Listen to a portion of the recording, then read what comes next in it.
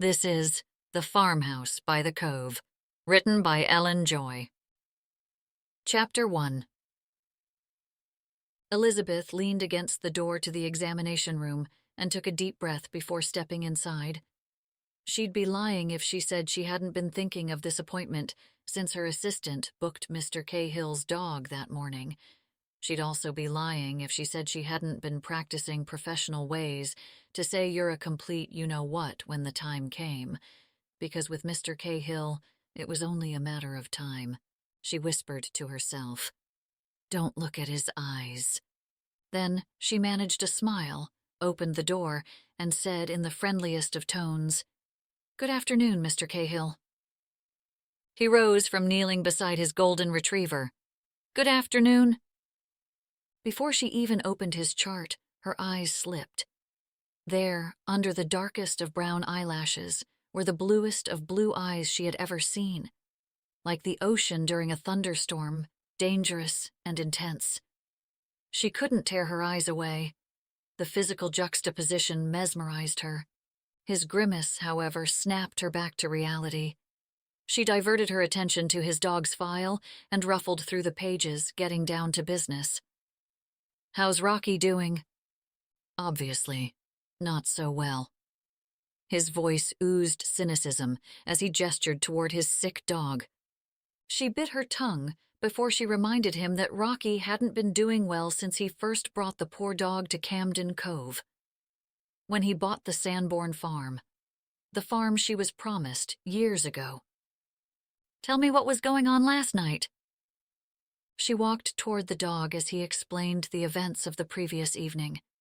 She had read her assistant Margie's notes from his earlier call. Seizures on and off for hours. Rocky hadn't been able to keep food down for a couple of weeks. His age didn't help. She knelt next to him and placed her hand on his head, pulling back his brow. The golden retriever's eyes said it all. He was barely holding on. "Are there other medications that might work better for the seizures?" Mr. Cahill asked as he combed his hand through chestnut locks that hung just slightly above his eyes, contrasting strongly against the electric blue. Darn it, she had looked again. She regained her composure and returned to Rocky's chart, pulling her stethoscope from around her neck. She listened to his heartbeat as she pulled back his hind leg and checked his abdomen. Rocky didn't resist her prodding. "Has he been able to keep anything down?" The significant weight loss from his last visit was extreme. Mr. Cahill shook his head. "Not much." A few days after Mr. Cahill moved to the farm, he had brought his elderly dog into the clinic. Even before she started the examination, she knew the diagnosis by its symptoms: cancer. The past few months, the dog was dying slowly. Now, it was only a matter of time, especially with the dog's age. But Mr. Cahill wouldn't listen to anyone's advice about putting the dog down. He wanted to hold on. "I'm afraid the side effects from another medication would do more damage than it would be worth." Elizabeth petted the dog's head. He closed his eyes and let out a deep breath. "What do you suggest, moving forward?" Mr. Cahill crossed his arms against his chest. "We could try a higher dosage of Valium, however." She carefully planned out her words. "Given Rocky's age and his current quality of life, you need to prepare, because even with the medicine, Rocky is in pain." Mr. Cahill rubbed the back of his neck.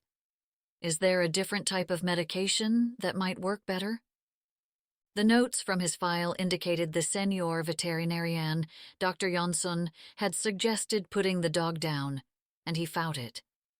If he wouldn't listen to Dr. Jonsson, he wouldn't listen to her. "I think with the loose stools and how he's not keeping down foods—" He cut her off. "I'm bringing him home tonight." Sometimes dogs only hold on for their owners. Elizabeth stood, this time purposefully catching his eye. Shadowed by his furrowed brow, a storm brewed in those brilliant blues. She understood why he wanted to hang on, but at this point, who was he really thinking about? We can come out to the house to make Rocky as comfortable as possible." He stood there, silent, as if contemplating her suggestion, but then leaned down and picked up Rocky's leash. "Do all country veterinarians put the animals down rather than trying to save them?" The insult hit her like a punch in the stomach. Before she could stop herself, she swung back. "We take an ethical oath to protect animals from their owners' blatant disregard for their health. If Rocky were living in the wild, like his ancestors, he would have gone off by now and died on his own. He's only holding on because of you, Mr. Cahill. Are you going to prescribe a new medication, or do I need to take him somewhere else?" His hand already on the doorknob, ready to leave. "I want to look at Rocky's blood work before I prescribe another type of sedative. However, I can send you home with something to make him more comfortable if he does begin to seize." Before she could regret it, she reached over and grabbed her business card, writing down the emergency number for the clinic on the back. Her number. "And if things get worse, don't hesitate to call." He didn't even look up as she passed the card to him, just stuffed it in the back pocket of his perfectly worn jeans and turned away from her. "Don't forget to stop at the counter to pick up Rocky's medication," she said as she opened the door, and just as she left, added, "You'll have to administer them rectally." She didn't waste another second in the examination room. She had never wanted an appointment to end so badly in her whole career. In her notes, she'd be sure to write about what a jerk he was.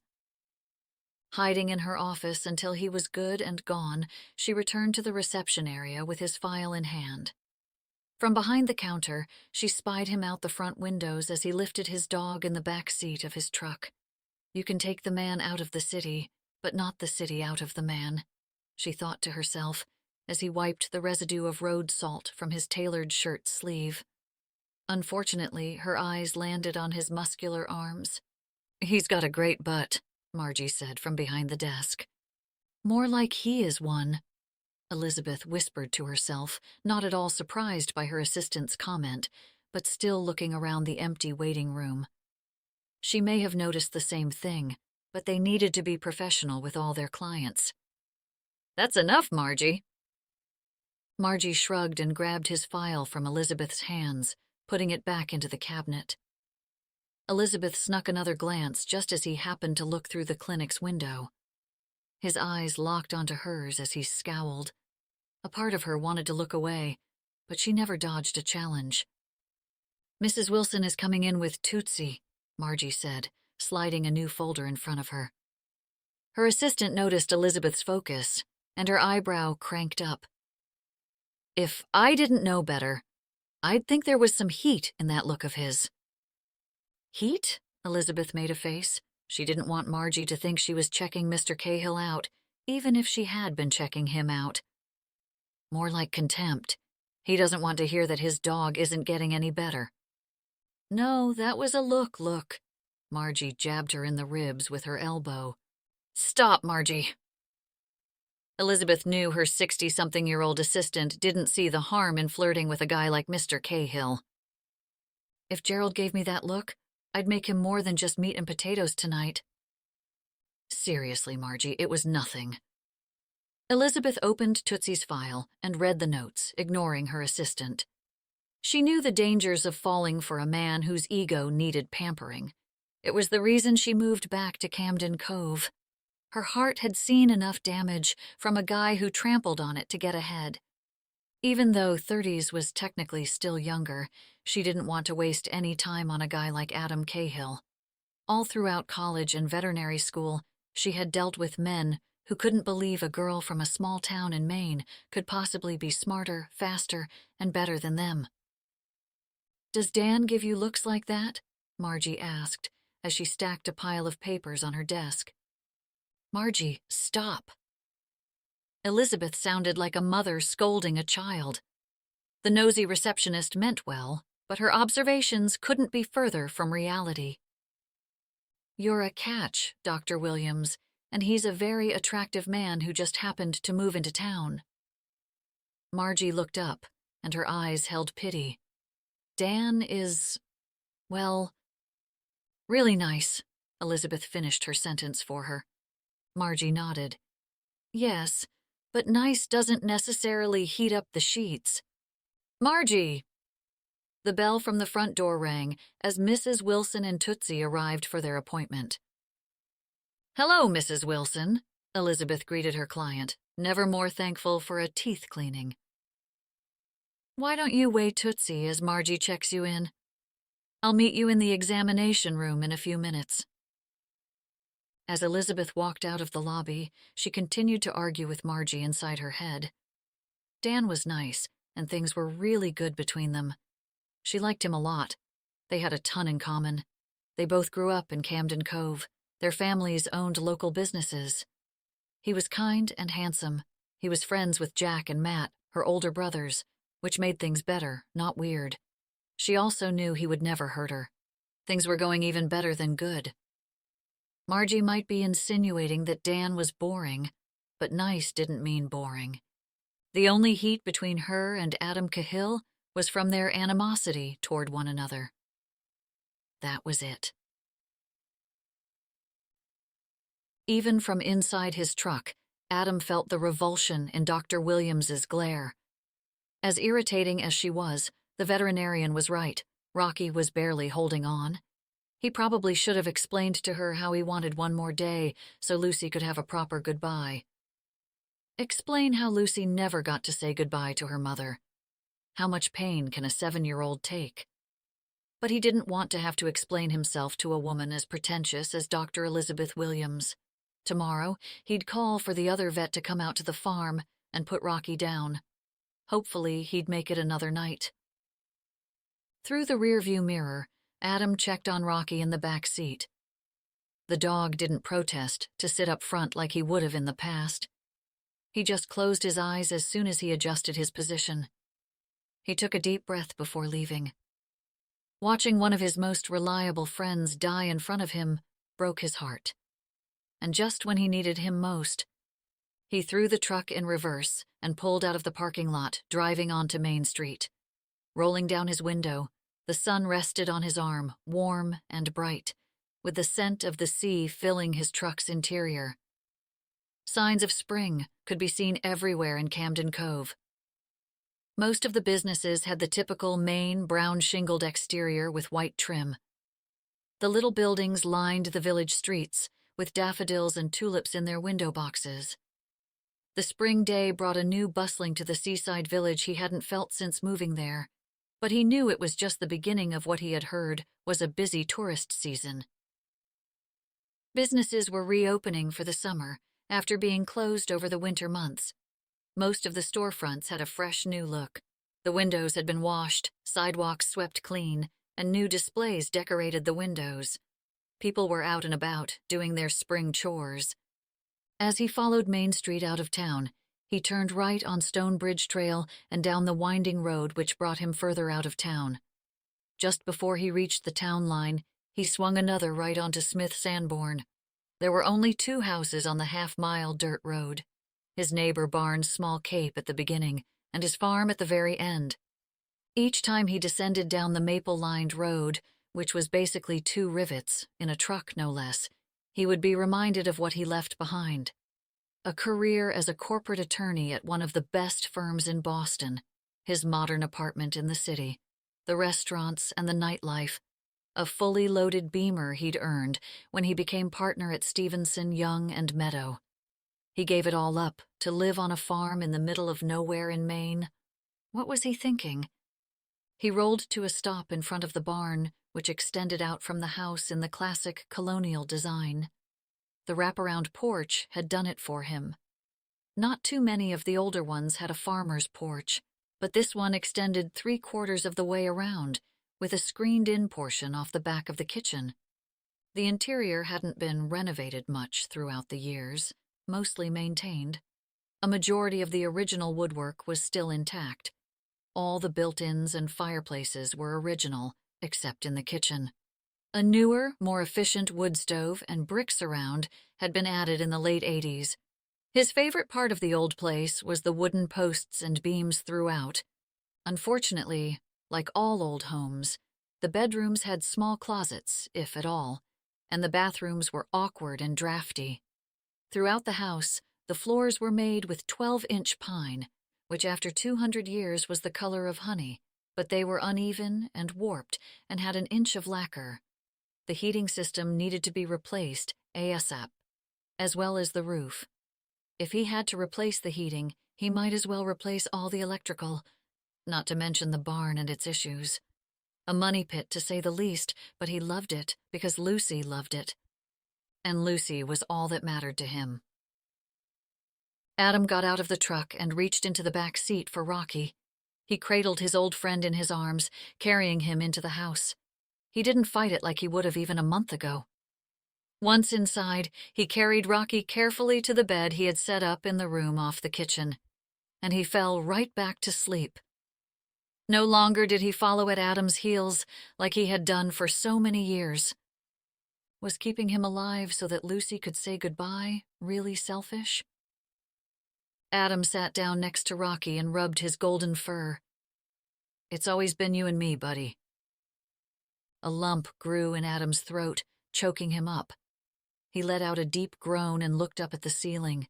He tried to keep it together, but holding back his emotions made his chest tighten, and he couldn't breathe. He jolted up to a standing position and let Rocky sleep.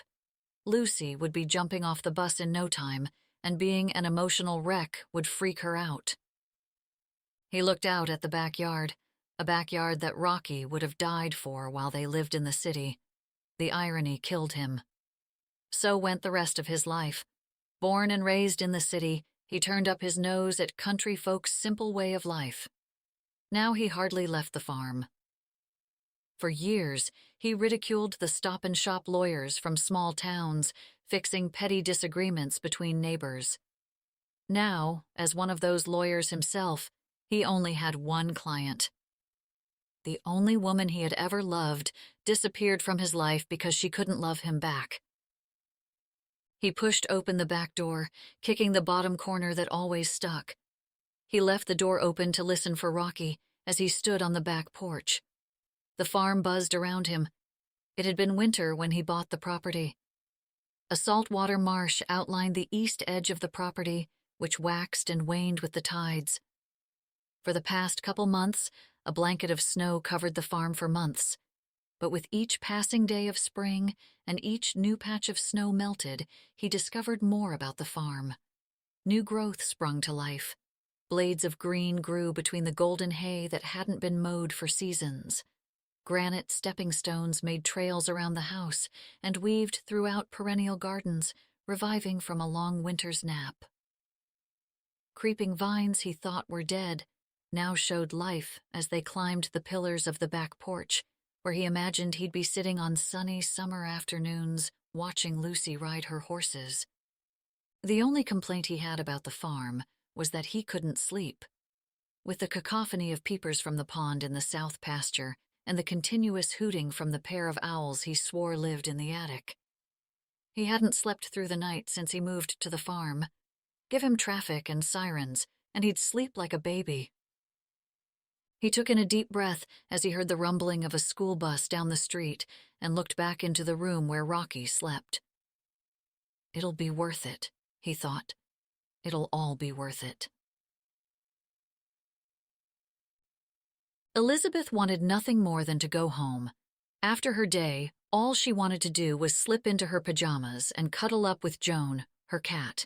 She wanted to snuggle under a blanket on the couch and binge something. But instead, after Tootsie's teeth cleaning, she changed from her scrubs into a new spring dress she picked up at the boutique in town. She and Dan were supposed to meet everyone down at Finn's Tavern for drinks. She should have been excited to go out. All the Williams cousins would be there. Her cousin Zoe and her new husband Ethan just returned from a European vacation, and she wanted to hear all about it. Elizabeth was happy for her younger cousin who she adored, and her husband who she equally adored. A real fairy tale romance. They had unmistakable true love. But her side of the Williams family did not have such luck. Her oldest brother Jack has never settled down. He won't even get a dog. Matt, her other brother, recently eloped, rocking the whole family. It's still a touchy subject depending on who you're speaking to. Her sister Lauren dated immature frat guys who called her Babe. And Elizabeth's own fiancé ran away to Punta Cana with his secretary a week before her wedding. She still couldn't believe her brother and his wife's shotgun elopement. She wasn't quite sure which shocked the family more, the wedding or the surprise pregnancy. Even though her parents had thrown a party, there had been a lot of tension the few days leading up to it. Elizabeth had been on the receiving end of her mother's tirades over missing her son's wedding, the first wedding among the 4 siblings.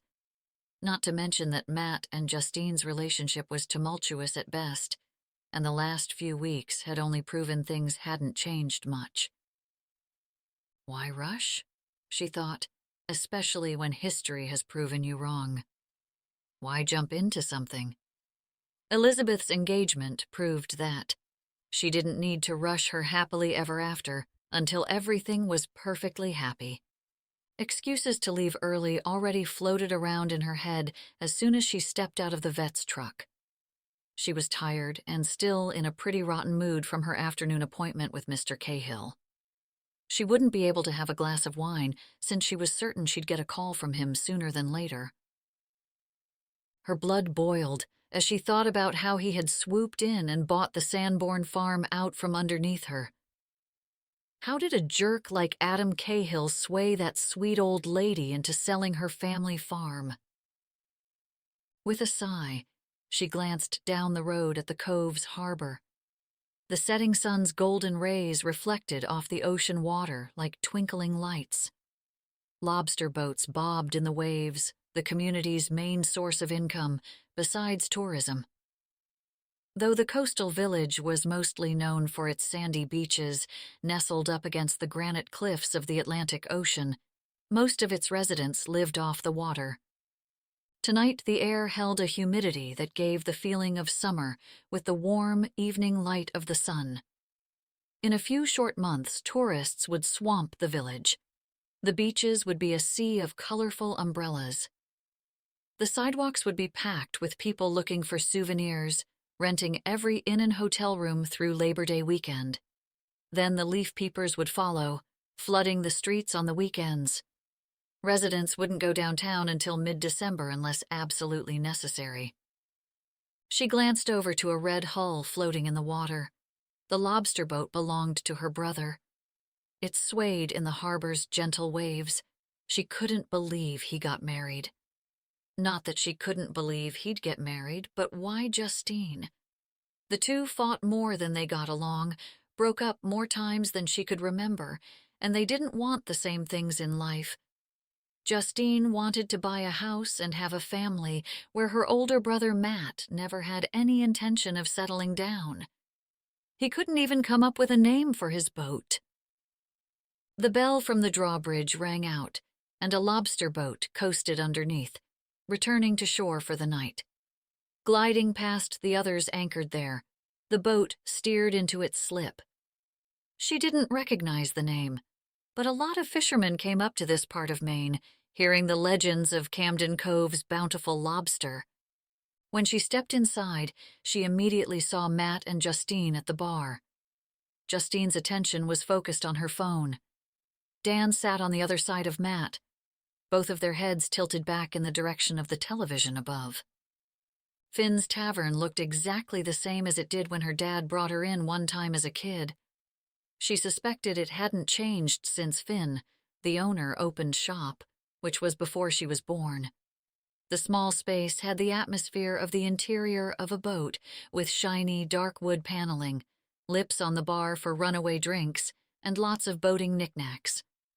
A captain's wheel stuck to the hostess table, a brass compass next to the door, and oars and buoys hanging on the wall. Most of the customers were townies, and everyone literally knew everyone's name. Their livelihoods connected to the water in one way or the other. When she reached the bar, she noticed a glass of red wine in an empty spot. "Hey!" Dan stood, pulling out her stool and giving her a kiss on her cheek. He still didn't feel comfortable enough to kiss her in front of her brother, even though they had been dating for almost a year. "Hey," she said. His beard rubbed against her face. She looked in his hazel eyes and felt comfortable. And comfortable was good. "That predictable?" she asked. She didn't sit, but looked around the room, twirling the glass with her fingers. Her assistant's words crept into her head. Justine didn't look up, but said, "Hey." Things were still a bit tense between the two, she guessed. Elizabeth would have to let go of her feelings and enjoy the night. "I should say hi to everybody." She dutifully went around the room, hugging and kissing everyone's cheeks. Zoe glowed like a ray of sunshine in the dark tavern. "How was Europe?" she asked, trying with all her might not to be jealous. "Amazing," Zoe smiled at Ethan, who talked to her brother Jack. "We went everywhere and ate everything and drank every kind of wine. Saint-Tropez was my favorite, but we also drove through the cutest little village in Germany with the most beautiful church. We even bicycled through the vineyards in Tuscany. I want to bring you next time." Absolutely. She would give anything to go on a trip like that. "You should go with Dan." Zoe jabbed her elbow at Elizabeth. "Where should we go?" Dan said, stepping up from behind her. "Oh, Zoe thinks we should go to Europe and ride bicycles through grapevines." She'd love it. Dan, on the other hand, scrunched his eyebrows together. "Are you serious?" Suddenly, everyone cheered as the Bruins scored another goal. "Let's go!" shouted her cousin Charlie, still in his police uniform. "How was your day?" Dan asked as the crowd settled down. It was the worst. She wished she could drain the glass in one gulp. She finally sat down. "Really?" He turned to face her. "What happened?" "I had to take care of Mr. Cahill's dog, Rocky, again," she complained. "He still won't put him down."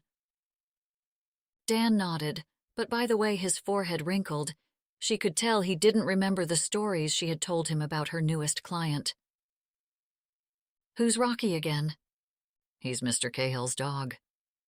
"Is he really sick?" She looked away to hide her sudden annoyance before her bad mood made her say something she'd regret.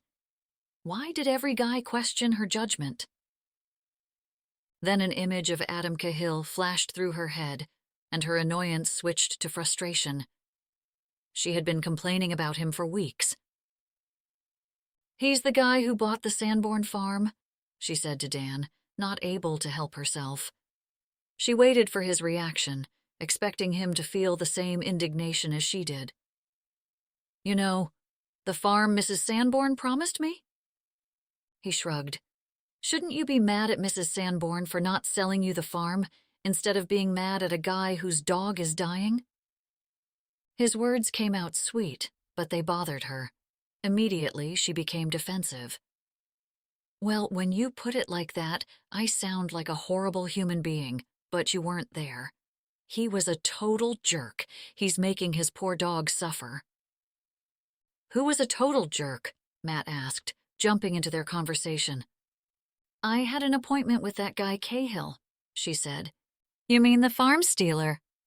Elizabeth threw her hand at her brother in affirmation. "Yes, that guy." Dan shrugged and took a sip from his beer. Maybe he thinks he's doing the right thing.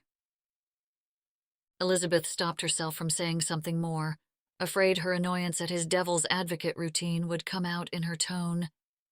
Her fingers pressed the corner of the napkin under her wine glass as she pushed it away from her.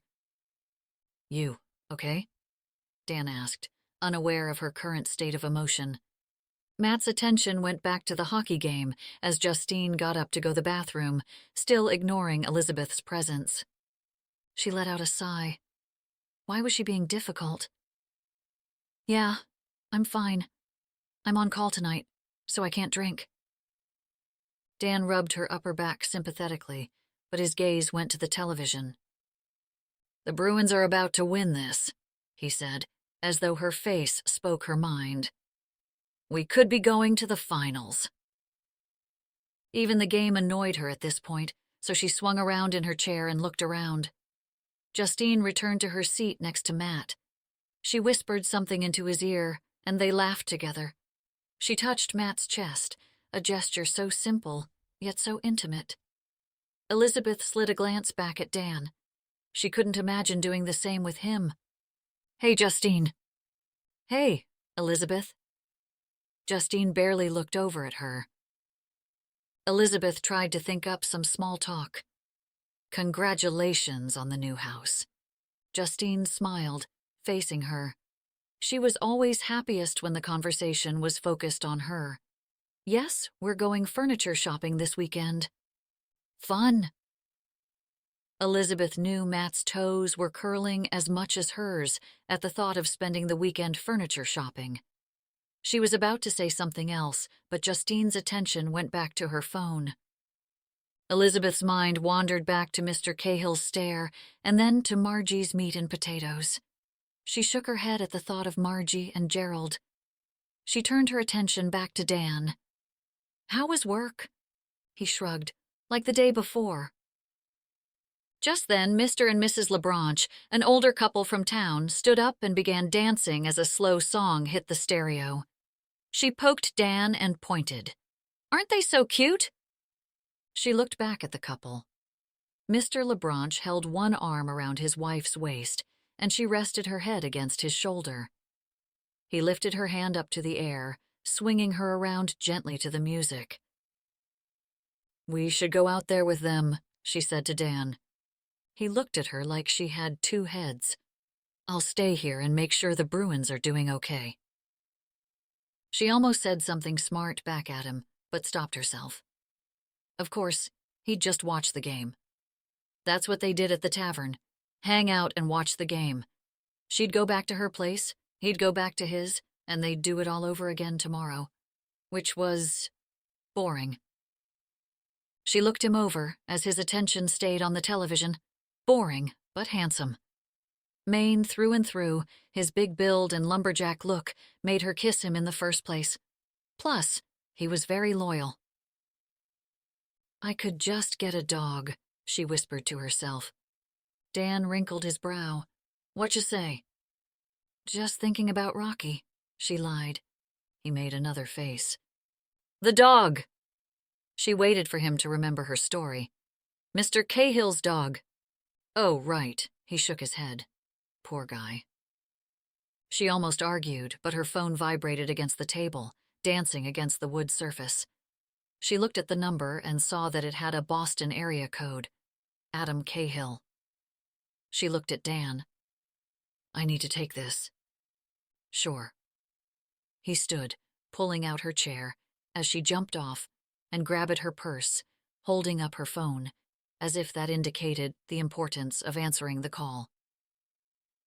"Feel free to go dancing without me."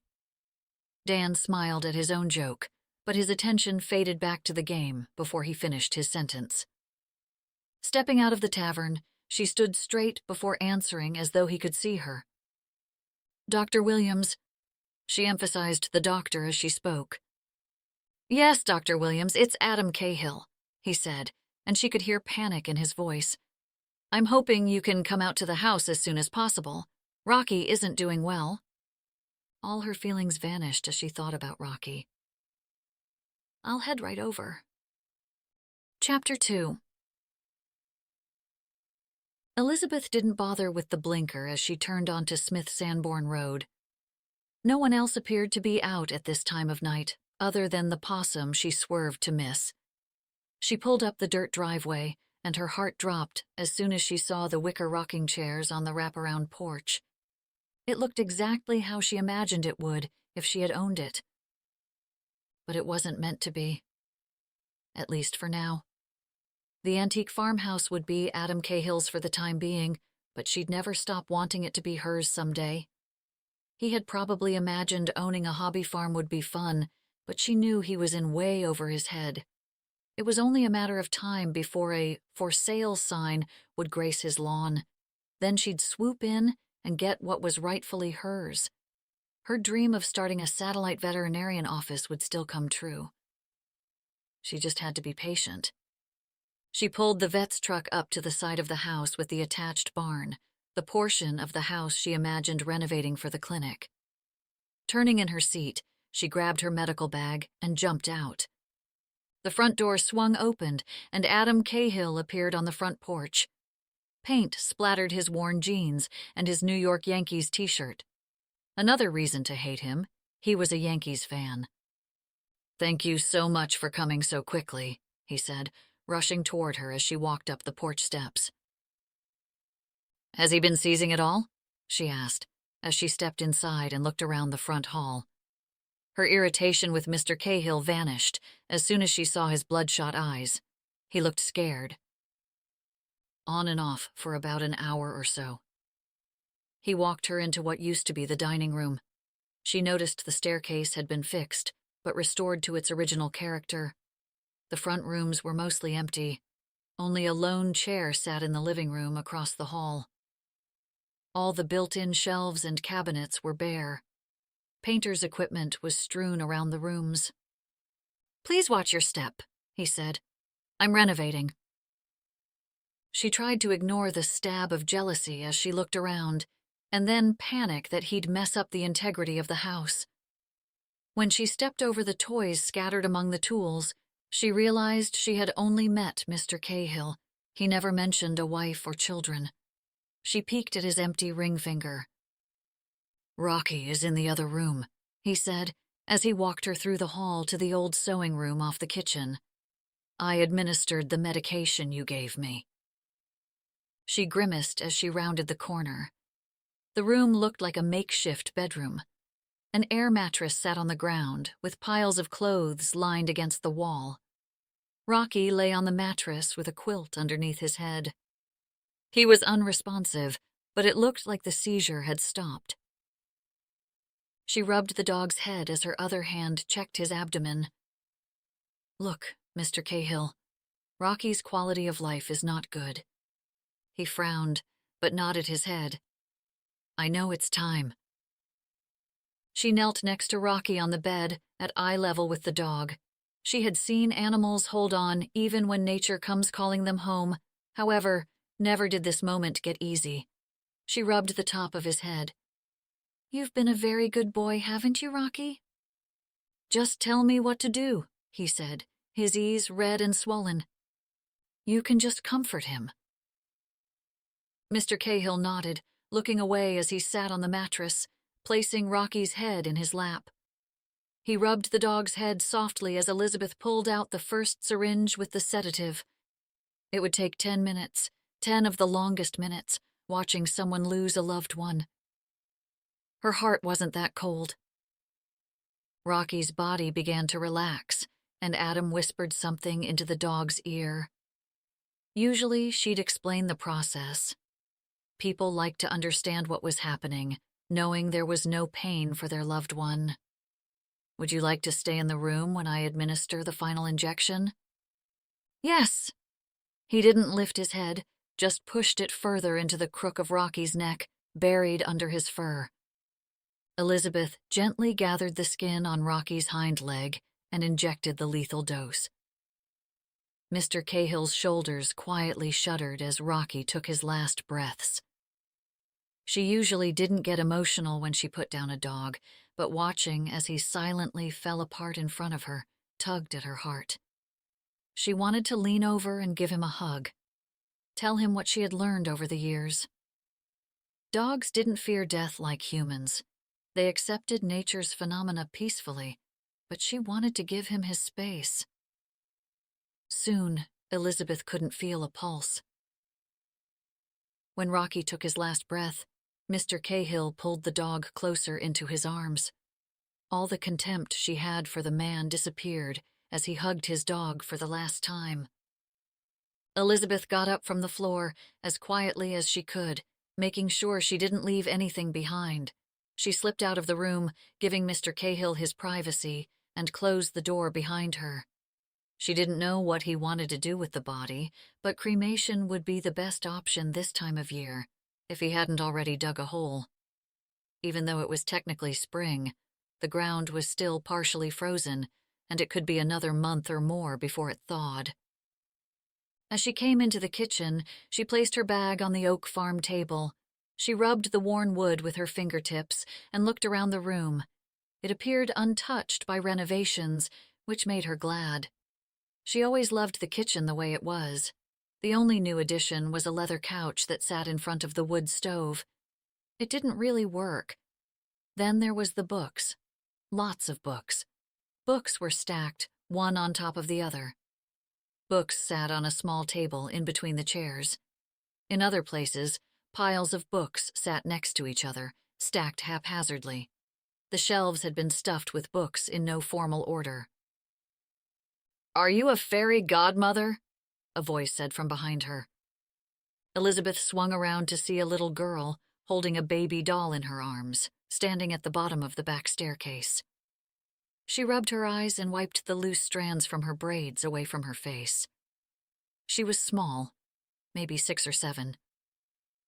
"No, sorry." Elizabeth didn't know what to say to the little girl who now appeared a bit frightened by the stranger in her kitchen. "I'm Dr. Elizabeth. I'm here to help Rocky." Her face immediately went from fear to sadness. "Is he going to die?" Elizabeth never had to tell a child her pet had passed away before, and she wasn't exactly sure if it was the right thing to do. Mr. Cahill probably had his own way of wanting to deal with the death of the family pet. She thought of what her own mother might do in this situation. Elizabeth stepped closer to the girl, got down to her level, and decided to do what her mom did best: distract her with food. "Where does your daddy keep the treats?" The little girl's face lit up, and she pointed to the pantry door. "We love chocolate chip cookies." The little girl ran over to the table. "I bet ice cream goes good with chocolate chip cookies." "Yes, I bet it does," Elizabeth laughed as she grabbed the cookies off the pantry shelf. "Do you like milk with them?" The little girl squealed, "Oh boy, do I!" Elizabeth opened the fridge, and luckily, she had guessed right. A gallon of milk sat inside. She found a small glass, grabbed a paper towel to use as a makeshift plate, and set a cookie in front of the girl. The little girl sat on her knees in the chair. As she chewed, she mumbled out, "You're pretty, like a fairy godmother." Elizabeth blushed at the compliment and her innocence. "Well, thank you. That's the nicest thing I've heard all day." The little girl dunked her cookie into the milk and took another bite. "My name's Lucy." Elizabeth smiled. It was a very fitting name. What a beautiful name for such a beautiful young lady. She sat in the chair next to Lucy and watched her eat the rest of the cookie. They sat in silence as the little girl nibbled away. When she finished the cookie and drank the milk, Elizabeth leaned toward Lucy and whispered, "Why don't we get you back to bed before your daddy sees you eating cookies?" Lucy covered her mouth with both hands, hiding her smile. "Okay." "Do you think you can go up on your own?" Elizabeth felt uncomfortable going upstairs without Mr. Cahill's permission. The little girl nodded and jumped from the chair, squeezing her doll into a hug. "Good night, Dr. Elizabeth." She skipped toward the back staircase. With watching the little girl and knowing the kind of magic this farm brought to someone her age, came the realization that Mr. Cahill might stick around longer than she originally thought. She looked around the room for signs of a wife. Didn't Margie say he was single? Just as the little footsteps reached the top of the steps, the door to the back room opened. "Who are you talking to?" Mr. Cahill asked. His harsh tone took her by surprise. She couldn't find the words before he stared her down, the storm raging in his eyes again. "Your daughter came down and I—" "Did you tell her why you were here?" His voice began to rise. Her mouth dropped by his fierce tone. "I told her I was here to help Rocky." "Why are you still here?" He looked disgusted by her. "Do you want me to pay you now?" She clenched her teeth before she spoke, because she was pretty sure she'd say something Lucy shouldn't hear. "Excuse me, Mr. Cahill. That is absolutely not the case. I wanted to know what you would like for Rocky. I'm happy to bring him back to the veterinary offices tonight." He put his hands on his hips and shook his head. I'm fine. You can leave. She didn't waste a second before snatching her bag off the table and walking right out the door. She slammed the door behind her a bit harder than she should have. But he was lucky she had enough respect for Dr. Johnson and the clinic to hold back from losing it on him. Once she got into her truck, she could see him turn away from the window and walk out of sight. She had never been happier to be finished with a client. Adam ran up the back staircase as soon as Dr. Williams left the house. He hoped Lucy hadn't seen or heard anything. God knew she'd gone through enough over the past years. He didn't want her to have to deal with losing her dog, too, at least not until tomorrow. He poked his head in the doorway and saw her tucked under the covers. Hey, baby girl, you awake? She squeezed her doll and nodded. Is Dr. Elizabeth my fairy godmother? He smiled and walked over to her bed. I don't think so. The bed creaked as he sat on the side, next to her. But I've never actually met your fairy godmother. She looked up to the ceiling, clasping her hands against her chest. The tears he worked so hard to stop with Rocky threatened to release at any moment. I'm going to pray that she's Rocky's fairy godmother, because she let me have a chocolate chip cookie, and I didn't have to eat my vegetables. Her words stung, and he suddenly felt guilty with the way he treated Dr. Williams. He leaned over and kissed Lucy on the forehead as she closed her eyes and whispered a prayer like she always did before sleep, just like Michelle had taught her. Well, good night, baby girl. She opened one eye at him. Night, Daddy. She closed her eye, puckered her lips, but didn't move, initiating their bedtime routine. He leaned down, giving his cheek. Noses, she said on cue, and he rubbed his nose with hers. Butterfly kisses? And just like every night, he tickled her cheek with his eyelashes, which sent her into a fit of giggles. I love you, baby girl, he said, choking up as she closed her eyes again in prayer. I love you too, Daddy. He let out a deep breath as she continued to whisper about the fairy godmother. He got up from her bed and closed the door behind him. A pang of dread hit him when he realized he would have to deal with Rocky before morning, another night without sleep. He wrapped Rocky up in a quilt. He didn't want to put him outside on a cold night like tonight, even if he had prepared for the worst. Digging through the ground proved to be more difficult in April than he thought it would. He had made a wooden casket. He didn't want to take any chances. Freshly dug up frozen dirt wasn't going to stop a hungry animal this time of year. By the time the sun rose, Adam had cleaned everything up from the spare room. He had stored Rocky's things in the barn's loft with all his other memories. When he heard the soft pounding of footsteps coming down the stairs, he had already practiced what he was going to tell her for hours. How's Rocky? She asked, rubbing her sleepy eyes. Tears pricked his own eyes. Well, baby girl, he's better now. Elizabeth dropped her keys on the table and fell onto her couch. It was barely 7 o'clock in the morning, and she had just got home. 4 calls in one night, a new record. It would be weeks before she'd have an emergency, and then bam, all the animals in Camden Cove needed her help. Camden Cove's clinic was small. Dr. Johnson had been on his own from the time he opened the clinic until Elizabeth asked for a job. They took shifts for emergencies, but she swore Camden Cove only called on her nights, not wanting to bother the senior vet. Most of the time, the calls would be sent to Portland, to the larger facilities.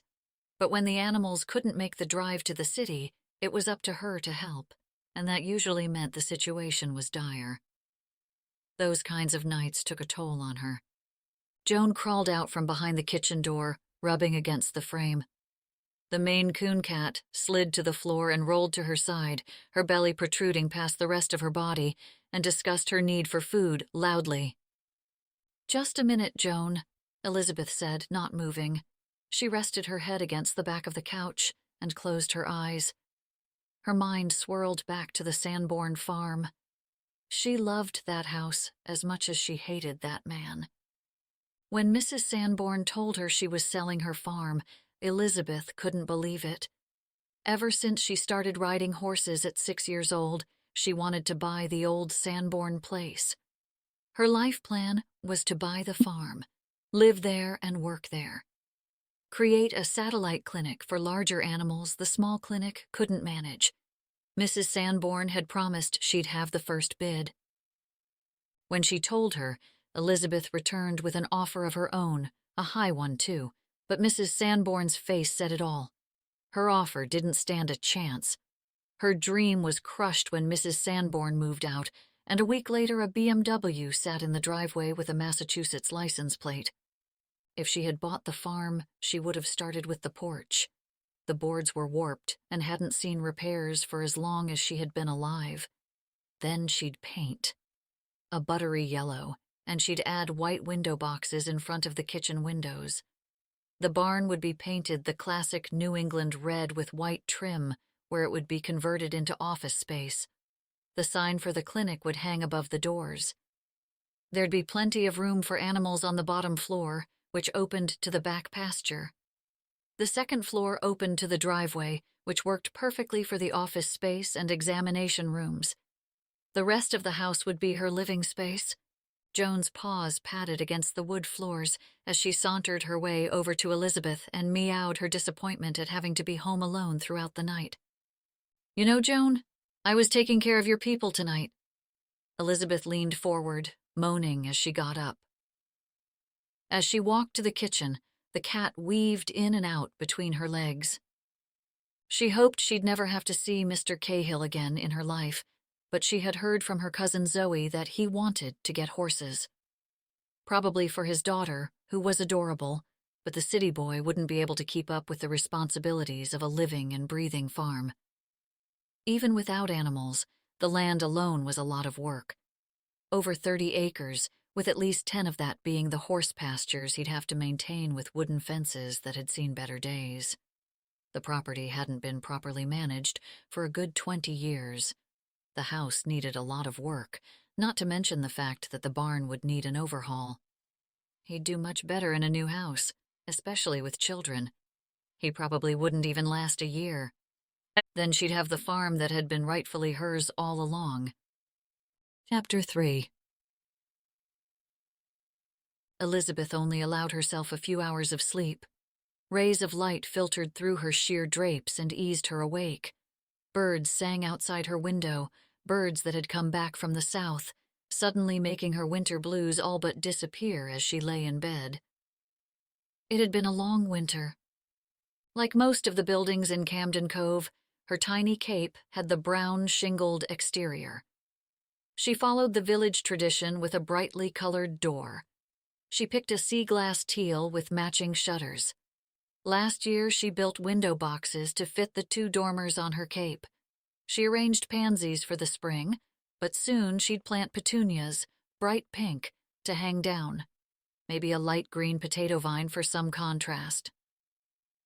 She flung the covers off and wrapped her terry cloth robe around her, tying the sash tightly around her waist. Joan lay in a patch of sunlight on the throw rug next to the bed. She stretched out her front paws in a feigned attempt to grab at Elizabeth's ankles, but she barely moved. "Oh, Joan, you've really let yourself go?" Elizabeth walked across the wood floors to the bathroom, the smooth surface gentle against her feet. She needed to shower before she headed back to the clinic for the afternoon. Spring brought a lot of vaccinations, and they were flooded with Camden Cove's pets and farm animals. She turned the faucet handles of the claw foot tub she so desperately wanted to soak in. The tub was one of the reasons she bought the house. With nights like the previous one, she couldn't wait to come home, soak in her bath oils and salts, and read the newest Nora Roberts. An image of Adam Cahill in the tub with her flashed in her head. "What the?"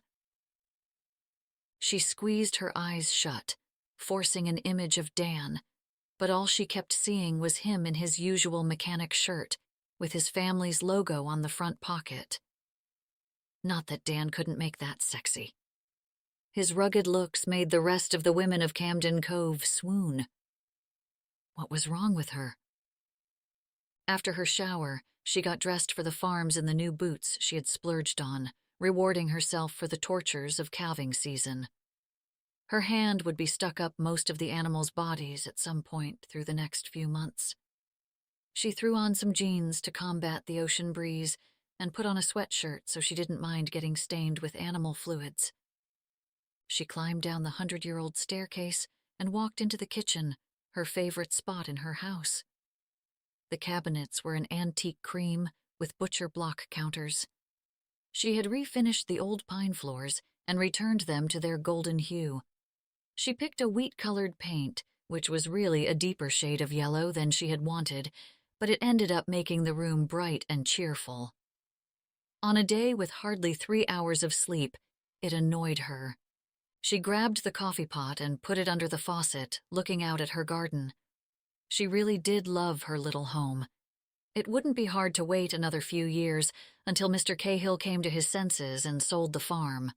Plus, the convenience of living in town, a couple blocks away from Main Street, couldn't be overlooked. On most days, she walked to work and came home for lunch.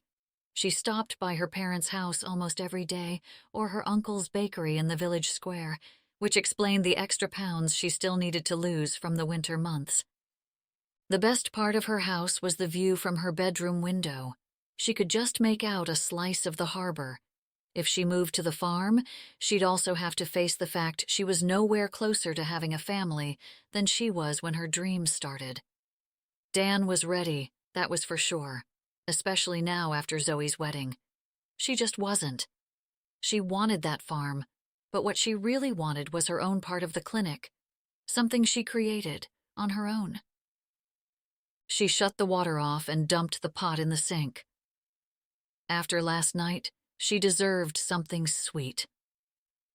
She grabbed her purse and headed out the door.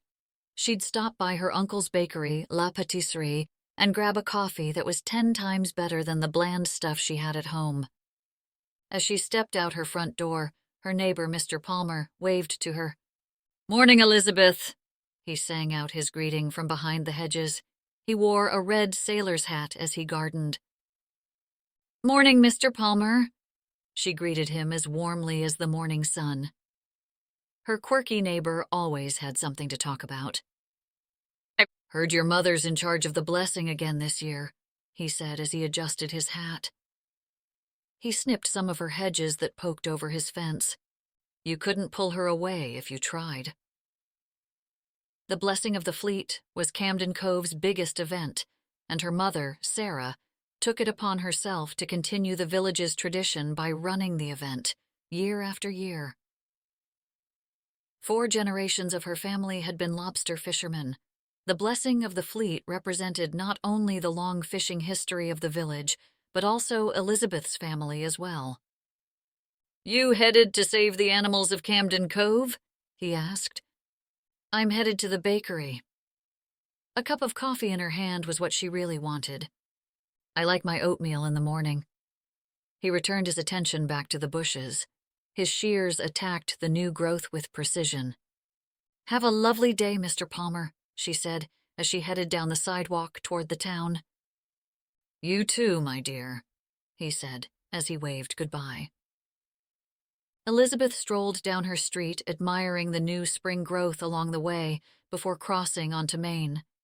Camden Cove's shops along the strip catered mostly to the tourists, but she always loved to look at their displays. Thousands visited Camden Cove every summer, but only a few hundred stayed all year. The weather during the off-season deterred most. Hurricanes, nor'easters, snow squalls coming out of nowhere. Maine's Atlantic coast was not for the weak. As she peeked in a few shops, she waved to the business owners, familiar faces she had known most of her life.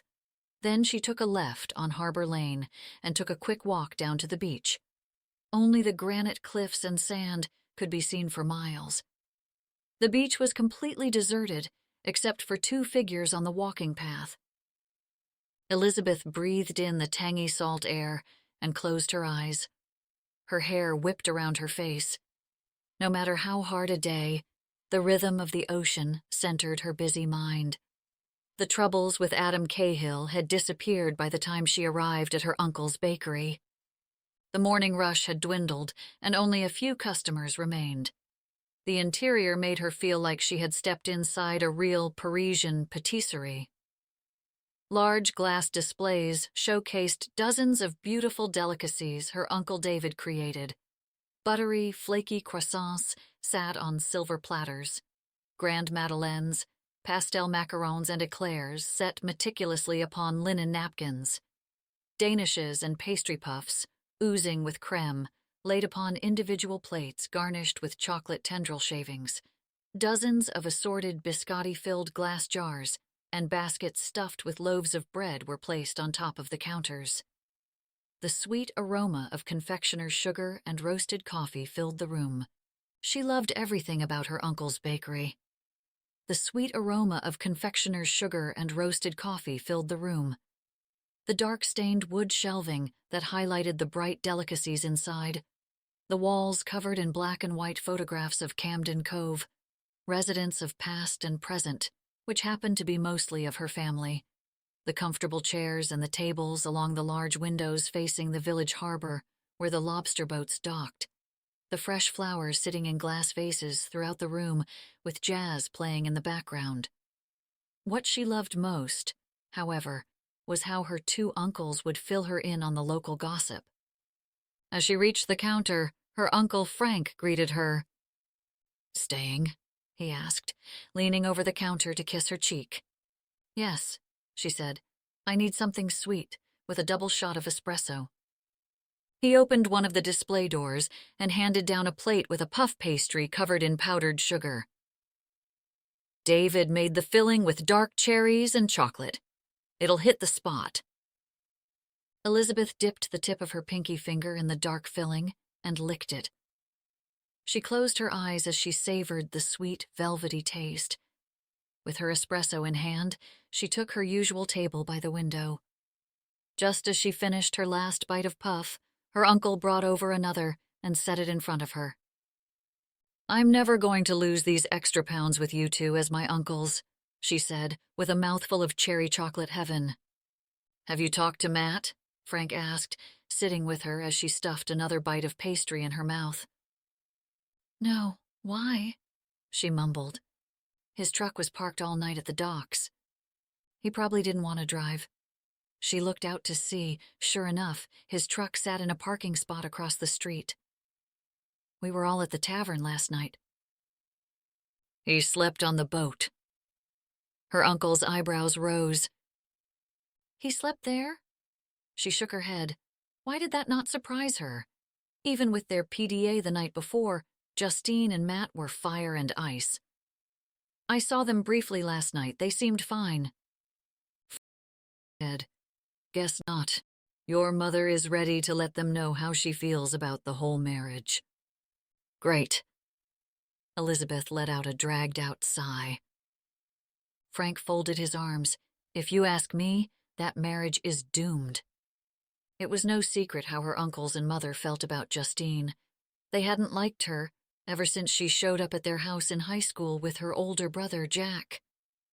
But doomed or not, the fact remained that Justine was now a Williams. "Speaking of whom..." Frank gestured his head toward the window as he got up to go back up front. Matt walked up from the docks toward the shop. Elizabeth watched her older brother walk into the bakery and greet their uncle, who went back to the front counter. He grabbed a mug of coffee, then walked toward the table. The look on his face reminded her of when he was a kid and had his feelings hurt. Protectiveness flooded through her as she thought of Justine. As he sat down, he asked, "How was your night?" "Okay," she said, carefully watching his mannerisms. Was he upset? She couldn't tell. "How are you?" He ignored her question and asked, "So when did you get home?" Elizabeth detected a certain tone in his question. "What do you mean?" He leaned back in the chair and crossed his arms over his chest. What time did you get home? Late. She wondered what he was getting at. Like what time? Gee, Dad, I didn't realize I missed curfew. Her tone was sharp. What was he getting at? Matt shifted in his seat and leaned against the table, holding the coffee mug in his hand. Are you cheating on Dan? Excuse me? Was Matt seriously asking her that? It's just... He stopped himself. You weren't at your place when I stopped by. This threw her off. Matt didn't usually stop by her place. You stopped by? Late last night. He then let out a long sigh. And you weren't there. Elizabeth wanted to throw her napkin in his face, but stopped because of what Frank had told her. I can't believe you'd think I'd cheat on Dan. What makes you think that? You've been dodging questions from Frank and Mom, plus you rushed out of Finn's last night like it was on fire after getting a phone call. He continued to ramble on as she rolled her eyes. He was clearly making this into something that it wasn't. He may be her older brother, but she could do whatever she darn well pleased without having to explain herself. He was projecting his anger at his own situation onto her. I'm an adult, Matthew. She didn't need to defend herself. Matt was being absurd. She wished her sister didn't live so far away. Lauren would help defend her against him. I had an emergency at the vet. Your car wasn't there either. Her eyes opened wide in shock. You went to the vet too. What are you, the curfew police? I was concerned, he said, as though that was enough to invade her privacy. I'm not a little girl anymore. Elizabeth was bothered by her brother's nosiness. I can do whatever I want. I'm sorry I didn't say goodbye to you and Justine, but why don't we talk about you and Justine? You didn't say goodbye to Dan either. She was about to defend herself, but stopped to think back. I didn't? Matt shook his head. You just left. He seemed pretty upset about it. Oh. She remembered picking up her stuff to answer the phone, knowing she'd probably have to leave. She didn't say goodbye? You stopped by because Dan was upset? He shrugged his shoulders. I wanted to talk. That's when his face changed. He was hurt. Are you okay? He adjusted his worn Red Sox cap and changed his position in his seat, clearly uncomfortable. Justine and I got into a huge fight after we left the tavern, and I needed a place to go. Please don't tell Mom. Or them. Matt gestured his head toward their uncles. They already know. Her annoyance disappeared instantly as her brother sat there showing his vulnerability. They do. His eyes bugged out of his head. How? Just as she was about to ask him about Justine, her attention was caught by a pair of eyes looking back at her through the window. At first, it startled her, but she smiled as soon as she recognized Lucy, who stood by Mr. Cahill's side, pointing and waving at her. She waved back to the little girl, and when she glanced up at Mr. Cahill, he looked away and ushered his daughter into the bakery. Matt swung around in his seat to look at the man and his daughter, who now stood in line. Do you know him? Elizabeth hid behind the cup of her espresso, ignoring the cold exchange. I put his dog down last night. Oh. She could tell Matt was putting two and two together. Look, I'm sorry. Just don't string Dan along, please. Elizabeth rolled her eyes, back to being annoyed with her brother. I'm not stringing Dan along. Matt made a face. I'm sorry about yours and Justine's fight. Elizabeth made her own face. Are you two going to be okay? It is what it is. He shook his head. But Dan's a really nice guy. I had to work, she began. Mm-hmm. She could hear the sarcasm in his mumble. And I have to find a new location for the clinic. We're running out of space. Okay. I'm not stringing him along. He's in love with you. Matt's tone was serious, and Elizabeth knew he was right. She liked Dan, she really did. But was she in love with him? How could she really know for sure? She forgot another excuse as Lucy interrupted from across the room, shouting, "Hi, Dr. Elizabeth!" The little girl pulled her father's hand and dragged him to Elizabeth's table. She walked up to Matt, gave him a look over, then asked Elizabeth, "Is this your husband?" Matt looked at Elizabeth, tilting his head, waiting for her to answer. "He's my older brother," she said to the young girl. "His name is Matt."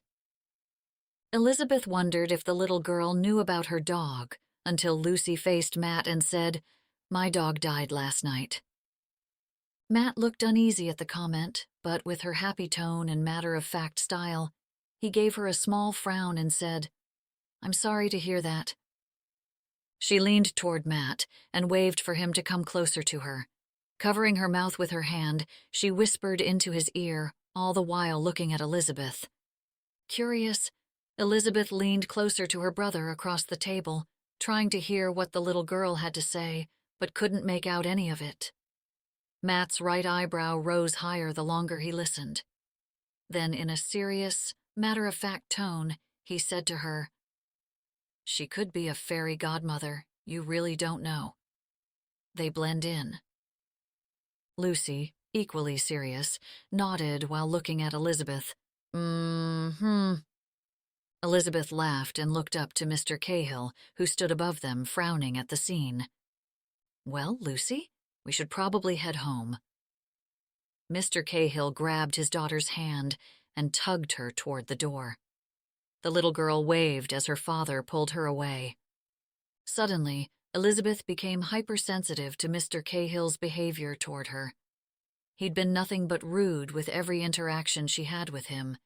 He still hadn't apologized for being a complete jerk last night, not to mention his usual detestable behavior. Matt leaned across the table and asked, "Did you shoot his dog?" "No," Elizabeth scoffed, shaking the murderous thoughts out of her head. "He didn't seem to like you very much." Matt smirked, as if he knew that would bother her. "I don't care." Elizabeth tried to pretend it wasn't the truth. If anyone shouldn't like someone, it was her not liking him. He was the one who kept his poor, sick dog alive when clearly it should have been put out of its misery weeks ago. He was the one jumping down her throat and jumping to conclusions. He was the one who should feel uncomfortable around her. "It's driving you crazy," Matt said, smiling. "He's completely crazy," Elizabeth snapped back. Her brother laughed while leaning back in his chair. Well, well, someone's got Elizabeth Williams' feathers all ruffled up." "You know, she's very pretty," Lucy said from the back seat of the truck. It still felt like yesterday she had just learned to buckle herself in, and now she sounded like his mother. "That's enough, Lou." He wanted to shut this down before she got any more ideas. No, his little Cupid was worse than his mother. He turned down Main Street and headed back to the farm, turning up the music to distract Lucy from any more talk of the doctor, who had become her new personal heroine. Lucy now wanted to become a veterinarian because of the pretty doctor who gave her a chocolate chip cookie in the middle of the night. She also wanted to be a horse trainer and a crystal collector and an astronaut. Next week, she'd want to be a trapeze artist, although there might be something there with the veterinarian thing. He supposed Dr. Elizabeth Williams was as fine a woman as any to admire. He'd never admit it to Lucy, but he thought the doctor was extraordinary, even beyond her natural beauty. For the first time since Michelle, he felt something around her. Maybe it was because of her gentle nature with Rocky or the feisty temper she couldn't hide, but she made him feel something that he never wanted to feel again, something dangerous. His mind wandered the whole drive home, and when he pulled down his now familiar road, He looked in the rearview mirror at Lucy, reading a book. He'd love to give Lucy a mother, but he couldn't risk falling in love, or worse, having Lucy be abandoned again. Not that there was even a possibility with the doctor. She barely tolerated him. His truck rambled up the driveway over the potholes that the previous owner swore were caused by frost heaves, but was clearly due to the fact that it hadn't been repaired in years. When he came to a stop, Lucy jumped out of the truck and ran inside the house, leaving him behind. He looked out at his new life and wondered for the umpteenth time if he had made the right decision. Then, just as fast as she went in, Lucy ran out in a pair of rubber boots and off towards the chicken incubator set up in the coop. Beatrice, Eunice, Anita, Florence, Agnes. He shook his head at the names she picked for the 5 new chicks that hatched that spring. They weren't even sure of the sex. He grabbed the bag of pastries and his coffee before jumping out of the truck. He still couldn't believe this was his life. His law class from Harvard would have a field day with this. Adam Cahill, grandson of the Honorable Judge Joseph Cahill, flaked out, never to be heard from again. His phone vibrated in his pocket, and he set his coffee on the hood of his truck as he fished it out. Cahill. Mr. Cahill? A woman's voice said. Yes. Adam's heart dropped.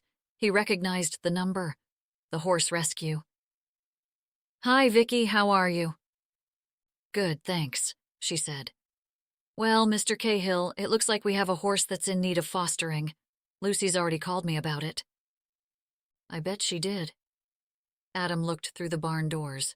Lucy sat on the ground with the baby chicks in her lap. Is this the pregnant horse being sent to Quebec? He hoped it wasn't the pregnant horse. Yes, she was the one being sent to slaughter. But being pregnant, they'd like to get rid of her as quickly as possible. I know you've been hesitant, but I'd really like to put her somewhere with a good vet, and Dr. Johnson's office is one of the best around. He had been hesitant. Rescuing a horse wasn't his idea. It was Lucy's.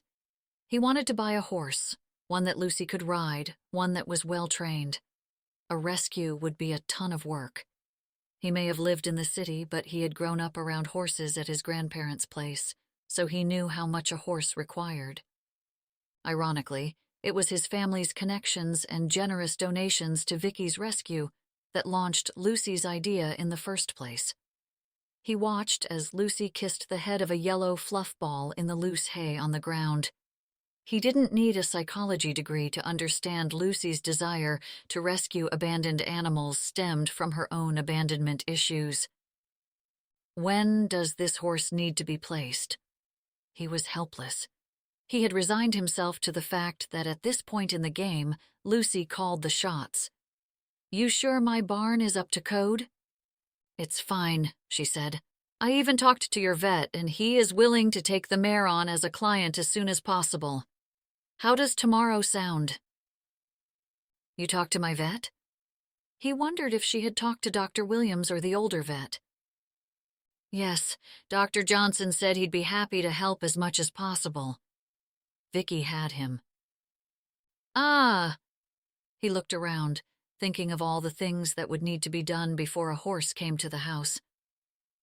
I don't have any supplies, or food or hay, or even a water bucket yet. I wasn't expecting it to come tomorrow. I'll supply her tack, food, and a few buckets. She's pregnant, so she's not moving very fast, the woman said matter-of-factly. Really, the only thing you need right away is to set up an appointment with vet. Elizabeth sat in her office, going over the schedule for the next week with Dr. Johnson. The university students will be observing Tuesday and Thursday, he said, looking at the computer through his readers. She checked the rest of the week and noticed Adam Cahill's name written in. Oh, did I forget to tell you Mr. Cahill's dog had passed? Dr. Johnson tapped his finger on the scroll. He's getting a horse from Vicky. He's fostering a horse? This was not good news. I told him we'd gladly take on the mare. Her stomach dropped. Is this the pregnant mare they took from the slaughter? Please don't be the pregnant mare. Yes, Dr. Johnson pointed his pen at her. Isn't that great? Elizabeth would rather stick her hand inside a heifer's rectum before returning to the man's farm, but instead she plastered a wide smile on her face and said, Yes, it is. Doc? Margie poked her head in the doorway. You have a call on line 4. Thank you, Margie. Dr. Johnson walked to his phone as Elizabeth stared at the appointment. Adam. She looked down at the computer screen in her lap, Adam Cahill's name glaring back at her. She really didn't want to deal with that man again. She closed the laptop and got up. Dr. Johnson waved at her. I'll have her take the call. He covered the mouthpiece with his hand. He's on line 4. Who? She asked, even though she knew. Mr. Cahill. Elizabeth's stomach dropped. She slowly got up and headed back to her office with Margie on her tail, standing there waiting for Elizabeth to take the call, her eyebrows high and her smile mischievous. He's on line 4, she whispered, then winked at Elizabeth. I know. She waited before grabbing the receiver, but Margie continued to move her eyebrows up and down with her head poked through the doorway. If you don't mind. Elizabeth gestured her hand toward the door. Oh, yes, I'll give you 2 privacy. She winked again and shut the door. It's not like that, Elizabeth shouted after her. She stared at the blinking red light before finally pressing it. She felt lightheaded. Her heart raced inside her chest.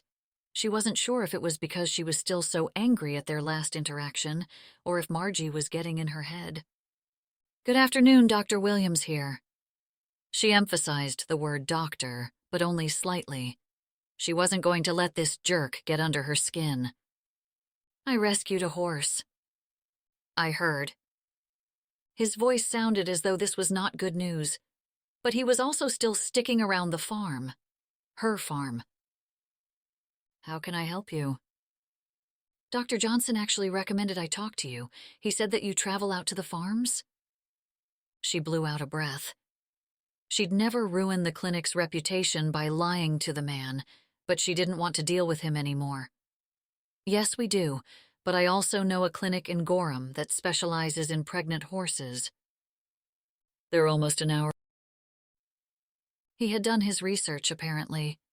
She grabbed a pen from her desk and began tapping it against the surface. I think it's better if you found someone who specializes in... He cut her off. I'll pay you extra for your time. His voice sounded softer, but no less irritating.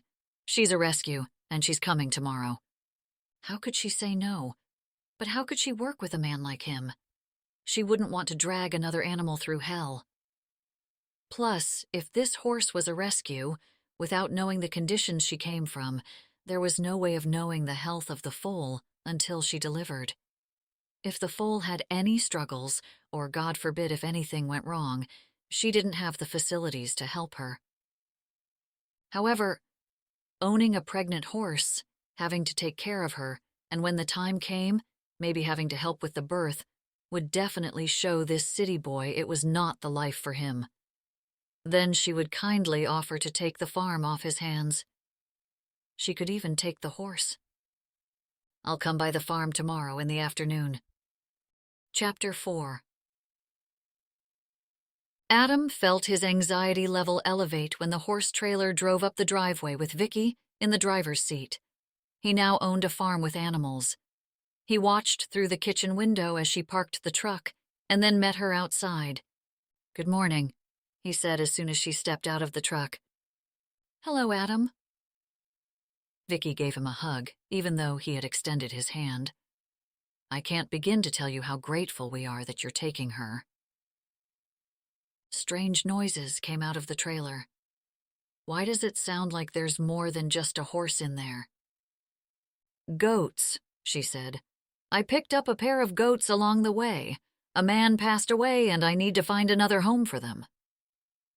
He hoped she wasn't suggesting that he should take the goats. A pregnant horse was more than he could handle. He hoped Lucy wouldn't find out about them. Let's keep the goats to ourselves. She laughed. Why don't we unload the supplies and then we can meet the mayor? He nodded and heard the screen door slam shut. Lucy was behind him in a matter of seconds. I can't wait to meet her! Lucy jumped right into Vicky's arms. The two had talked over a dozen times since meeting. The day he took her to the rescue, Lucy changed. She focused all her attention on horses. Her teachers said she was obsessed, but she stopped getting into as much trouble in school, which was way better than before. You must be so excited to meet her. Lucy jumped up and down, clapping her hands. I am! The older woman smiled at her. Lucy's confidence was a genetic gift from her mother, along with her curls. You, young lady, are going to love her. I can't wait! Lucy squeezed her hands into fists with excitement, which made Vicky laugh. Would you like to meet her? Vicky asked, deviating from the plan. Why don't we take the supplies to the barn first? Adam insisted. He had to stop the love fest before those goats became his. He led them up the driveway to the barn. I have plans for a new barn this spring. He pointed to the west field. A long stone wall covered in lichen and vines ran along the dirt road of the 5 open acres. He had plans to bring in a mason to clean up the wall. He wanted a separate entrance, with a gate that went directly to the barn from the road for easy access. Better than the long, slow-climbing driveway he currently had to contend with. But before the barn, the fields needed work. The pastures had at least 10 years of overgrowth. Trees were starting to take root, and even though the fences still stood, they, too, would soon need to be replaced. On the east side of the property, the salt marsh meandered along the edge of the property and fed by a small creek. There was a fresh water hole for the horses on the south end. In the woods surrounding the farm, he'd like to cut trails for Lucy to ride. As he opened the barn doors, Lucy ran over to the clean stall with fresh hay they bought the previous night. Vicky followed them inside the 200-year-old barn and smiled as she looked around. This barn will definitely be good enough until the new barn is built. Lucy's face beamed with happiness. Adam suddenly felt that feeling he experienced so many times with Lucy. The feeling of pureness mixed with delight, every dark part of his soul filled with light. His whole body tingled with happiness, even in his toes. The more he made that little girl happy, the more happiness he felt. As they walked back to the trailer, Vicky said, Right now it's foster care, and if we find a suitable home for her and her foal, then of course we'll come and get her and bring her to her new home. I want to be honest with you, though, before I take her out. There's a very good chance we may never find a good home. Maybe for the foal, but there haven't been too many people willing to take in rescues in the past few years. If folks can afford to have horses, they usually don't want one just to look at. What do you mean, just to look at? Vicky tilted her head. Anastasia is a broodmare. You can't ride her? He looked at Lucy, who seemed unfazed by the news. Did you know this, Lucy? She was almost dog food, Lucy explained in that sweet voice that got him every time. She's a sweet thing, but very skittish, Vicky said. Doesn't mean she'll never ride, but she'll need a lot of training. He looked at Lucy, whose bright blue eyes pleaded with him. Well, Lucy, let's welcome Anastasia. The little girl jumped into his arms, wrapped hers around his neck, and kissed him on the cheek. I love you, Daddy. After each phrase, she'd kiss him again. You will love her and her baby. Another kiss. I'll take real good care of them, I promise. He squeezed her, holding all his emotions at bay. He didn't want to lose it in front of them. They'd never understand how happy and miserable he felt at that moment. He let go and shooed her to the trailer. He pulled out his phone and recorded Lucy's first moment with her new horse as Vicky walked the mare out. Lucy waited patiently at the bottom of the ramp as the animal stepped down. Its chestnut-brown coat glimmered in the sunlight. Its power was undeniable, but its eyes were full of fear. He had seen those eyes before, not on a horse, but the day Lucy came into his life. The horse was calm, but timid. Vicky clicked her tongue, guiding the horse toward Lucy. The animal looked like a giant compared to Lucy's petite body. Anastasia, meet your new best friend, Miss Lucy. Vicky dropped a handful of treats into Lucy's hands. Lucy held out her hand to the mare's muzzle. The horse sniffed it before slowly opening her large lips and sticking her tongue out to take the small pieces of feed. Lucy giggled each time the horse licked her palm. Vicky loosened the reins, and the horse stepped closer to Lucy, allowing her to rub the bridge of the horse's nose. "We're going to take good care of you, Anastasia," Lucy spoke to the horse. "You'll never have to be alone again."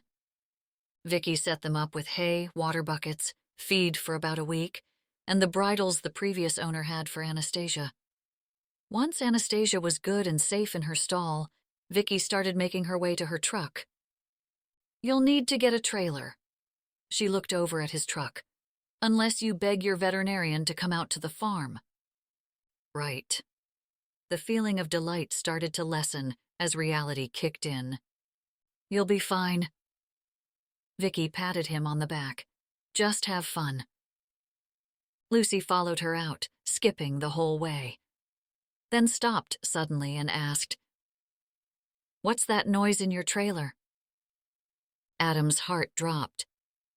Lucy had heard the goats. Elizabeth watched as her mother, Sarah, buzzed around the family's restaurant, checking all the preparations before people started arriving. The luncheon for the blessing of the fleet was in less than a half hour. The busboys floated around her, setting each dining table perfectly. The fish market opened for its new season tomorrow. Today, however, her mother was hosting the Blessings Committee. Soon, over 30 women and a sprinkling of men would be discussing this year's events over lobster rolls. Each year, the Congregational Church held the blessing on the docks of Camden Cove, and the committee ran the festival afterwards. Her mother had been an official member of the committee for almost 40 years and hosted the luncheon since Elizabeth had been born. Elizabeth had gone every year, even when she was in college. Her grandfather had been a fisherman, just like most of the town. The blessing meant more than just rides and good food. It meant another season of good fortune on the water. That each day they headed out, they would come back at night to their families. This year her mother outdid herself. Vases of tulips sat on each of the dining tables, white linen draped over each, with polished silverware inside folded, matching linen napkins. Next to the flowers, silver lanterns held lit candles, a new purchase for the restaurant bought over the winter. "When do you want the food to be served?" Jack, her oldest brother, asked. He was dressed in his chef jacket.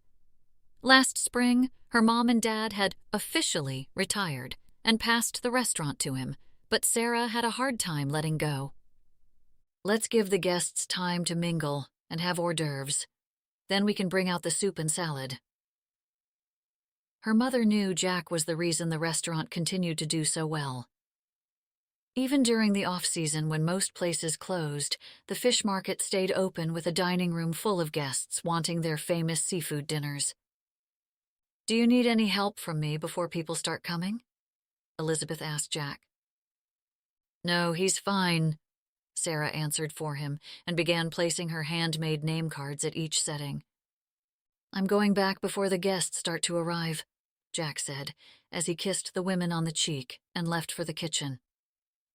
As Sarah walked around the room, inspecting one last time, she switched Mrs. Johnson's name tag and moved her with the Hatfields. Elizabeth shook her head, finding her seat when she saw the tag with Justine Williams's name. Sarah walked over to Elizabeth. "Did your uncles tell you what happened with Matt and Justine the other night?" "Uncle Frank told me."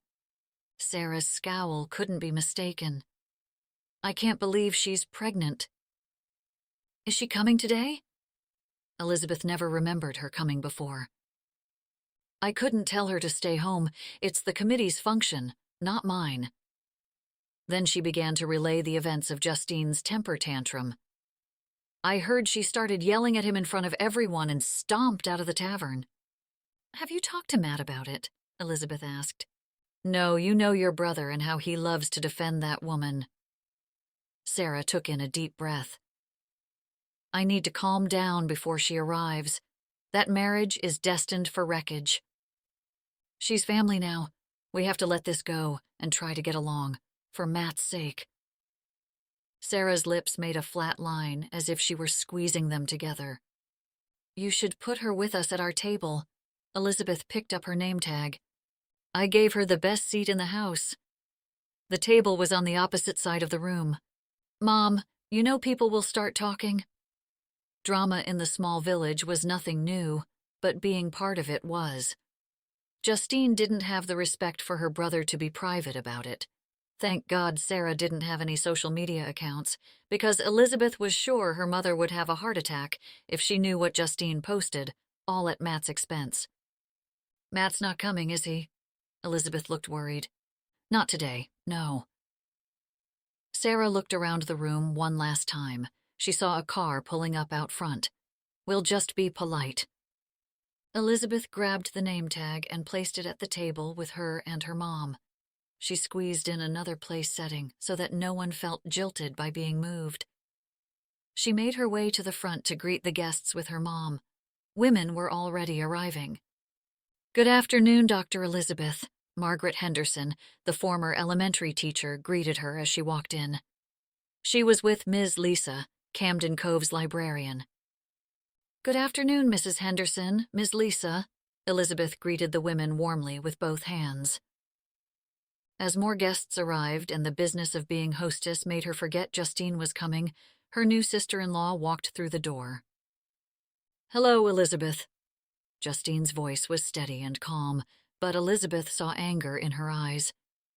Glad you could come, Justine. Elizabeth spoke coolly. She had something Justine lacked: confidence.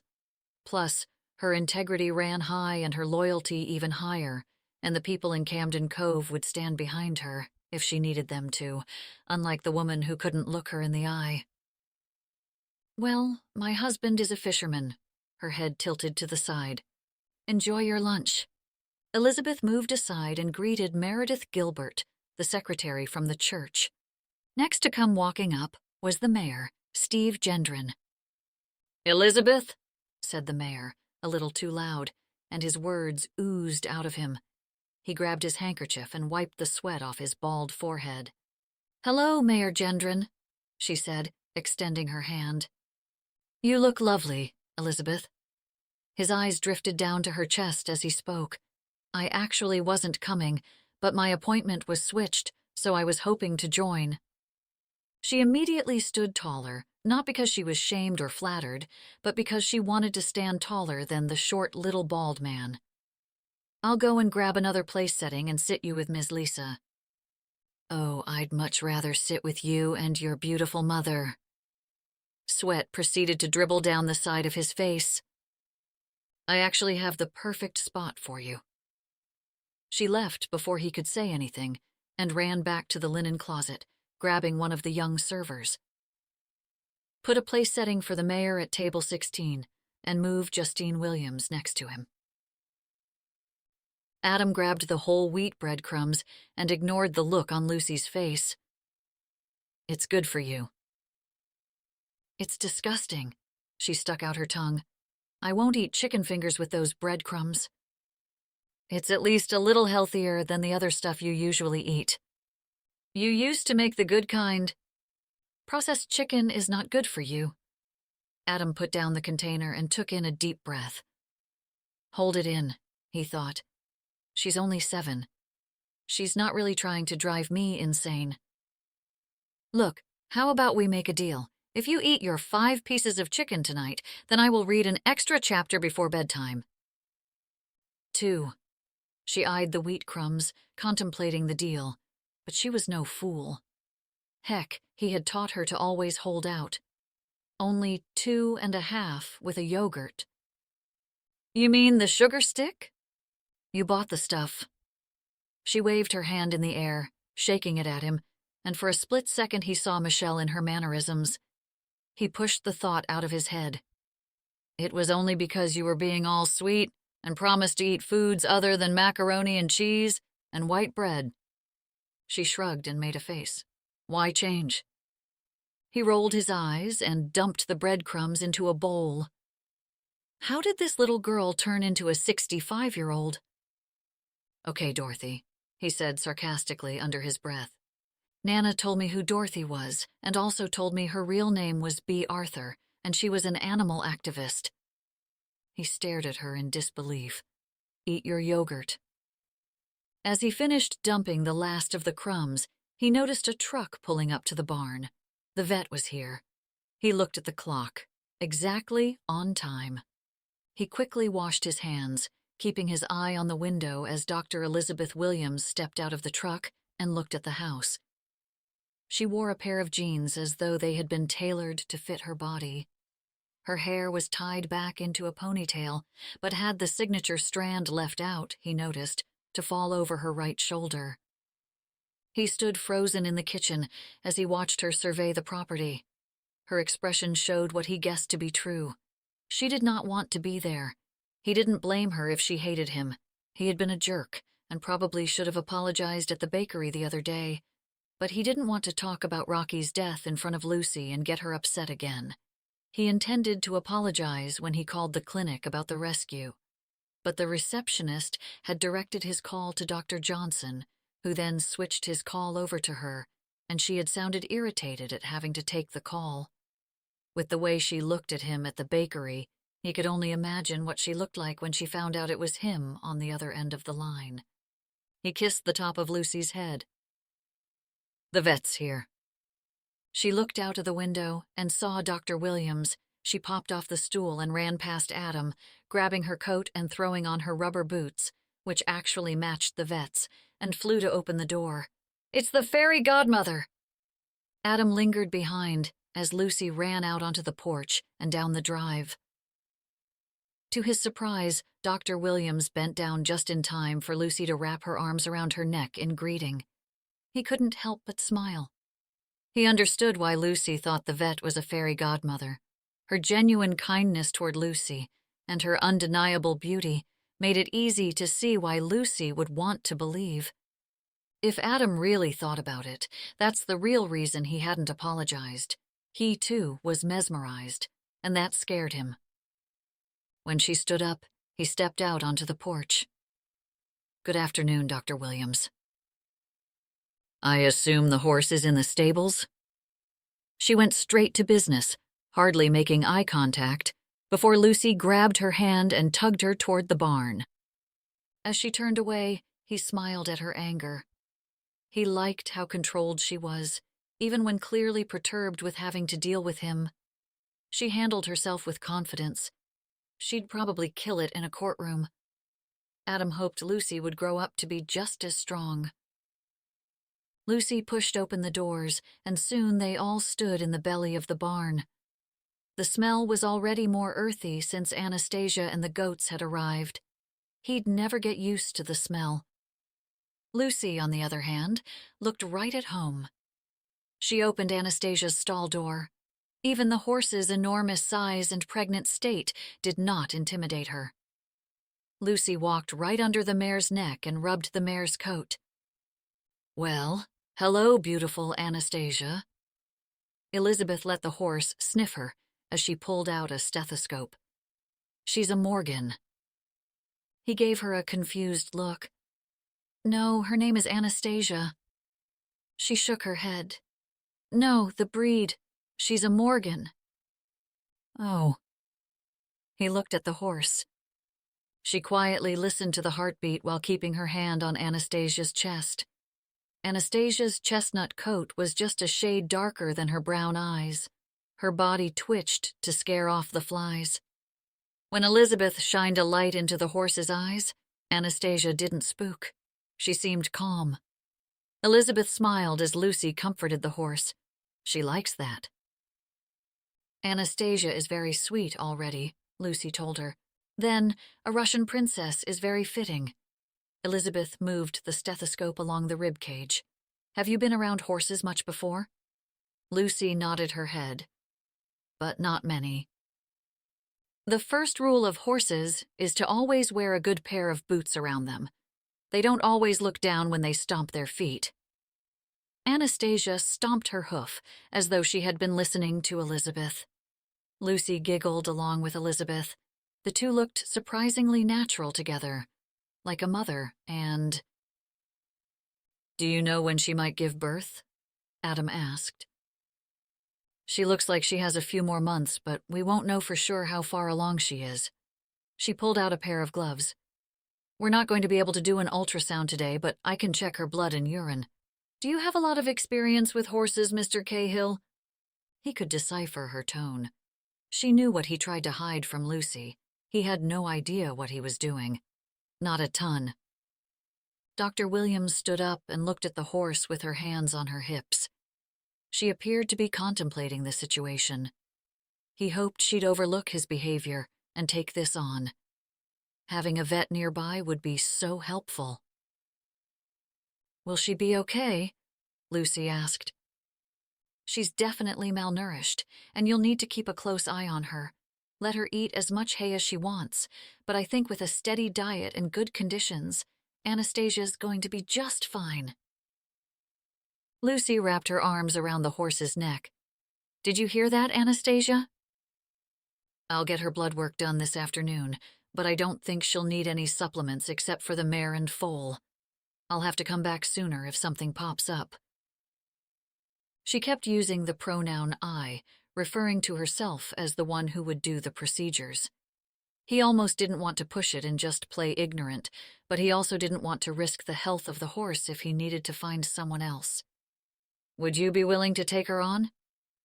She looked around the barn while twirling that loose strand of hair around her finger. He held his breath in as she stayed silent.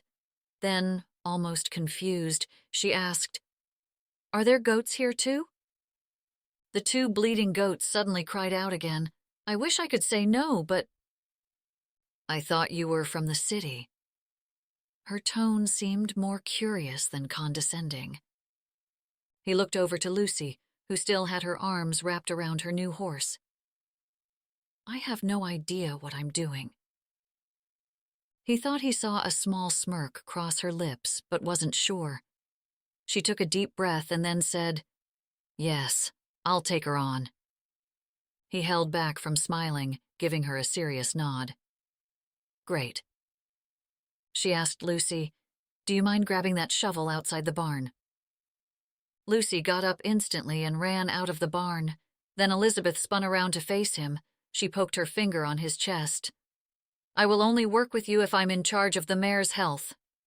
He nodded obediently, reeling from her touch, as she started to speak again.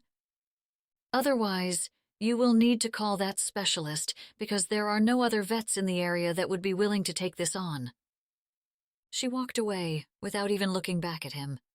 His heart pounded inside his chest like it did when he landed the perfect client. The adrenaline rushed through his veins as he watched her walk away in those perfect form-fitting jeans.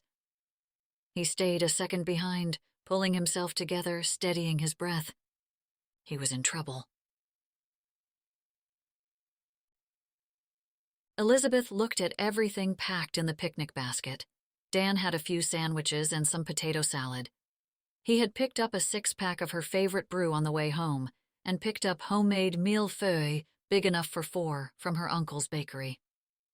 He also had a beach blanket, a candle, and had downloaded some of her favorite music. He had definitely gone above and beyond with this date, but she was exhausted and really wasn't in the mood. She looked down at her jeans and boots and said, I'm not really dressed for the beach. She could tell her flat response totally disappointed him, and she immediately felt bad. I guess we don't have to go to the beach. We could sit on one of the benches on the coastal way, overlooking the water. Or we could eat here. She looked around her kitchen. I thought you loved picnics on the beach? His eyes were hurt, and her heart sank to her stomach. He was trying to create a special night, and she was ruining it with her foul mood.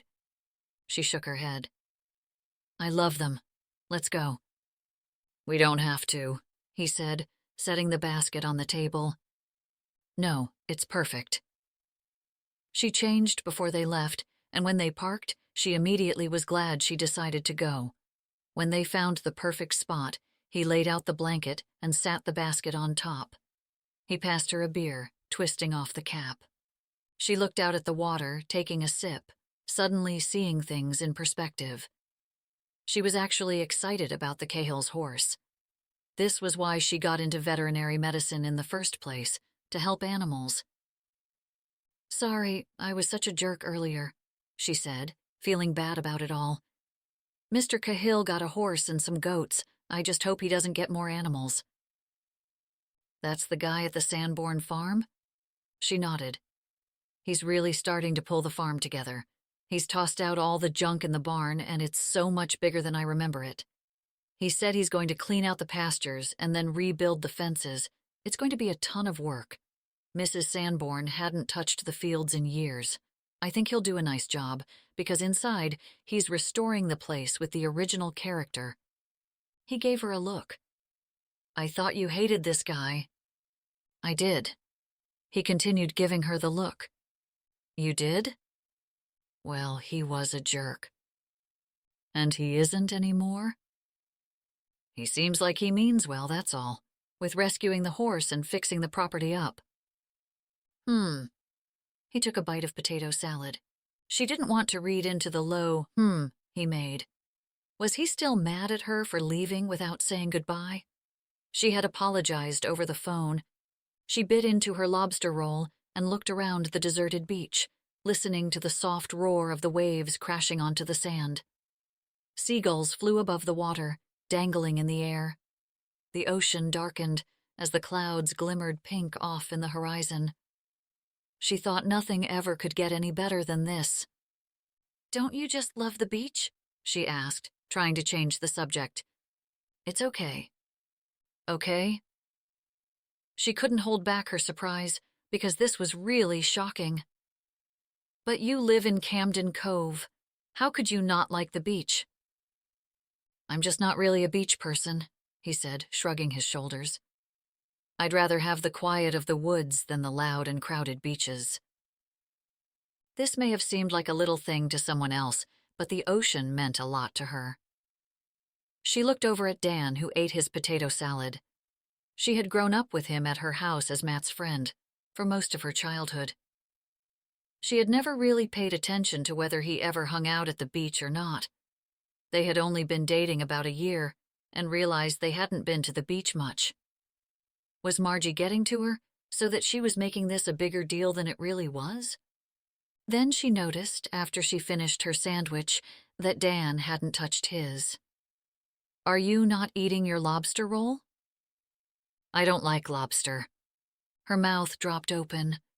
Who was this man? You don't like lobster? I don't really like any seafood. Seriously? This she couldn't believe. I've seen you eat my mom's lobster mac and cheese. Well, that's because I don't want to offend her, but I really only take the macaroni. Elizabeth had to look away from him to hide her disappointment. How could she date a guy who didn't like the ocean and seafood? Was she being picky, or was this grounds for some serious decision-making? She looked out toward the path to the North Beach when she saw two people walking off in the distance. As they came closer, she saw a little girl running to the water as the path opened up from the granite cliffs. First, she removed her shoes. Then she peeled off her socks one by one, rolling up her pants before she ran into the waves. Even from a distance, she could tell it was Lucy. The little girl ran right into the frigid water. Elizabeth winced at the thought of how cold the water must feel, at the most in the 50s. Adam ran in right behind her, splashing her with his hands. Elizabeth couldn't hear Lucy laughing, but even from far away she could see her mouth wide open, having the time of her life. She looked at Dan, who had started putting on his socks, and said, "You want to get out of here?"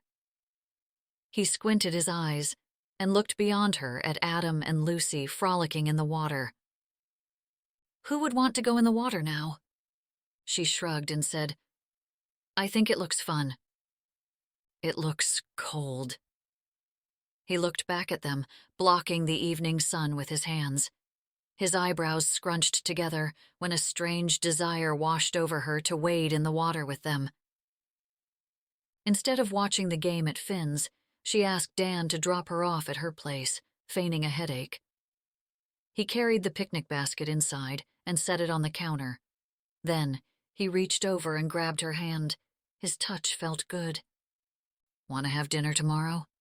We could get the surf and turf." He gave her a smile that made him even sexier. "I can have the turf, and you can have the surf." Something inside of her made her think maybe Margie was right. Yes, Dan was nice, but they had nothing at all in common. But then he'd take her to the ocean even without wanting to go. Wasn't that the kind of man she wanted? Someone who was predictable, loyal, and nice to her? "I'll pick you up after work." He kissed her lightly on the lips, but held his touch just long enough for her to feel the warmth of his breath on hers. Her pheromones kicked in, and she almost pulled him in closer, but hesitated. With her lack of sleep and her wildly out-of-control thoughts, she didn't want to make things more complicated. She needed to get herself together. "I'll see you tomorrow." She drew a bath after he left, grabbed her book and a glass of wine, and soaked for hours trying to get her head straight. Dan was a great guy. So what if he didn't like the ocean? It wasn't the most important thing in her life. She loved the woods, too. He might even change his mind over time. It wasn't like he refused to go. He just needed to lose the boots and get a pair of flip-flops. She'd have Matt take him surfing or get him a really good beach chair to sit in. He didn't have to like lobster or even her mom's famous mac and cheese. The fact that he had been willing to eat something he didn't like to impress her mom said a lot about him. But then her mind wandered to Lucy and Adam Cahill playing in the water. The very scene she imagined for her own children. Her thoughts wandered and became even more complex. "Do you think I'm being ridiculous?" she asked Joan, who played with the dripping faucet with her paw balancing on the stool next to the tub. "Could I fall in love with a guy who wouldn't run into the water?" Joan swatted at each drip, watching it fall into the bathwater. "I'm sure I could." She tried to convince herself that it didn't matter, but it did matter. A lot. Chapter 5. Adam sat with Frank Williams at the table against the window at La Pâtisserie. The bakery only had a few customers still remaining. The breakfast rush had dwindled down by this point in the day, which was why Frank told Adam to meet them then, although David hadn't left the kitchen since Adam arrived. Frank and David Williams, the owners of the bakery, would be Adam's first official Maine clients. "My husband is afraid to talk about death, but I figured I'd set up a meeting with you." Frank talked with his hands. He had a French accent, but a French-Canadian accent Frank made sure to correct him. Adam sat across the table and felt like a true Yankee, all stiff and serious, while Frank talked openly and honestly about his life. Telling Adam how he and David met, how they bought the small bakery and made it a huge success, and why he called Adam. "I'd like to figure out a plan in case something were to happen." Frank talked with his hands. "We don't want to leave a burden for our daughter, with the business and rental properties we own." "We can do that." He put down his legal pad with his jotted notes. "The first thing you and David will want to do is list all your assets." "Will there be problems if our daughter is living abroad?" Frank asked. "It depends where she declares residency." Finally, David reluctantly walked out from the kitchen with an expression of dread. He wiped his hands on a dish towel and sat next to his husband. Frank apparently hadn't told David about the meeting until just before Adam came. "Adam," Frank said, "this is my husband, David." David and Adam shook hands. David sat next to Frank with his apron still on. He looked annoyed. We were just discussing how we want to create a living will in case something were to happen to either one of us, Frank said to David, as if to remind him why Adam was there. Adam jotted down some notes. You'll also want to decide if there are any assets being left to anyone besides your daughter. Then I can do a draft of your documents. He handed over a few papers. Here's a draft of a common living will that many people use. The lines on David's face deepened as Frank discussed their wishes. He rubbed his eyebrows, a sign that he was uncomfortable, when Frank talked about wanting to pull the plug. He crossed his arms when Frank talked about their daughter. He tensed up even more when Frank talked about if he were to die first. Adam worried they may not become his first official clients after all. Do we have to come up with every scenario right now? David asked. His exasperation came out in his voice. Frank rolled his eyes. You've been dodging this forever. We need to do this for Allie. Your husband's right, Adam said. I've seen families torn apart because the details weren't worked out before the time of death. Then out of the blue, Frank asked, Is there a Miss Cale? Adam looked up from his notepad. Don't answer that. David shot Frank a look but spoke to Adam. That's none of his business. Frank rolled his eyes. I'm just making small talk to lighten the mood since you look like you're already at your funeral. Aren't we being charged by the hour? David asked. Save the chit-chat for after billing time. Adam shook his head. I'm not going to charge you for any extra time. This is all pretty standard and shouldn't take much time or money on your part. So what made you come to Camden Cove? Frank ignored his husband's look and kept talking. You have quite the impressive resume on your website. Leaving Boston must have been a big change. I wanted a safe place for Lucy to grow up, he said, and she wanted a horse. So when I saw the farm, I made an offer. Frank smiled. Our niece is a veterinarian at the local clinic. She works with all types of animals. He leaned back and looked at Frank. Dr. Williams is your niece? Then, as if a light bulb went off in his head, he said, The last names. I didn't put them together until right now. So, you've met our Elizabeth? David asked. Suddenly, his demeanor completely changed. Yes, I very recently became the proud owner of a pregnant mare and some goats. He sighed. Luckily for me, she agreed to take them as clients. She's wonderful. She's a really talented vet, Frank said. She's great, he said. She's really good with the animals and my Lucy just loves her, thinks she's a fairy godmother. He stopped when he noticed the two husbands gave each other a look, as though they were having a silent conversation between them. Elizabeth is helping you with a pregnant mare? David's eyes widened. That you can't ride, apparently. Adam smiled, shaking his head. Lucy has a thing for rescues, and I have a thing for not saying no. Did you ever consider a cat or a dog first? David joked. Adam laughed, and the mood instantly lightened. I probably should have considered that.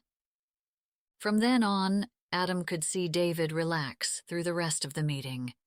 He took all the information he needed, and they set up another time to meet. By the end, David had packed up a box with 12 different pastries for Adam and Lucy and loaned him one of his cookbooks. We would love to invite you and your family to the house sometime, Frank said. Adam nodded. That sounds great. Lucy and I would really like that. So it's only you two? Frank asked. Adam noticed David didn't give Frank a hard time this time. Only me and her.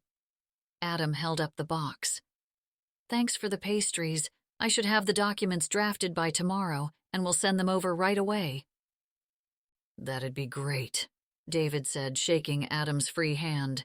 If you ever need anything, please don't hesitate to ask. Adam shook back.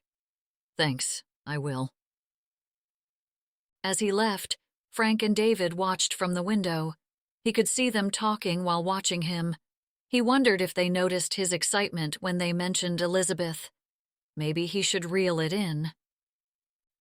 By the afternoon, Elizabeth had stopped obsessing about whether or not Dan would run into the Atlantic Ocean. She felt silly that she had made it such a big deal in the first place. Tonight, when Dan took her to dinner, she'd probably have a lovely time and remind herself why he was such a great guy, because he really was. She left work and headed to the bakery to meet her mother and uncles at their afternoon coffee clatch. By the time she got there, the bakery was empty, and Frank had officially closed. As she sat down, she realized she had entered a heated discussion about her cousin Allie and her new romantic interest, Jean-Paul. "What's going on with Allie?"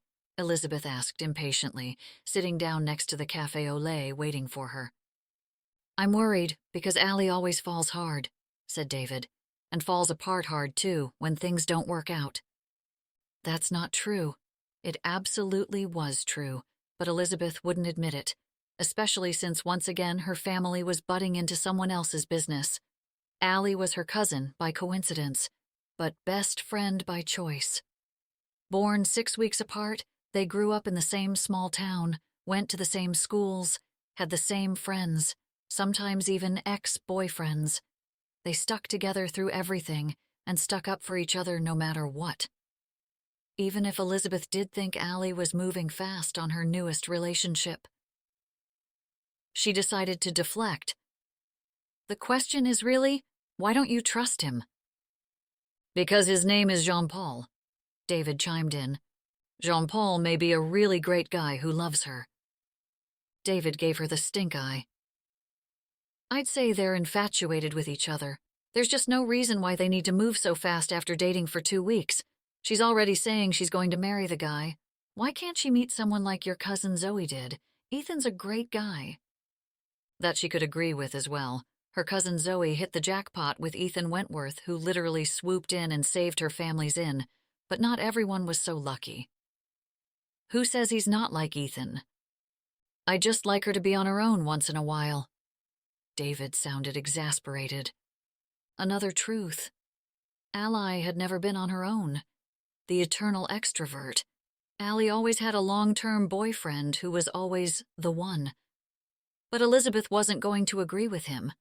It would no doubt come back to bite her. "I was married and had 4 children by your age," Sarah, her mother, began. Elizabeth looked up to the ceiling, waiting for the inevitable piece of advice that only Elizabeth seemed to get. "Allie is a grown woman." Frank shook his head. "Who are we to tell her what to do?" "She's going to get her heart broken," David said back. "She's going to fall for someone, whether it's a guy named Jean-Paul or Billy Joe," Elizabeth said. "She's happy. That's what matters." David muttered, "For now." Whose heart are we really worried about? She could tell her uncles were worried. Sure, Allie had met men she liked here and there, but it was always a fast burn and she'd lose interest. But now it did appear that a Frenchman had stolen her heart, and he was a chef. "So, are you saying that you and Dan are going to move forward then?" her mother asked out of nowhere. Both of her uncles sat at attention. Here we go, Elizabeth thought to herself. Dan and I are different. We're taking things slow. The Ocean picnic flashed in her mind. She almost confessed everything, but stopped herself. She didn't want her brother to hear that she might have doubts. Then he'd really have something to say. "But have you two talked about moving forward in your relationship?" Frank asked.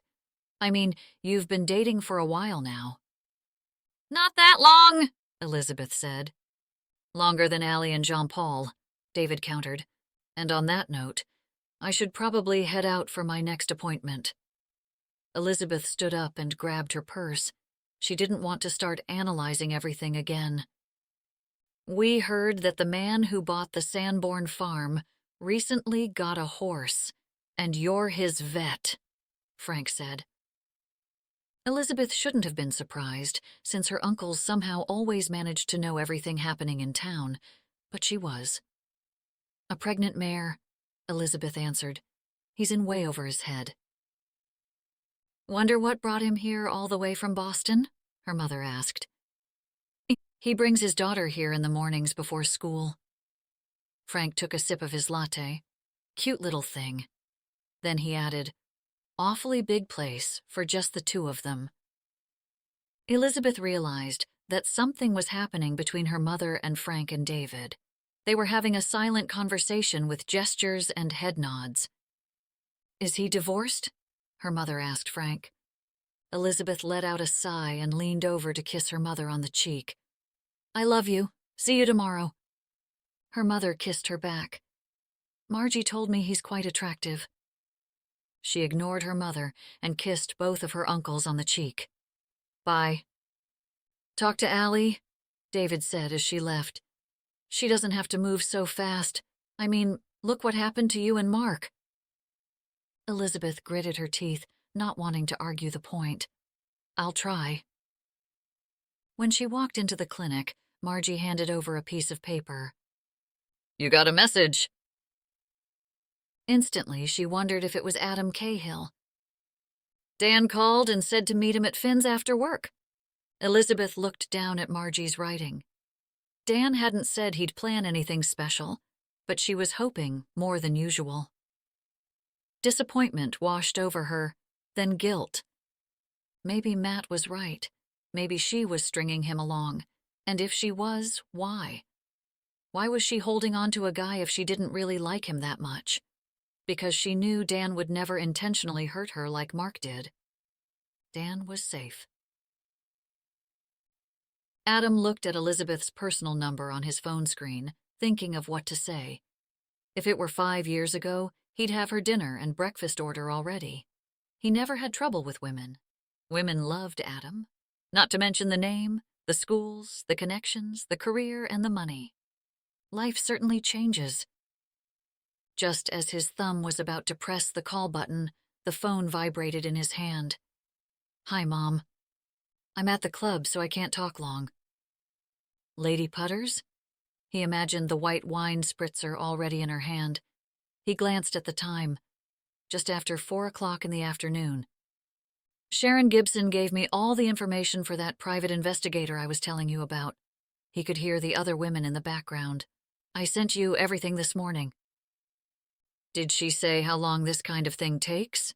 he asked, unsure if this was the step he wanted to make. "I suppose until she finds her." She talked to another woman about new lounge chairs in the locker rooms, and then said, "Darling, I've got to get going, but call the woman." "I'll think about it." He tapped his fingers against the counter. "Just do it, so you can at least find out where she is," she said, a bit impatiently. "It wouldn't hurt to get some documentation." He began to pick at the chipped formica with his thumbnail. The sage green country farm scheme nauseated him, almost as much as the idea of finding out what kind of life Michelle had chosen over theirs. And what if they didn't find her? "I've got to go, love you, darling," his mother said before hanging up. "Love you too." He set the phone on the counter and leaned along its edges. Never in a million years would he have thought that this was how things would end. Hire a private investigator and hunt her down. Give her everything he had, so she'd stay away forever. He knew it wasn't a matter of asking, because Michelle would take the money, burn through it like she did with all the rest of it, and beg for another payment. It was a matter of Lucy finding out what he had done. Would she see it as a father protecting his daughter, or a man taking away her mother?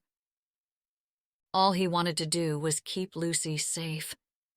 If that meant keeping Michelle out of her life, then that's what he had to do. God knew Michelle would just leave again if she came back. People don't change. He grabbed his coffee and headed out the door to the Westfield. The excavator had come out that morning and staked the site, took down some marked trees that had died throughout the years. He also wanted to run into town to submit a request to open up the stone wall for a second entrance to the barn. After a quick inspection, he headed back to the truck to drive down to Town Hall. He swiped open his home screen, and Elizabeth's number popped up. He wanted to apologize for his behavior. He needed to apologize before she came over and gave him that look of hers, the look of pure hatred. But he couldn't get himself to do it. He stuffed his phone into his back pocket and jumped in his truck. As he started the engine, the car's speaker sounded his ringtone, and Dr. Elizabeth Williams flashed on the screen. "Adam Cahill," he said in a deeper voice than usual, and he smacked his head silently with his hand. "Mr. Cahill, this is Elizabeth Williams." He noticed she dropped the doctor this time. "I had a cancellation this afternoon and thought I'd come out and do the ultrasound on the mare if you're free." He leaned back into his seat. A smile grew across his face as he looked over to the barn. "I'm here all afternoon. Stop by whenever." Elizabeth pulled into the driveway and parked. She looked out at the house. The sting of it not being hers was a little less painful, knowing that Adam Cahill was doing some good with the place. It didn't mean she wouldn't encourage him to go back to the city, but she did applaud his efforts. She would admit to that. As she walked to the barn, Lucy ran out of the house and right to her side. "Anastasia has new friends." The little girl dragged Elizabeth to the barn and pulled open one of the stall doors just as two very large pigs oinked. "Oh, great," she almost said aloud. Instead, she said with fake enthusiasm, "You got pigs!" Lucy hugged one of them, then promptly kissed it on the snout. The black and pink spotted pig didn't take notice, but continued to investigate its surroundings. A family had a fire and needed help while they found a new place to live. "Is your dad making an ark next?" The joke only confused the little girl. Lucy reminded Elizabeth of herself. At 6 years old, she convinced her parents to let her take horseback riding lessons at the Sanborn farm. After that, Elizabeth practically lived at the farm. Mrs. Sanborn enjoyed the extra help she was willing to offer, and she loved being around the horses. Then she helped with Mrs. Sanborn's other animals. The chicken that lost a toe due to frostbite, splinting the cat's broken leg, feeding the lambs that lost their mother during childbirth. Helping animals came naturally to Elizabeth, and Lucy was a kindred spirit. "Daddy got more chickens, too." Lucy left the stall as Elizabeth asked, "Where did all these animals come from?" "From a new client." Adam stood at the entrance of the barn. "That's an interesting form of payment." She almost regretted bringing up payment. Lucy's passion works my wallet. The fact Lucy was the one behind the animals gave her a bit more hope that this little hobby farm would be up for sale soon. Like most girls, she'd lose interest when boy bands and hair product become cooler than mucking out a stall. On the positive side, if he did end up holding on for a few years, it would allow her to really plan out the practice she would like to create. "So, you have 2 new pigs?" She squatted down and rubbed behind the male pig's ear. "Yes, apparently he follows his sister around, hence the pair." "Ah." If anything, Elizabeth would earn the money for the farm from this guy. He entered the stall. He knelt and started petting the pig beside her. She could smell his musky scent, and her heart skipped. She wondered if the animals could smell the pheromones pumping through her body as he gave her that look again. His eyes were so intense that her whole body flushed, which totally threw her. "I'm sorry." He spoke so quietly, she almost didn't hear him over the bleating goat kids in the next stall. She wasn't even sure she did hear him. Then he said it again. "I'm sorry for my behavior, and especially the night with Lucy." "Oh, it's okay," she quickly said, uncomfortable now that he brought it up.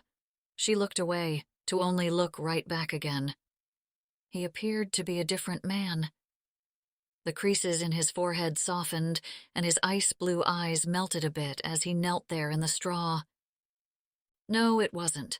but I promise I won't behave like that again." He held out his hand for her to shake. She gripped it. It was as firm a handshake as she expected it to be, and he clasped both of his hands around hers. The warmth from the encompassing touch almost made her knees give out from underneath her. Was this how Adam Cahill did business, or was he a changing man? Adam walked Elizabeth to her truck, as Lucy stayed behind, feeding the animals. Since Anastasia had arrived, he hadn't seen Lucy in the house other than to eat and sleep. She had never been happier. He wanted to thank Elizabeth for inspiring her, but decided not to make things even more uncomfortable. As they headed toward her truck, they didn't speak. She walked a little ahead of him, carrying her bag. This time she wore a button-up shirt with another perfectly fit pair of jeans. Her curly blonde hair hung down her back, held back by a scarf tied around her head. She probably had no idea how stunning she was. When he heard Elizabeth and Lucy talking the night Rocky had died, he went into protective daddy mode and just lost it. The second he'd spoken the words, he'd known he was wrong. Her face had showed the hurt. He had been a complete donkey. Now, looking back, the whole thing had scared him because it had been like a fairy godmother moment. A beautiful woman giving a broken soul hope. "Thanks for coming out," he said, trying to act casual when he was anything but. "No problem, Mr. Cahill." "Please call me Adam." She nodded and said, "Adam." Something inside him wanted to make her stay, if only for a few more minutes. Then out of nowhere he asked, "I wondered if you knew anyone willing to do some babysitting." She grabbed the loosest strand of hair, twisting it around her finger as she thought, "I may know someone. A lot of people around here work seasonally. I'm sure I could find someone looking for extra work." He opened her door for her just as the contractor pulled up to the house. Elizabeth looked at the van and asked, "Is Patrick O'Malley working for you?" "I'd like to build a proper stable out in the pasture and renovate the house and barn." "What are you going to do?" Her voice sounded shrill. He had noticed the way she looked at the farm. There was panic in her eyes, and he decided that his suspicions were correct. Was Elizabeth the other bidder for the farm? "I'd like to have an office space." He could tell she was processing this information. "What kind of office space?" "I'd like to set up a small practice here." "Out here?" She looked around. "A law office?" "With the kind of law I practice, I don't meet too many clients in my office," he said. "I usually go to them." "What kind of law do you practice?" He had an urge to tell her all his plans, how he left the big firm for a small-town life, how he put out an ad. But the truth was that his plans were just dreams at this point. His only clients were her uncles and himself. "I worked as a corporate lawyer, but now I'm focusing on family law, small businesses, wills, and trusts." When he went out on his own, he knew that people in small towns needed that kind of help. But lawyer or not, he really didn't have a ton of experience in that type of law. Since they moved to Camden Cove, he acted like he was studying for the bar again. During the day, he was mucking stalls, and by night, hitting the books. She looked like she was about to say something, but Patrick, his contractor, called out to her before she got any words out. "When's your brother Matt going to start joining us for poker night again?" She smiled, comfortable in his presence. The two hugged like longtime friends, and he suddenly wished he was Patrick. "I bet you'll see him this week." She smiled, and Adam noticed how relaxed she became. "Nothing like marriage to get you back into playing poker," Patrick joked. Elizabeth smiled coolly, but Adam could see her demeanor change slightly. "Matt's been busy fishing, morning, noon, and night. Tell him those lobsters can catch themselves and to come out once in a while." "I will." Elizabeth said goodbye and climbed up into her truck. Before she closed the door, she said, "Call me with any concerns you have. I'd set up an appointment in a couple of weeks." A couple of weeks? The idea of a horse going into labor now frightened him more than he expected. Do you think you could come sooner just to check in? Elizabeth contemplated this, then answered, Sure, call the office and set up a time that works for you. He nodded as Patrick stood waiting, watching them. Sure thing. He closed the door for her and patted the side of her truck as he stepped away. He suddenly couldn't wait until next week. Chapter 6. Elizabeth walked down the aisle of the baking section, looking for an easy cake mix to make for Sunday dinner. She had to bring dessert this week, which would never compare to her uncle's baked goods, so she didn't know why she even bothered. Yet there she was, deciding between lemon, light frosting, and buttercream. She twisted around the different colorful cylinders of pre-made sugary goodness, wishing she carried the cooking gene like everyone else in her family, when she heard a little voice. Dr. Elizabeth! Lucy called from the end of the aisle. Lucy and Adam stood behind a cart near the tea section. Both were smiling. She smiled back and waved, then pretended to look back at the frosting, not sure if she should start a conversation or pretend to read. In her peripheral vision, Lucy ran down the aisle, and as soon as she reached Elizabeth, flung her arms out for a hug. It's my birthday. My goodness, that's wonderful. Elizabeth squeezed her. Happy birthday. You have to come to my party. She grabbed Elizabeth's hand as they separated. You must come. Elizabeth could only imagine what Adam Cahill planned to get his daughter when he had just bought her an entire farm. Oh, I wouldn't want to impose on your birthday, she said, watching Adam's reaction, waiting for the former Mr. Cahill to come out. We'd love to have you, he said, casual but also sounding genuine. We have plenty of food and drinks. You can come by any time this afternoon or evening. Please, Dr. Elizabeth. He added, Come on, we have a bounce house. Elizabeth laughed. That sounds wonderful. After she checked out, she set off to find the perfect present, which ended up being less difficult than finding the perfect outfit to wear. She turned to Joan, lounging at the foot of her bed. What do you wear to a birthday party for a little girl you barely know but feel a connection with, and you maybe have the hots for her dad? Joan closed her eyes and fell asleep. After an hour spent getting ready, Elizabeth said goodbye to Joan and headed across town to the Sanborn farm. Or was it now the Cahill farm?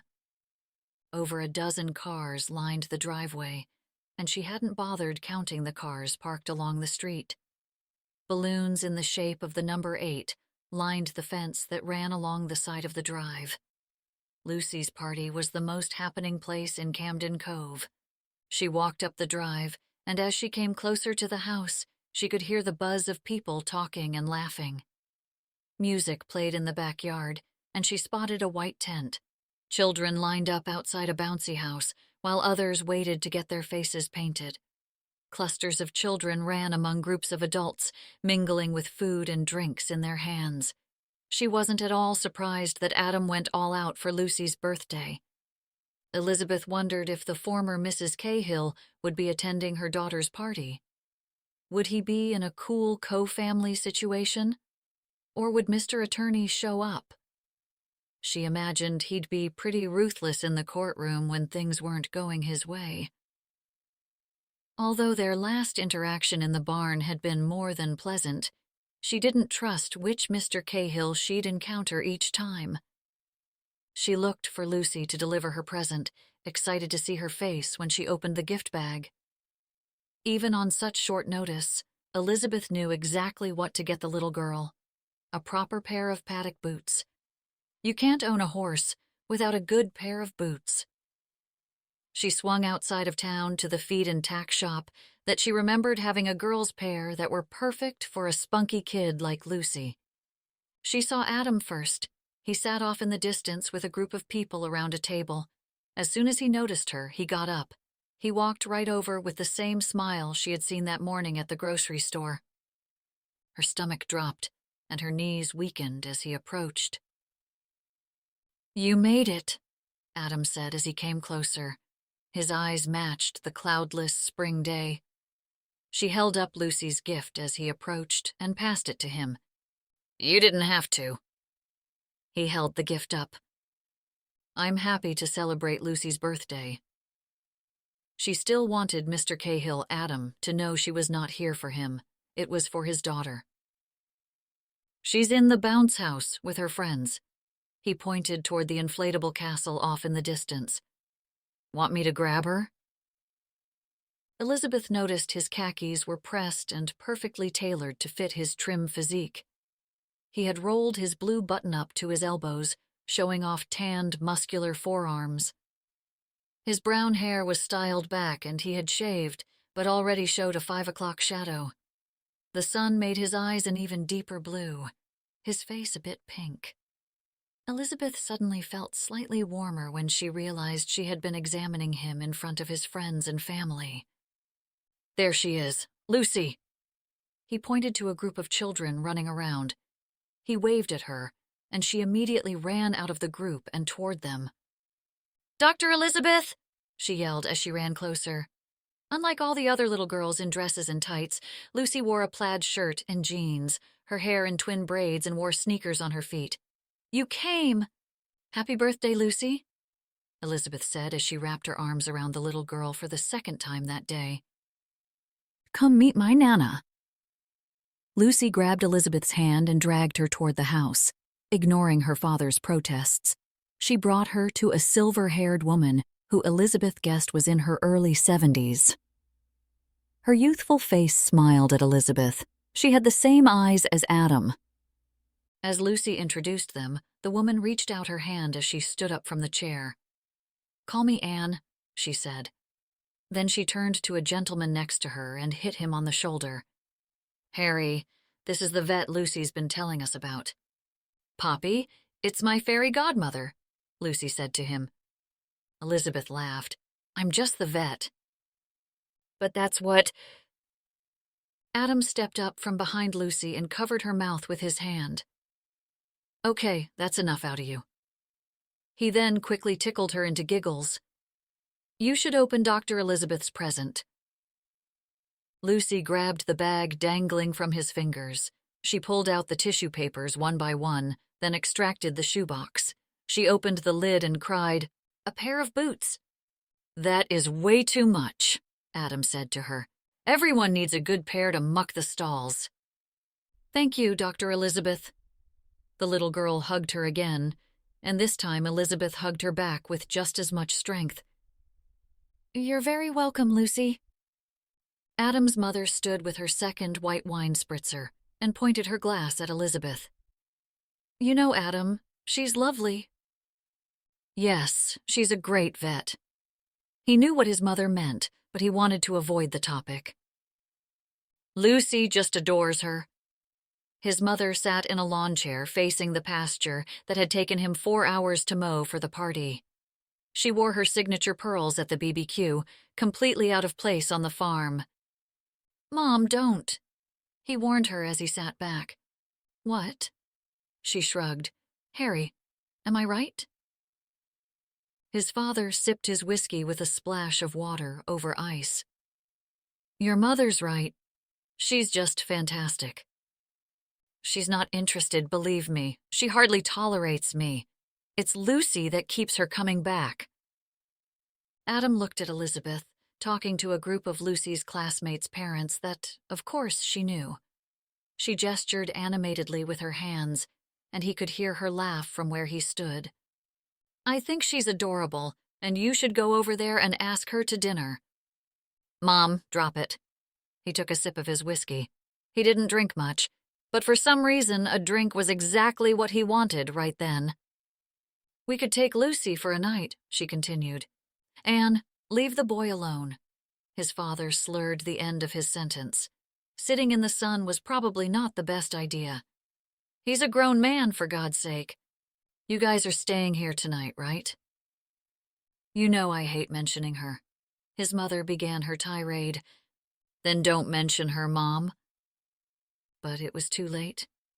"Michelle has manipulated you long enough." "Mom, stop." She held her hand up in the air. "Fine, don't listen to me."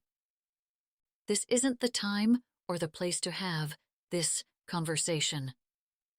He noticed Lucy making her way through the crowd. Most of the students from her class had made it. She seemed actually to be playing with the kids and having a good time, fitting in. She was happy here in Camden Cove, and he didn't have time to think of relationships. Lucy was just getting settled for the first time in her life. There was no reason to rock the boat. But the longer he continued to sit there listening to his mother's ramblings, the more he'd catch himself looking at the doctor in her soft blue linen dress, with her hair falling behind her shoulders. The more he looked, the harder it was to keep his eyes off her. That's when she looked over at him. Her eyes caught his like a jewel glittering under the water. Instead of looking away, she smiled, and he smiled back. Shoot, he thought to himself. She was lovely. Elizabeth didn't know how she ended up there, but by mid-afternoon, she was sitting in a lawn chair with Adam's parents, telling them all about growing up and riding horses on the farm. They loved her stories about Camden Cove and told a few of their own, since they had visited once on a getaway. She couldn't believe how much she enjoyed their company. Adam's father had a dry sense of humor, and his mother played along. Clearly, she loved to dote on those around her. She was having such a good time that she regretted having to leave for Sunday dinner. "It's been lovely getting to know you," Anne said, giving Elizabeth a hug. "Now, if you end up going to the Cape this summer, don't forget to call us." His father shook his glass of ice at her and pulled the toothpick from his mouth before saying, "I'll take you sailing, and your brother can take me on that lobster boat of his." "Deal." Elizabeth shook his hand, hoping there was a half-truth to his promise. "You should all come up when the foal is born," Elizabeth suggested. "It's really quite beautiful to see mare and foal in the first few days." They both looked at each other. "That's a great idea." Elizabeth realized that she may have overstepped by saying such a thing. Thinking about the Adam she met a few months ago, she wondered if he may not want anyone there, even his parents. However, throughout the afternoon, Elizabeth saw his attentiveness toward the two. Getting them drinks, handing his father sunscreen, moving the awning for his mother. From what she saw, they were a great family, one that others might envy. They probably had some quirks, but even her own family got on each other's nerves. When she said goodbye, she was able to slip out as Lucy was opening presents. For some reason, after one wine spritzer, she couldn't keep her eyes off Adam and the last time he had caught her. She didn't want any misunderstandings at this point in the game. He was a client, a major client, someone who, strangely, could help further her plans for a large animal clinic. Maybe not at her dream location, but it gave her more experience. When she pulled up to her parents' place, she was only a few minutes late. She checked herself in the rearview mirror. A light sunburn had set in on her cheeks. When she jumped out of the truck, she felt a lightness in her step. Her whole body felt lighter. As she walked into the house, her family sat around the table, food already dished out. "Look who decided to grace us with her presence after all," her mother said. Lauren, her little sister, walked by, handing her a glass of wine. "Where were you?" Suddenly feeling guilty, she took a sip of wine instead of answering. "Miss Lisa told me she saw you over at the Sanborn farm this afternoon," Frank said, sitting down at the table. "Didn't you say you'd like to hang him from his toenails?" Elizabeth suddenly regretted such strong words. "His daughter invited me to her birthday party. I couldn't say no." Frank pulled out his phone. The new, handsome lawyer. "What's his name again?" her mother asked, setting down dinner rolls. "Adam Cahill," Frank said, typing something on the screen. Elizabeth sat down next to Frank. What are you doing? Googling him. You're Googling him? She couldn't believe how nosy her family was. Well, he was quite the lawyer in Boston. He showed her his phone. Adam's photo graced the screen. The bylines read, Attorney at Law with Stevenson, Young, and Meadow. She scrolled down and clicked on a link to an article from the Boston Globe. The title read, Young Attorney Changing the Face of Corporate Law in Boston. The photo was of him leaning against a desk in front of a window that overlooked the Boston harbor. He stared into the camera with the same look in his eyes as she had seen when she first met him. The don't mess with me kind of look. She realized she hadn't seen that look since Rocky's death. He's a hottie, Lauren said, leaning over to look at the photo. Lauren, Elizabeth said as she handed back the phone to her uncle. No, seriously, he's wicked hot. Matt leaned back in his seat. Did Dan go with you to the party? No. Elizabeth could tell he was digging. Why not? Because it was more like a work thing. I know them because I'm their vet. Even though she was right, the guilt continued to grow and she wanted to drop the topic, but could tell Matt didn't. I just think it's weird that you wouldn't bring Dan. Weirder than asking an 8-year-old if I could bring my boyfriend to her bounce house birthday party? She was getting tired of him giving her a hard time when maybe he should focus on his own relationship considering his wife was missing from the table. Matt, what do you want to say? You're leading Dan on, and it might not matter to you, but it will to Dan. I went to a child's birthday party, had a spritzer, and had a lovely conversation with a couple from Boston. She couldn't believe his prying. At the back of her mind, though, she wondered if her enjoyment of the party had something to do with Adam Cahill, which would pose a very serious problem, because that would mean Matt was right. You two knock it off, her father said, his usual parental advice. We should all go to the tavern tonight, Lauren suggested, grabbing Elizabeth's arm and pulling it towards her. No saying no. Chapter 7. After 2 bowls of stale popcorn, Elizabeth still nursed her first beer. Dan had been at the tavern when all 4 Williamses came in. She was secretly disappointed. She had looked forward to just the siblings hanging out. Not that she didn't want Dan to be there. It was just that they saw each other less and less as siblings. When they all sat down at the table, he leaned over and kissed her quickly on the cheek, which felt forced and awkward. He, Matt, and Jack soon faced the television, watching the game. The sisters talked about Lauren's upcoming graduation from college, the blessing, and vaccinations. Let's go back to your place, watch a movie and drink some wine. Lauren had already jumped off her stool. She picked up her purse. We could order from Giovanni's. That sounds perfect, but I thought going to Finn's was your idea, Elizabeth said. I thought I'd see someone, but he isn't here. He! Pizza with Kalamata olives, peppers, and onions. Lauren ignored Elizabeth. Fine, since I hardly ever see you anymore. Elizabeth grabbed her purse from the back of her chair. Don't be a Sarah, Lauren warned as she stood up. I still live with Mom, remember? I don't have to hang out with her, too. Touché. Elizabeth followed her sister's lead and asked, You guys want to watch the game at my place? Matt shook his head. We'd miss half the game getting there. It's not even a mile.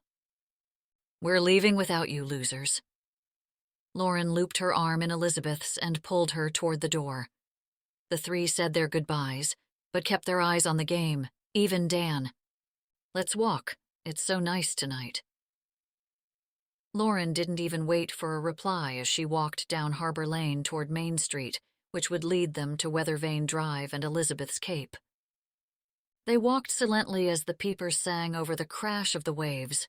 When she first moved into her house, she had measured the steps from her bed to the ocean's edge. 5,383. A little less than a mile. Elizabeth squeezed her sister's arm. I'm so glad we're doing this. It's been forever since you've been home. Elizabeth had moved to the city for college, then left the city just as Lauren arrived. I've been busy, actually. Lauren had been busy, and Elizabeth didn't mean to dismiss that.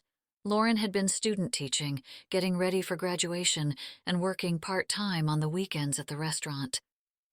I'm sorry, that's not what I meant. I know you've been busy. I'm not. The elementary school offered me a job teaching next year, she interrupted. Elizabeth stopped walking and pulled Lauren's arm to turn her around. Finally, one of her wishes had come true. That's fantastic. Lauren nodded. Her tone flat, she said. It's really good. Elizabeth checked her expression carefully. I thought that's what you always wanted. Lauren looked down the hill, toward the square. The moon cast a glow over the seaside village.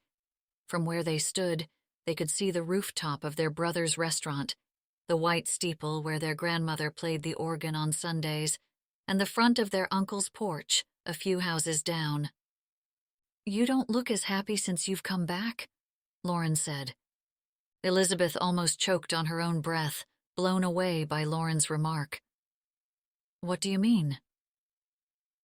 Your best friend's an overweight, middle-aged cat, Lauren said, in all seriousness. And Dan? What about Dan? Elizabeth suddenly felt the insult from her now very obvious younger sister. She didn't know where this was coming from. Was she calling her life lame? First of all, Joan would be anybody's best friend. That's why she's so special. With all joking aside, are you happy being back in Camden Cove? Lauren asked, beginning to walk again. You loved living in Boston when you were at Tufts and BU. That's why I went to the city. She stopped and let out a deep breath. Sometimes I miss living here, but is it healthy to spend your whole life within a 1-mile radius? I loved living in the city, but my heart was in Camden Cove. Elizabeth understood what her sister was going through. She had been happy in the city. Just the accessibility of everything, the art, the food, all the different kinds of cultures, but she always knew she would come back to her hometown. I can always visit the city, but I don't have family and friends or a tight community there. And what about Dan? What about Dan? Elizabeth couldn't believe another person in her family was sticking their nose into her relationship. You're settling? Elizabeth stared her younger sister down. Knock it off, Sarah. That's not fair. Lauren's mouth dropped open. Elizabeth continued walking to the corner of Weathervane Drive. I'm sorry, Lauren said, but just because Mark was a jerk doesn't mean you have to settle. Stop making this about me. Want. Elizabeth spun the questioning on Lauren. Lauren linked her arm with Elizabeth's again and leaned her head on her shoulder. Maybe a couple glasses of wine may help us figure that out. Elizabeth stopped and gave her the serious older sister look. If you don't want to take the job, you don't have to take it. We'll support you with whatever decision you make. If you want to travel the world, then do it. This is the time. You don't have to live here like us. Lauren smiled, but doubt clouded her eyes. It's not the family. It's way more complicated. Elizabeth lifted an eyebrow, silently asking for more details. Then she heard her neighbor's dog, Sheldon. She quickly put her finger to her lips to stop Lauren from saying any more, just as Mrs. Ville-Marie came out of the night's shadows. Going for an evening stroll, ladies? Her short, stocky figure and primary-colored clothing reminded Elizabeth of a garden gnome. The talk around town was that Mrs. Ville-Marie had her late husband's ashes sitting in a jar on the porch so she could tell him all the goings-on throughout the day. Good evening, Mrs. Ville-Marie, the sisters said in unison.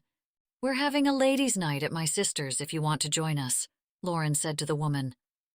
Elizabeth almost laughed as Lauren invited her nosy neighbor. Mrs. Villemarie smiled. "Aren't you girls sweet? But my bone spurs are killing me. I'm just taking Sheldon out, then I'm off to bed." "Well, good night then," Elizabeth said, smiling at how everyone just loved Lauren. And suddenly, Lucy popped into her mind. Lucy had the same charisma as Lauren. They were very similar. "Are you still up for babysitting?" she asked, as they walked into her yard and up her front stoop. "I'd only want to do it if the kids were fantastic or asleep." Lauren leaned against the house as Elizabeth unlocked the door. She opened the door and said, "And you want to be a teacher?" "Yes, but I don't want to have to deal with kids when I don't have to. Why? Who needs a babysitter?" "One of my clients has a daughter. He's a single dad." "You mean Hottie McHotterson?" Elizabeth walked into the kitchen, so Lauren didn't see her roll her eyes. "He mentioned he was looking for someone to watch her, so he can do errands and stuff over the summer." Elizabeth had overheard him asking some of the other parents at the party for recommendations. Lauren shrugged. Elizabeth passed an Afghan quilt and a glass of wine to Lauren, and she snuggled up underneath it, pulling her knees up to her chest. "What's the complication?" Elizabeth asked. "Kyle Harrington." "Shut up!" Elizabeth covered her mouth in shock. Kyle Harrington was the youngest of the 3 Harrington men. Freddie Sr., their father, was the owner of the largest hotel and spa in town. The Harringtons' reputation was for their party lifestyle and a new woman on their arm every week. Getting involved with a Harrington brought a certain type of gossip in a small town like Camden Cove. And Kyle Harrington of the Harringtons was the wildest of them all. "Kyle Harrington?" Lauren took a sip of wine, hiding behind her glass. "Are you and Kyle the reason why you've been so busy?" Lauren pressed her lips together in a slight grimace. "I think I love him." Love him? Elizabeth's mind could not wrap itself around this. Kyle Harrington. Elizabeth tried to think back to see if there were any signs she had missed, because this was news to her. "How long have you been together?" Lauren shrugged her shoulders. "We ran into each other in the city at a bar near Fenway and hung out all night. Then he started texting me and came to the city more often. We've been hanging out a lot." "How come you never told any of us?" "Why do you think?" She let out a long sigh. Elizabeth understood Lauren's predicament. Lauren wasn't stupid for hiding it. No one in the family would be very supportive of her being in a relationship with a Harrington, of all people. Like his brothers, Kyle worked at their family's resort, the Cliff's Edge, which protruded out along the granite cliffs of the Atlantic coast and could be seen from almost any angle in Camden Cove.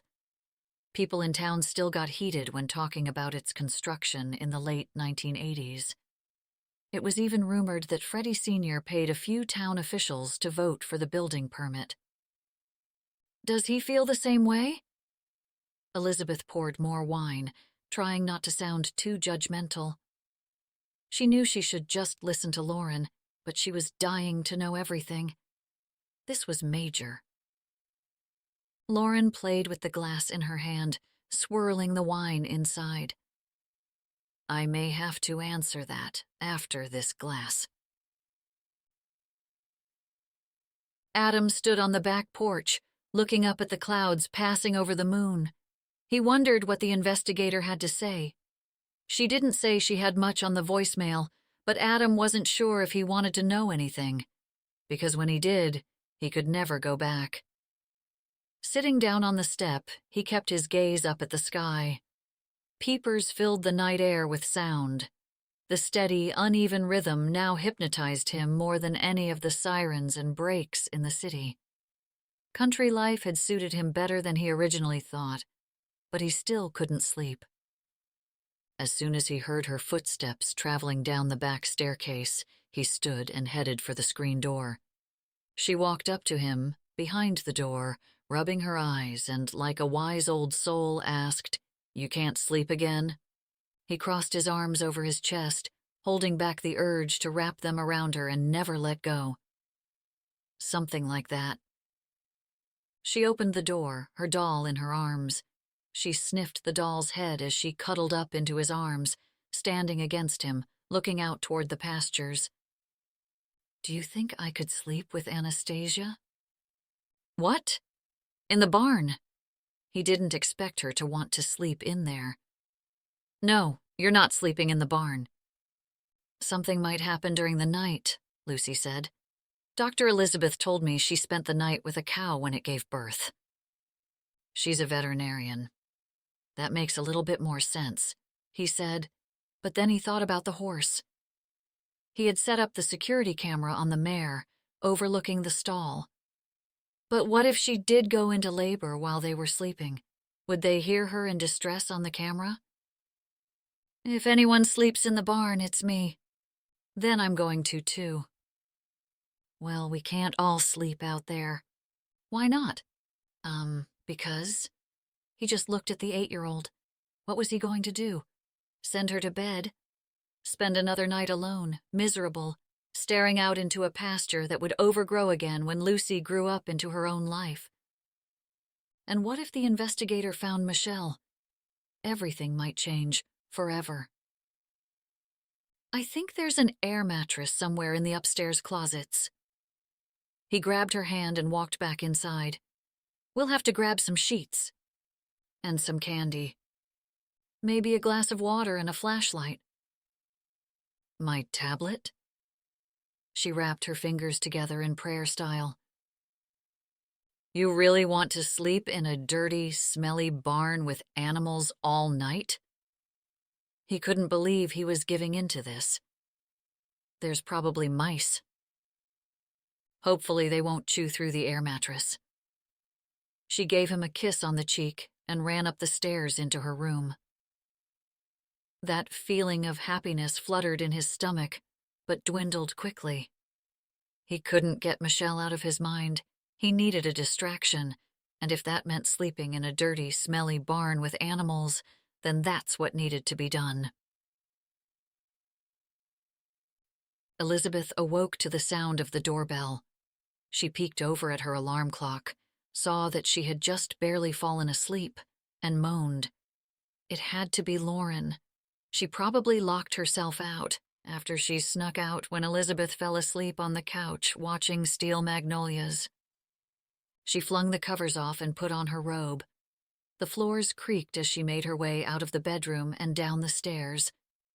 She stopped midway when she saw Dan standing under the porch light. He looked through the window and waved when he saw her.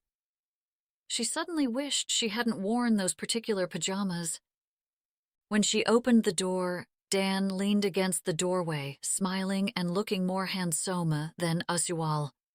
"You sleeping?" She looked down at her bathrobe. Not really. "Do you mind if I come in?" "Sure." She looked around to see if any of her neighbors were still up. As Dan walked in, he gently cupped her face with his hands and kissed her. He kissed her soft and gentle, and a few weeks ago her stomach would have swirled and twisted at the same time, but tonight her thoughts raced out of control. How did she feel about Dan? Was her mind stuck on Adam because she was being typical Elizabeth?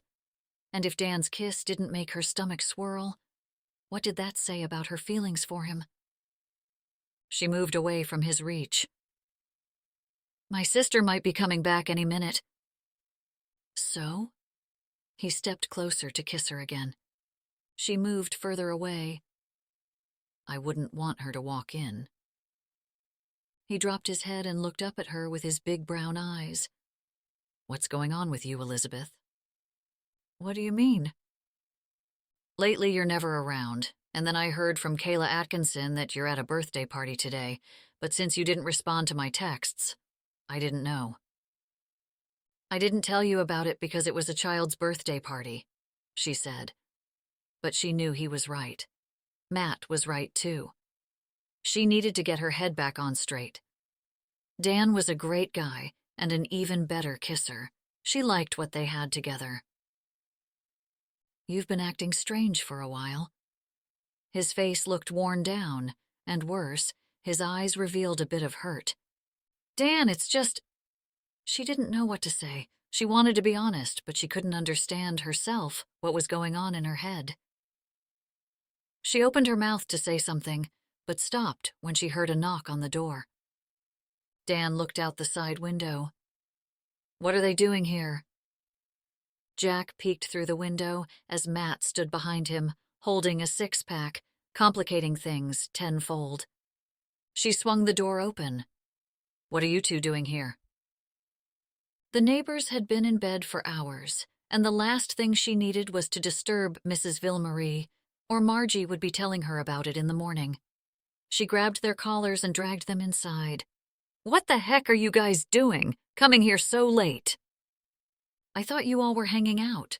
Jack came in, grabbed a beer from Matt's six-pack, and walked into the living room. "Well, clearly we're not." She looked pointedly toward the door. "Where's Lauren?" Matt also didn't seem to take the hint and started taking off his coat. Elizabeth felt like she did when she had a friend over as a kid. Her brothers would barge into the room where she and said friend would be hanging out to embarrass her. Bossy, like always, they would then take control of the situation. How did they not see how annoying they were? "She left while I was sleeping. Where's your wife?" "Sleeping."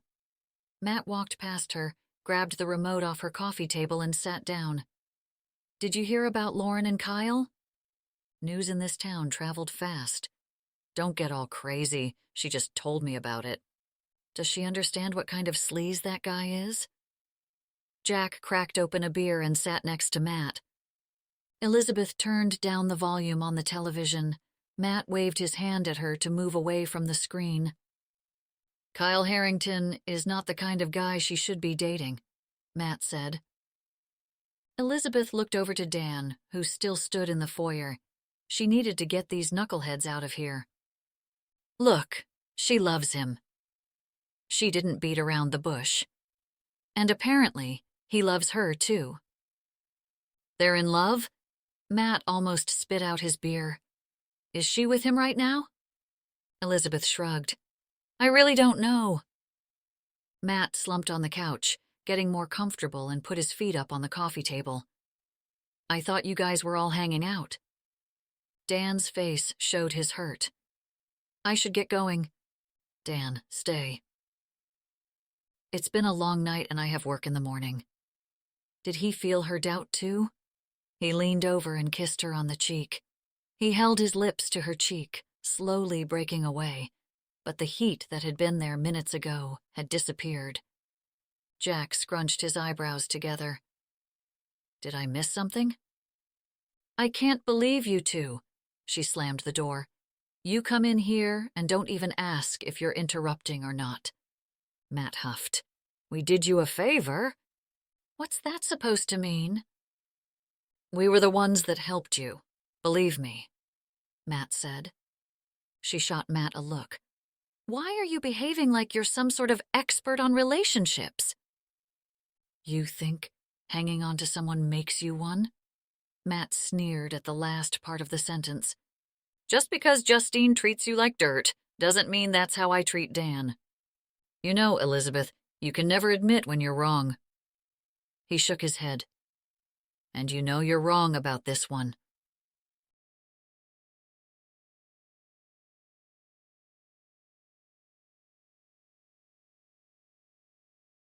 Chapter 8. Adam's morning couldn't have gone worse. Lucy woke up on the wrong side of the bed and let him know it when she first refused to get up and go inside to have breakfast. Now she refused to go to school. "Lou, I don't have time for this today," he said, dropping her bowl of cereal on the table. He, too, had a terrible night's sleep in the barn, and his patience was limited. The barn proved to be very uncomfortable quarters to sleep in, if dozing on and off could be considered sleeping. But sleep was the least of his problems now. He needed Lucy at school so he could call the private detective. He didn't know what he was going to do even after thinking about it all night. Should he carry on, hoping and praying Michelle would stay away? Or should he take action and make sure she stays away for good? I'm not going today. You're going. I hate school. Adam gave her a look. No, you don't. Now eat your cereal. I don't want to eat cereal this morning. I want pancakes. She pushed the bowl to the center of the table, spilling the milk. We can't have pancakes because you refuse to get up and it's too late. He grabbed a dish towel and handed it to her. You need to clean up your mess. No. She crossed her arms, not taking the towel. Lou, clean that up. His eyes widened with each passing second. She refused to move. Seriously, clean that up. You can't make me. Adam forced his mouth shut and counted to 5 as he held in a breath. She's only 8. She's only 8.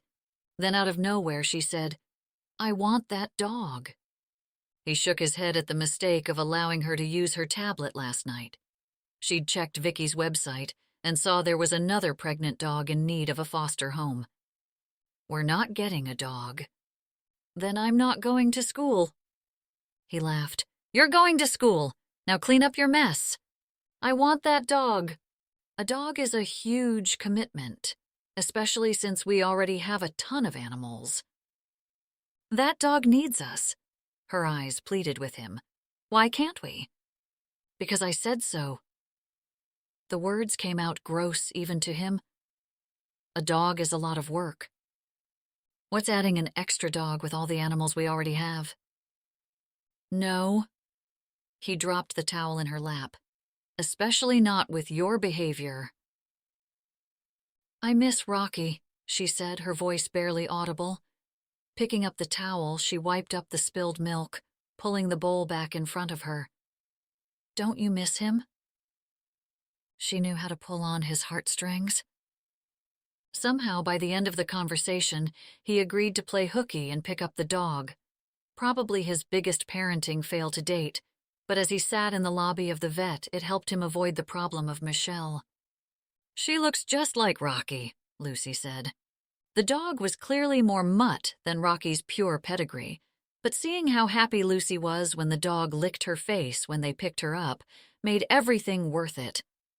You'll have to take care of her. But he knew Lucy would take care of the dog better than most.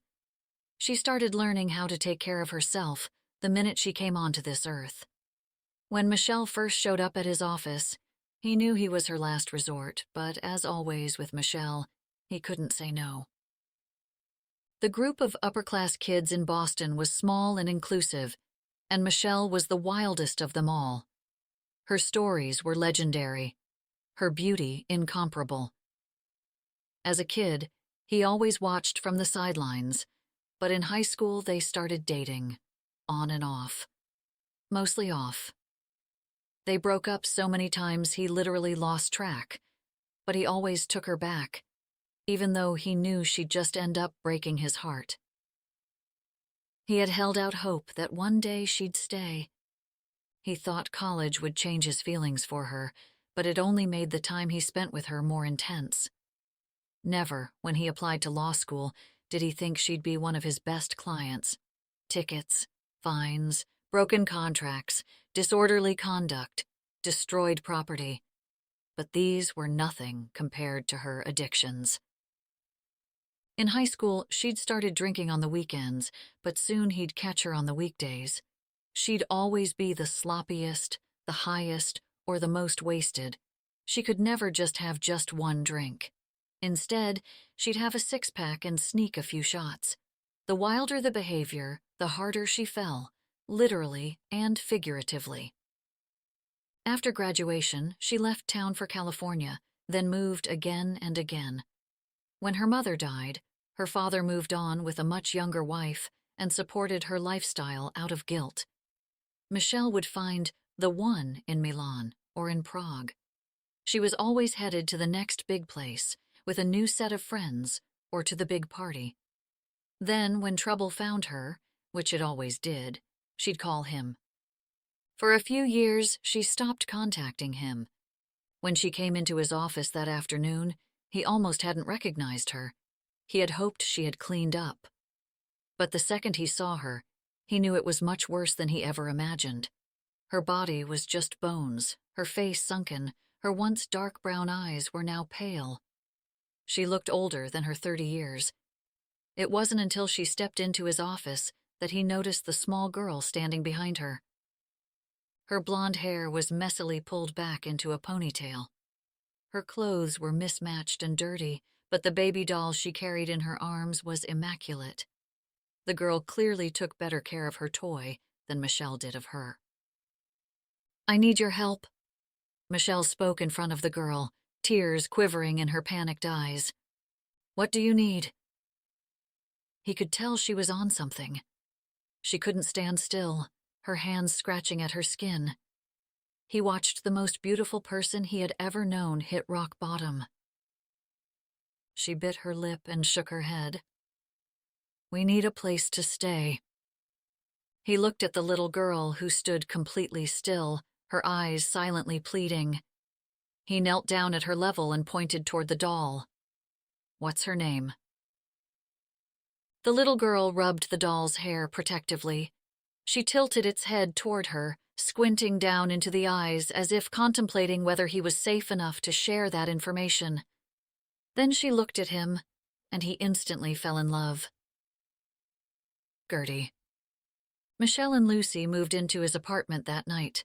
Michelle even cleaned up for a bit. For about 6 months, he had never been happier.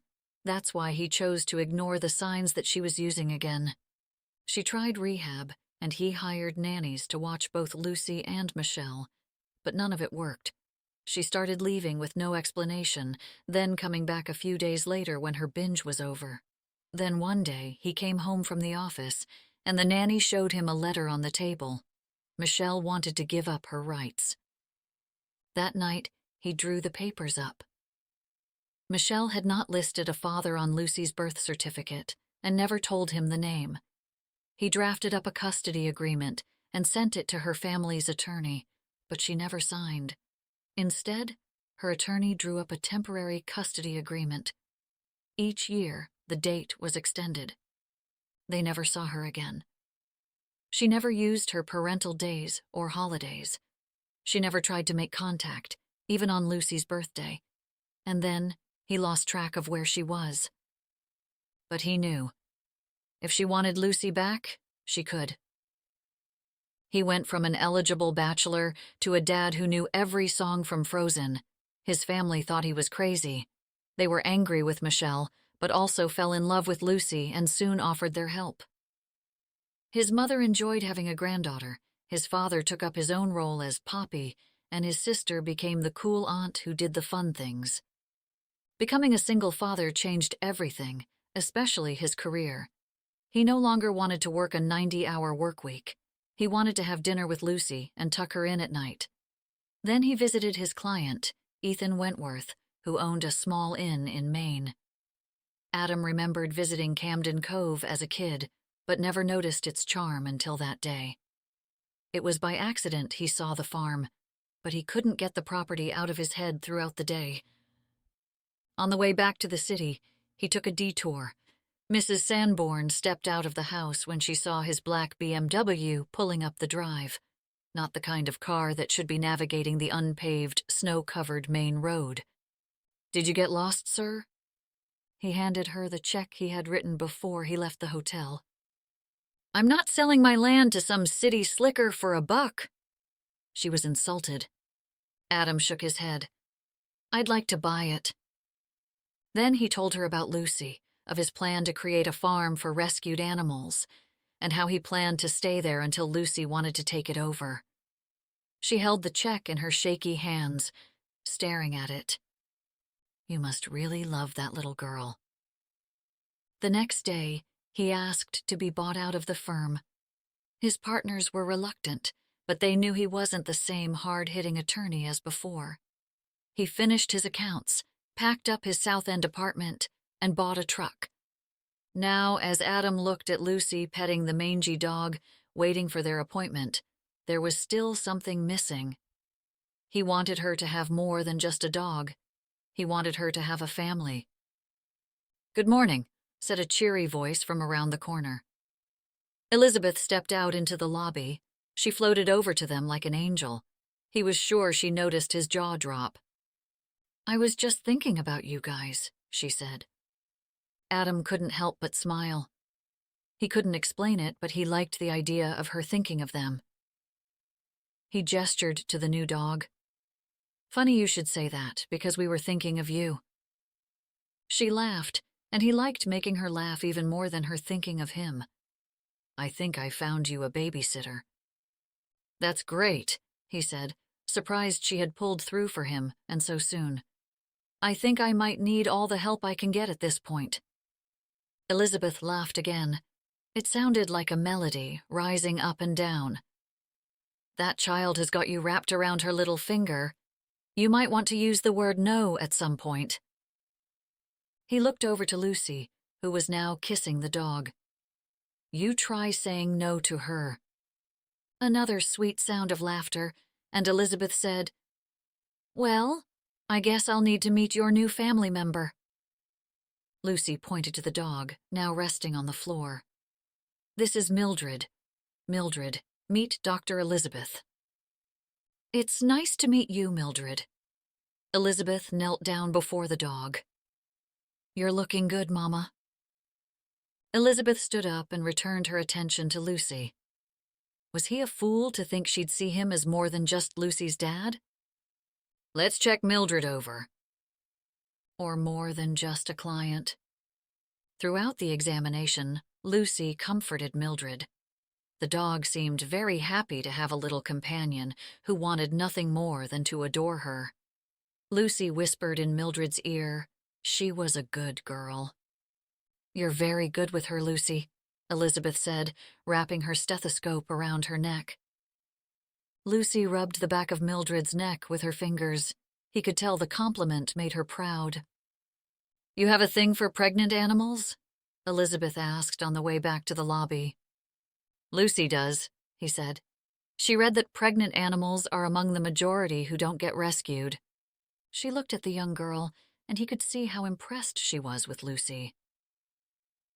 "Did she get this philanthropy from you?" Lucy shot him a look. She was listening. "She definitely didn't get it from me." In the lobby, Elizabeth handed over the file to Margie. "Will you set up another appointment in a couple of days, but at the Cahill residence? We don't need to put any more stress on all the females in your life." "I'm completely surrounded by women." Adam looked at Lucy, then Elizabeth, then the dog. It felt right. Lucy held up her arms, flexing her muscles. "Girl power!" Elizabeth crinkled. "Would you like to take a tour while Margie gets Mildred's medications ready?" Lucy's mouth fell as wide as her eyes. "Would I?" She jumped up and headed straight back to the examination room. "Can we see the other rooms?" Adam looked at Elizabeth, who followed Lucy down the hall. He gestured toward Mildred, who laid on the ground, panting. "I'll stay here." She pointed to a coffee station set up along the wall and said, "Grab a cup." "Thanks, I'll do that." He moseyed over to the assorted K-cups and baskets.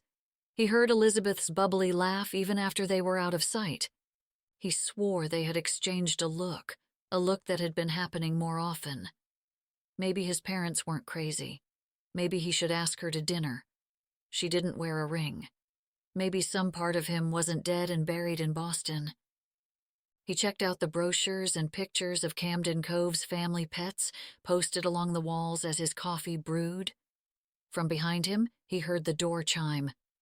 He paid no attention until he heard a man's voice ask for Elizabeth. The man tilted his head and seemed to recognize him. Margie's eyebrows rose as the man sauntered over to Adam and held out his hand. "Aren't you the guy who bought the Sanborn place?" he asked in a friendly tone.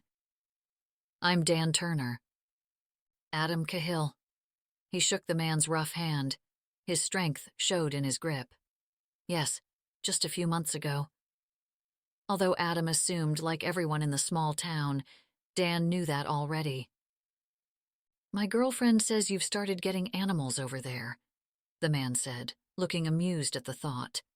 "Glad to see you kept it as a farm." Adam nodded as everything just sort of came together, like finding the lost puzzle piece under the couch. Dr. Elizabeth Williams had a boyfriend. As Elizabeth walked Lucy back to the lobby, Margie cut her off. In a panicked voice, she said, "Dan's here." Okay. Elizabeth hoped Margie wouldn't make this a big deal. It didn't have to be, and it would only make her nervous, especially after last night. "He's talking to Mr. Cahill." "Are you worried Dan's going to get a pregnant dog?" Elizabeth joked, pretending that it didn't make her anxious that Dan was talking to Adam, but her stomach twisted at the thought. Lucy looked between the two women, and Elizabeth hoped she was too young to really comprehend the situation, feeling strange that she may or may not have the hots for her dad. As she walked out with Lucy, her eyes went directly to Adam, then to Dan. Adam stood in his former Mr. Cahill stance, shoulders back, chest puffed out. Dan held his chin. They both looked at her as she entered the lobby. They both seemed annoyed. Her heart sped up, and she folded her hands behind her back so she wouldn't fiddle with her hair. She didn't want to appear in any way frazzled in front of the two. "Hi, Dan," she said. "I see you've met Mr. Cahill, Mildred's new owner." She stayed professional, hoping it would ease the tension that hung in the air between the two men. "Yes, we were just introducing ourselves." Dan grabbed his wallet and pulled out a business card. "We work on any car. Just swing by and I can take a look." He handed it over to Adam, who checked it out. "Great, man. Thanks." Adam pulled out his own wallet and stuck the card inside. The two shook hands. "Thanks for telling me about Perkins Beach. I didn't know that residents could use it too." Margie swooped in and said, "Mr. Cahill, those prescriptions are ready now." Elizabeth gave Lucy a quick squeeze.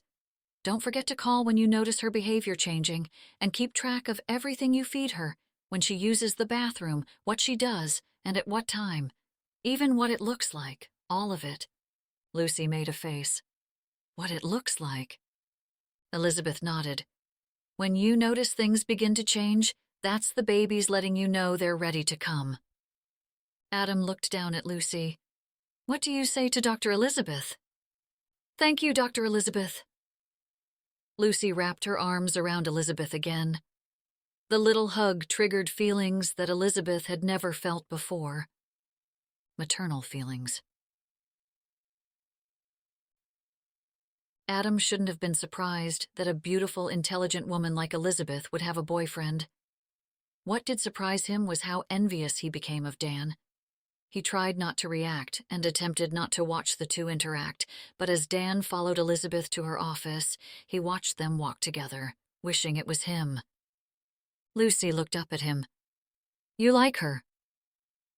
He made a face, but quickly remembered the older woman who was ringing up their bill. "Dr. Elizabeth's a very nice woman. Of course I like her." He smiled at Margie, who now seemed intent on listening to their conversation. "I mean, like. Lucy spoke now to Margie, who nodded her head as Lucy continued. "He talks about her all the time." His eyes shot open and he signaled her in their secret language, winking twice, hard. It meant, "Shut your pie hole." He wanted to nip this in the bud, especially because he didn't want Lucy to get any ideas. Clearly, Dr. Williams was taken. Dan's demeanor changed the second he walked into Elizabeth's office. Something was off. She wondered if he was still upset from the night before. "So, that's the guy who bought the farm?" He sat down in the chair across from her desk. At first, she sat behind the desk, making the situation even more awkward, but then pulled her chair away from the desk, nerves making her bump the edge before squeaking toward Dan. "His daughter wants to be a vet. She reminds me of me." How old is she? 8. He nodded, then paused before saying, Elizabeth, I want to talk to you about us. This was it, she thought to herself. He saw it too. She hadn't been able to figure herself out in time. I think we should move in together. She drew in a short breath, shocked. Move in together? Yeah, it'll be great. He scooted to the edge of his chair, grabbing both of her hands. We could buy a farm like you always wanted, and then you can start your clinic. We could build what you want, or renovate a house just like the Sanborn place. Start settling down, you know? Elizabeth couldn't believe what she was hearing. His offer was everything she had ever wanted, but it just didn't feel right. Oh, Dan, I wish I could say yes. Then say yes, he said, his eyes hopeful. Dan, it's just that... She could see the hope diminish as she trailed off. He pulled his hands away from hers and leaned back, scrutinizing her. Does this have something to do with the new guy in town? No, she snapped, a bit too quickly. He gave her a sideways glance. I saw the way you two looked at each other. That look had nothing to do with his daughter. His voice sounded accusatory, but everything became clear and terribly obvious. She wasn't in love with Dan, and holding on until she might fall in love with him wasn't fair to him. I really like you, Dan, but I'm just not ready for that kind of commitment. You really like me? He looked like he had no hope left. Are you ever going to be ready? She looked down and shook her head, letting out the breath she had held in. She wished things could be different, but Matt was right. I'm so sorry. You're sorry? He stood. His eyes were hurt, but his stoicism wouldn't allow his feelings to reach the surface. He walked out. Her heart dropped. She didn't want to hurt his feelings. She wasn't exactly sure why she was breaking up with him, except that when he talked about buying a farm, all she could imagine was the Sanborn farm and watching Lucy riding horses with Adam. Chapter 9. All night, Joan had been a good listener. Come morning, Elizabeth still couldn't stop thinking about everything that happened. She decided to head to her parents before work. She didn't want to deal with Margie and all her questions. Her mom would be home, and she'd be able to talk about everything. Or at the very least, have her father distract her from her reeling thoughts. What had she done? She let go of a guy who only wanted to make her happy, and she let him go for... what? A man she only knew on a professional level. A man who might feel nothing for her. Nothing. She pulled up the driveway to her family home, a century-old New Englander. As a little girl, the house had been tiny with all 4 kids, but now it felt too big for her parents, who recently retired. As she opened the door, she could hear James Taylor playing in the background, but didn't see anyone. Mom? She stepped inside and noticed the room was empty. Dad? She began to take off her jacket when she heard something move on the couch. Oh no. She quickly looked around the room. A pair of pants lay on the floor, a shirt flung along the edge of the rug, a belt resting on the back of the couch. Elizabeth? It was her father's voice, but her mother's face poked up from behind the couch. Her shoulders were bare. Elizabeth immediately squeezed her eyes shut, turned around, and slammed the door behind her. The image of her naked mother burned into her head. She jumped into the truck and started the engine, pulling into reverse before her mother could get dressed and come looking for her. Kudos to them, but she definitely didn't want to stick around and talk about it. Ever. Adam held Lucy's hand as they walked down Harbor Lane toward the elementary school. After eating a cinnamon bun the size of a frisbee and choosing a strawberry macaron for later, they left the bakery hand in hand and walked down the street, taking their time. The bright yellow of forsythia bushes matched the daffodils blooming in the flower pots. Lucy stalled going to school and watched a bumblebee bouncing from flower to flower on the pink rhododendrons outside the gift shop. As she looked back up, she started waving. "Dr. Elizabeth!" He saw Elizabeth walking toward them. He couldn't believe she was there, even though he'd secretly hoped to run into her at the bakery. "I saw you guys leave as I was parking, so I thought I'd catch up and say hi."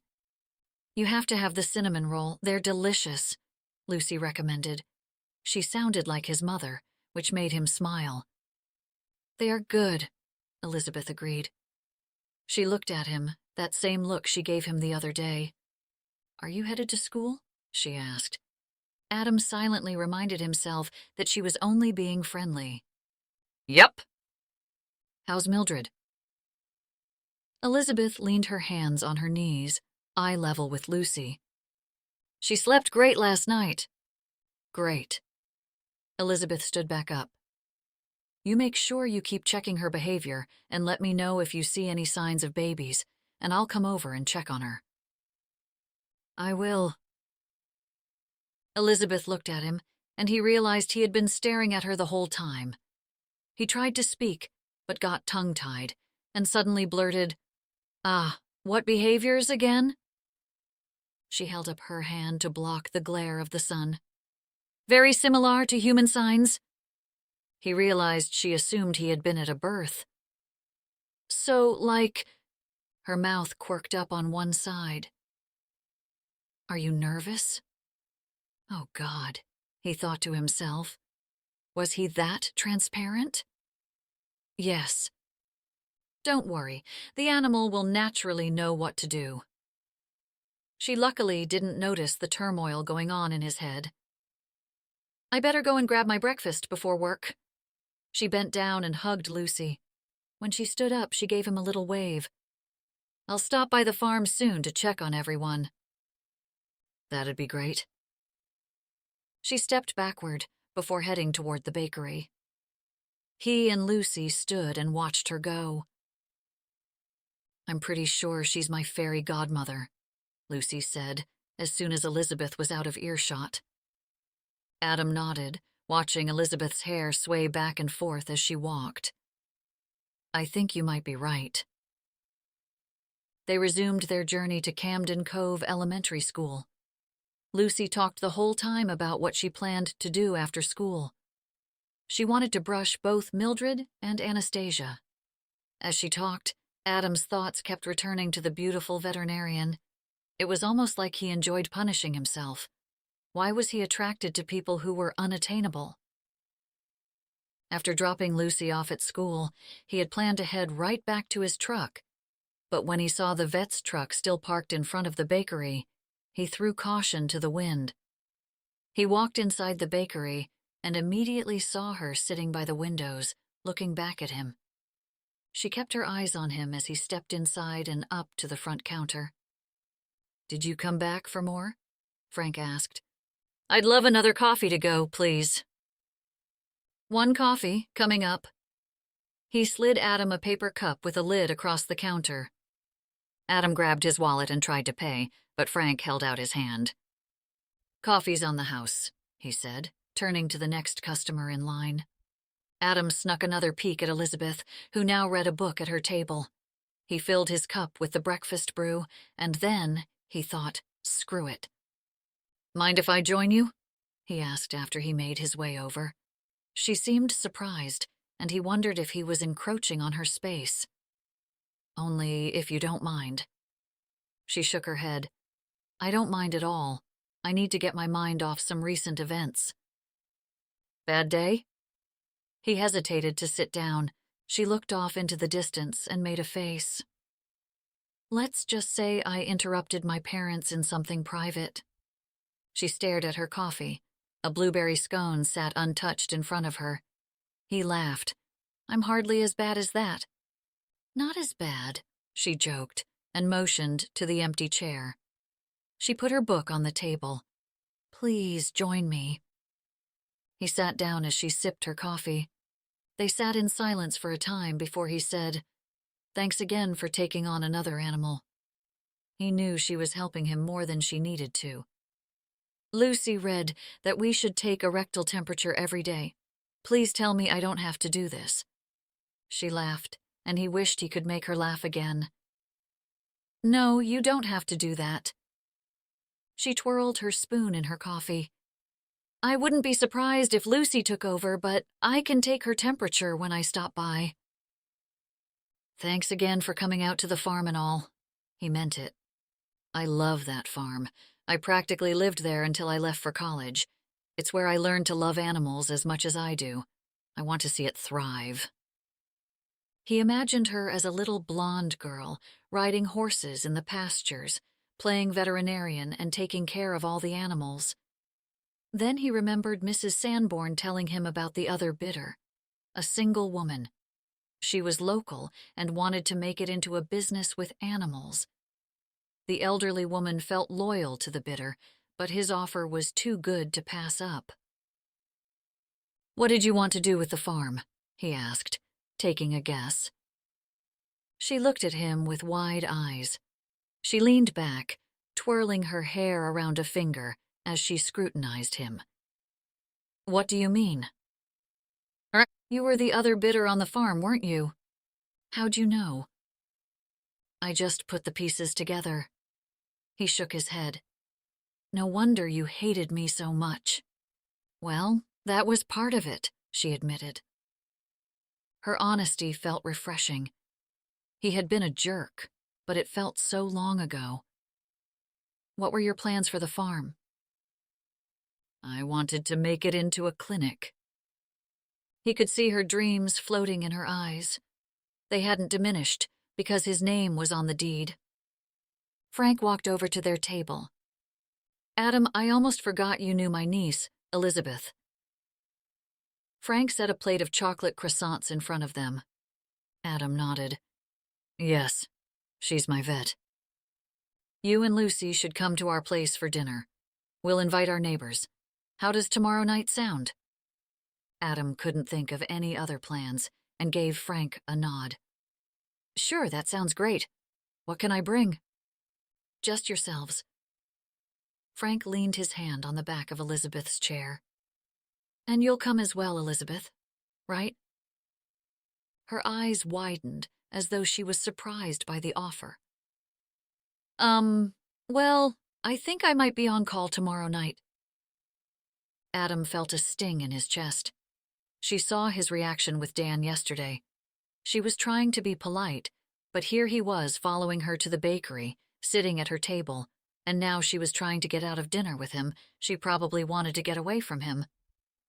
Then she looked at him and said, "But I'll try to be there." That's great. Frank excused himself when a customer walked in and left the two alone. Are you related to everyone in town? He teased, to hopefully show he wasn't as creepy as he might appear. It's even worse since my brother married another local. I'm connected somehow to everyone. That must be nice. He thought of his nuclear family that he adored, but they were now all so far apart from each other. Yes and no. I love it, but it can get overwhelming when everyone's in your business. She motioned her head towards the counter. He noticed Frank watching them. I've learned a lot about Camden Cove from your uncles, he said, thinking back to their meeting. They had revealed all of Camden Cove's secrets within a 2-hour period. He realized two things sitting there, talking to Elizabeth. First, when she looked at her watch, he didn't want her to leave. And secondly, he wanted to see her again. So, I'll see you tomorrow night? She asked, reaching for her purse. Definitely. He stood to say goodbye. When their eyes met, he felt something between the two of them. He was sure of it this time. Her eyes didn't resist either. They beckoned him. An urge to grab her, pull her into him, and kiss her came over him, but instead, he broke the stare and grabbed his coat. Good luck seeing your parents again. Her face twisted at the memory. Ugh, I forgot. Tell Lucy to take those notes. Will do, he said. She said goodbye and left. She didn't look back, and he was glad she didn't, because he couldn't keep his eyes off her. Chapter 10. "You know this is a setup, don't you?" Zoe said from the bed. "What?" Elizabeth swung her head around to face her cousin. "What do you mean this is a setup?" "Your mom and our uncles are trying to set you up with the farm stealer." Zoe's loyalty never faltered, which made Elizabeth grateful. Elizabeth shook her head. "It's not a setup. He's new and he's their lawyer. Plus, he's my client." Zoe crossed her legs, stuffing her hands in between, shrugging at her. "He's a really nice guy, that's all." Elizabeth tried to convince herself. But what if it were more? "Elizabeth, he's perfect." Zoe smiled and pointed to the closet. "Choose the teal. It'll bring out the blue tints in your eyes." Elizabeth swiped the hangers across the bar in her closet. She grabbed the dress she had picked up last summer. It was a great choice. She held it up in front of the phone. "With my white sweater?" "That would work, but I'd pick your cashmere shawl." Elizabeth stood on her tiptoes to reach the top shelf to grab the cashmere. "What am I doing?" Elizabeth let out a sigh. This is going to be so uncomfortable. He's going to be totally weirded out by family. They're going to stuff him with food and talk his ear off about stupid things I said in elementary school. "They'll entertain him and tell him quaint anecdotes," Zoe said matter-of-factly. "What about Dan? I've told no one that we broke up." She knew she had to tell them sometime, but she didn't want to have to face Matt's. "I told you so. Not to mention she hasn't been back to her parents' house. I haven't been able to look at my parents since I saw the two of them." "Oh, don't remind me." Zoe made a gagging face. "Don't worry about Dan. You can't force yourself to love the guy." "Believe this is a setup." Elizabeth felt like she did before a big exam. Adam's probably not even interested. Plus, his farm is perfect for me right now and giving me a ton of experience. I don't want to end up ruining our profession because my mother and uncles think they're nickel barks. You can't live if you don't take some chances once in a while, Elizabeth. Zoe played with her wedding ring. You're different. Elizabeth's eyes teared up. You were always willing to go for things, take something on. I just get burned. Thinking back to the day Mark told her he couldn't marry her, she remembered barely being able to speak. She just stood in her apartment. She had just graduated from vet school, had found a job, and bought their house in Camden Cove. I can't marry you, he said. Her mouth dried up, and she remembered having to tell herself to find somewhere to sit. She backed up into her chair, looking out at the apartment floor filled with wedding decorations and gift bags for all her family and friends. I didn't think I loved her, but now I'm not so sure, he added. A lump grew in her throat. You love someone else? He just stood in the middle of all the chaos staring at her, and for what felt like forever, he finally answered, yes. Leave. She stood up but held on to the arm of the couch. And never back. He didn't even say goodbye, but listened to Elizabeth and walked right out of the apartment and out of her life for good. The second he was out of the apartment, she finally sucked in a breath, holding her arms around her stomach, holding herself together, because she was sure she was about to fall apart. At some point, she called her mother, who brought Frank and Zoe down, and they drove her back to Camden Cove. Even now, as she stood looking at herself in the mirror, she could feel the pain. I just think it'd be best. Zoe interrupted. How would you feel if some other girl from Camden Cove swooped in and started dating him? I don't know, Elizabeth said dismissively, but she knew exactly how she'd feel. Jealous. You totally wouldn't like it. Zoe dipped her chin, eyeing Elizabeth. You deserve this. Besides, just bat those thick lashes with your green jewels and he'll be under your spell in no time. The spell of endless insecurities and indecisiveness. Elizabeth didn't know what she was doing. "Should I just stay home?" "No, go." Zoe stood up. "I have to go and pick Max up, but I'll see you later while you are having a drink with Adam." Zoe kissed her cheek and left the bedroom, waving goodbye. "Love you," Elizabeth said, as she walked down the stairs. When the door closed shut, Joan sprung to life from underneath the bed and jumped on top, swatting at the other clothes lying on top.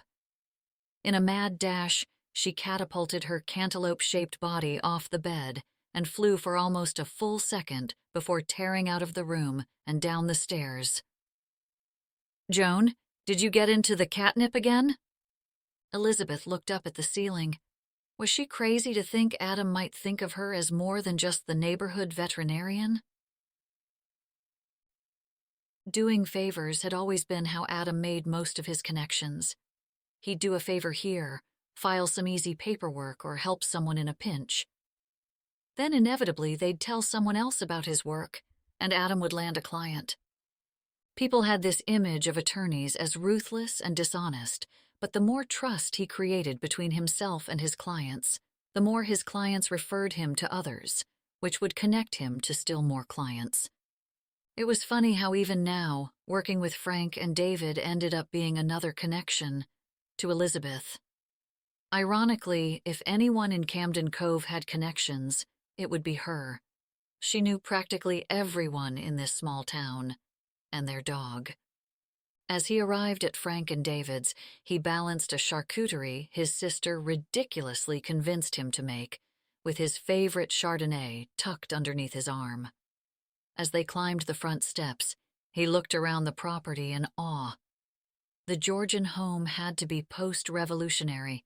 Its yellow exterior kept its historical touches in tune with the era, complete with a widow's peak at the top. It stood out among small shingle-style capes. From the stoop, he could see the whole harbor. If he had to guess, a sea captain built this house to live in. Then he read the bronze plaque next to the front door. Alexander Lawrence, 1863. Frank swung the door open before Adam had a chance to ring the bell. "Adam! Lucy! So glad you could make it!" Adam heard a humming inside the house.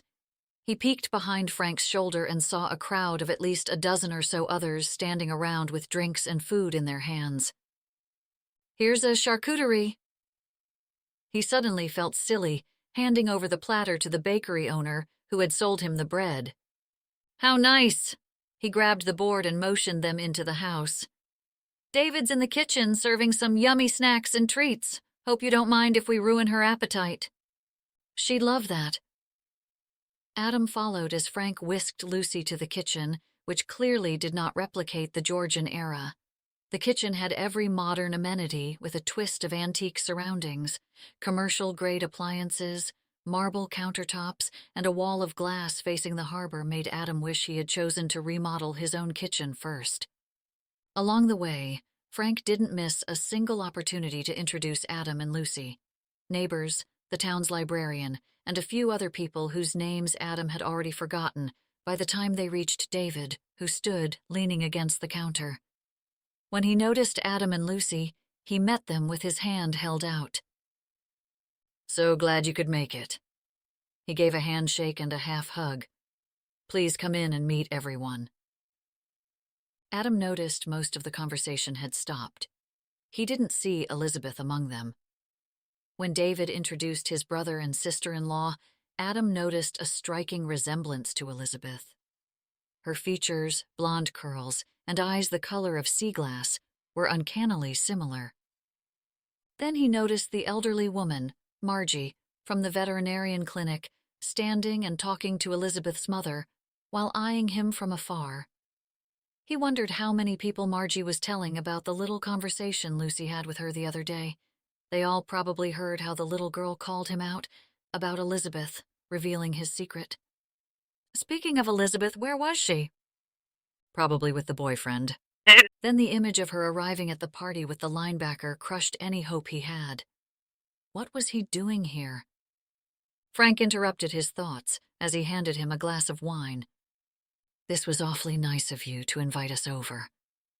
Of course, when I first moved to Camden Cove, Sarah did the same thing for me." Frank motioned his own glass toward Elizabeth's mother. "Most of the town is very friendly, but some are suspicious of newcomers, so I thought they could have a chance to meet you." "Thanks." Adam genuinely appreciated the gesture. He thought of his stuffy apartment back in the city.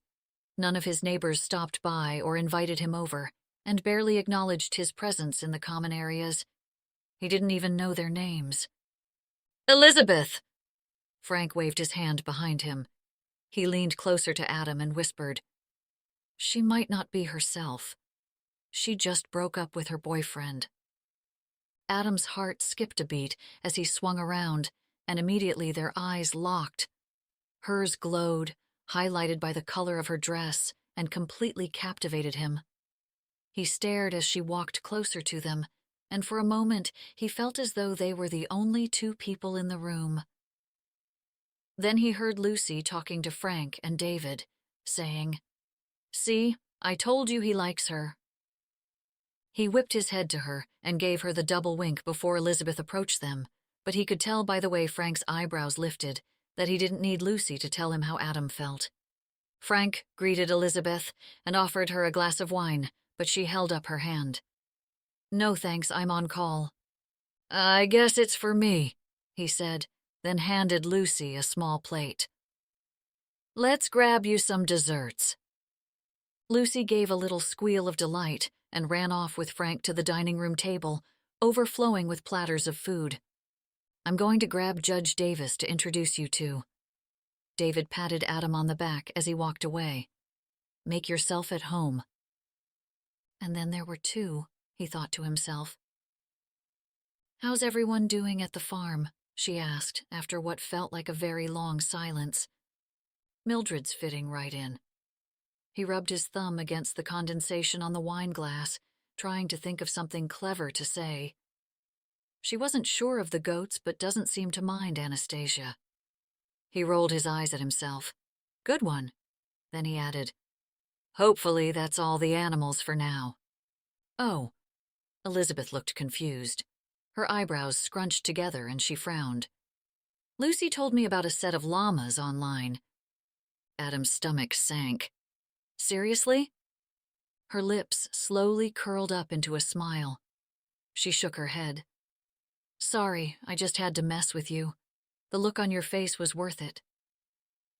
"Well played," he laughed, relieved, but he also liked the fact that Elizabeth joked with him. The ice had been broken, and he felt a bit more at ease. The conversation naturally carried on, and soon it was like talking to a long-lost friend. The conversation moved from going to school in Boston to his parents and his sister, Emerson. She told him about moving back to Camden Cove and working as a vet. He noticed she hadn't mentioned the ex-boyfriend once. "What made you buy the farm?" she asked him. He could tell it was more than just a farm to Elizabeth. The way she looked longingly at the house each time she stepped out of her truck had given away her feelings long ago. "Lucy," he said honestly, "you really can't say no to her, can you?" "Not to that little girl, no." He looked at Lucy, who ran around with one of the couple's daughters in Frank and David's backyard. He might be weak when it came to Lucy, spoiling her and giving in to her crazy wants, but he'd never make up for the first years of her life. How did he explain this to Elizabeth? "Well, I guess I can't blame you," she said. "Her heart is certainly in the right place." He almost began to tell her, but stopped himself. No need to bring Elizabeth into the messes of his life. Instead, he'd enjoy the fact that she was standing close enough where he could smell her perfume, talking to him. He didn't want to ruin the perfect moment to explain he was doing all of this for a child who wasn't even his. Elizabeth hadn't even noticed her phone ringing until Adam asked if it was hers. Fascinated by his stories of growing up in Cambridge, she begrudgingly pulled it out of her purse and didn't recognize the number. Dr. Williams. "Good evening, Elizabeth. It's Alex Martinez," the officer said, Marine Patrol just found a seal pup tangled in some fish netting up at Perkins Beach. We're hoping you could come over and check it out." "What about the marine mammal rescue over in Portland?" she asked. She usually didn't handle this kind of thing. "They're on their way, but it got pretty tangled up," Officer Martinez explained. "And now I'm worried it's having a hard time breathing. Make sure no one tries to touch it or put any water on it. It'll stress out the animal." Elizabeth's heart dropped as she looked at Adam watching her. She didn't want the night to end, but she also didn't want a distressed seal to hurt itself. "I'll be right there." As she hung up, she saw Lucy laughing in the backyard, and suddenly she had a thought. "Do you think Lucy would like to help save a seal?" "Are you serious?" His eyebrows lifted. She'd love that. And he was right.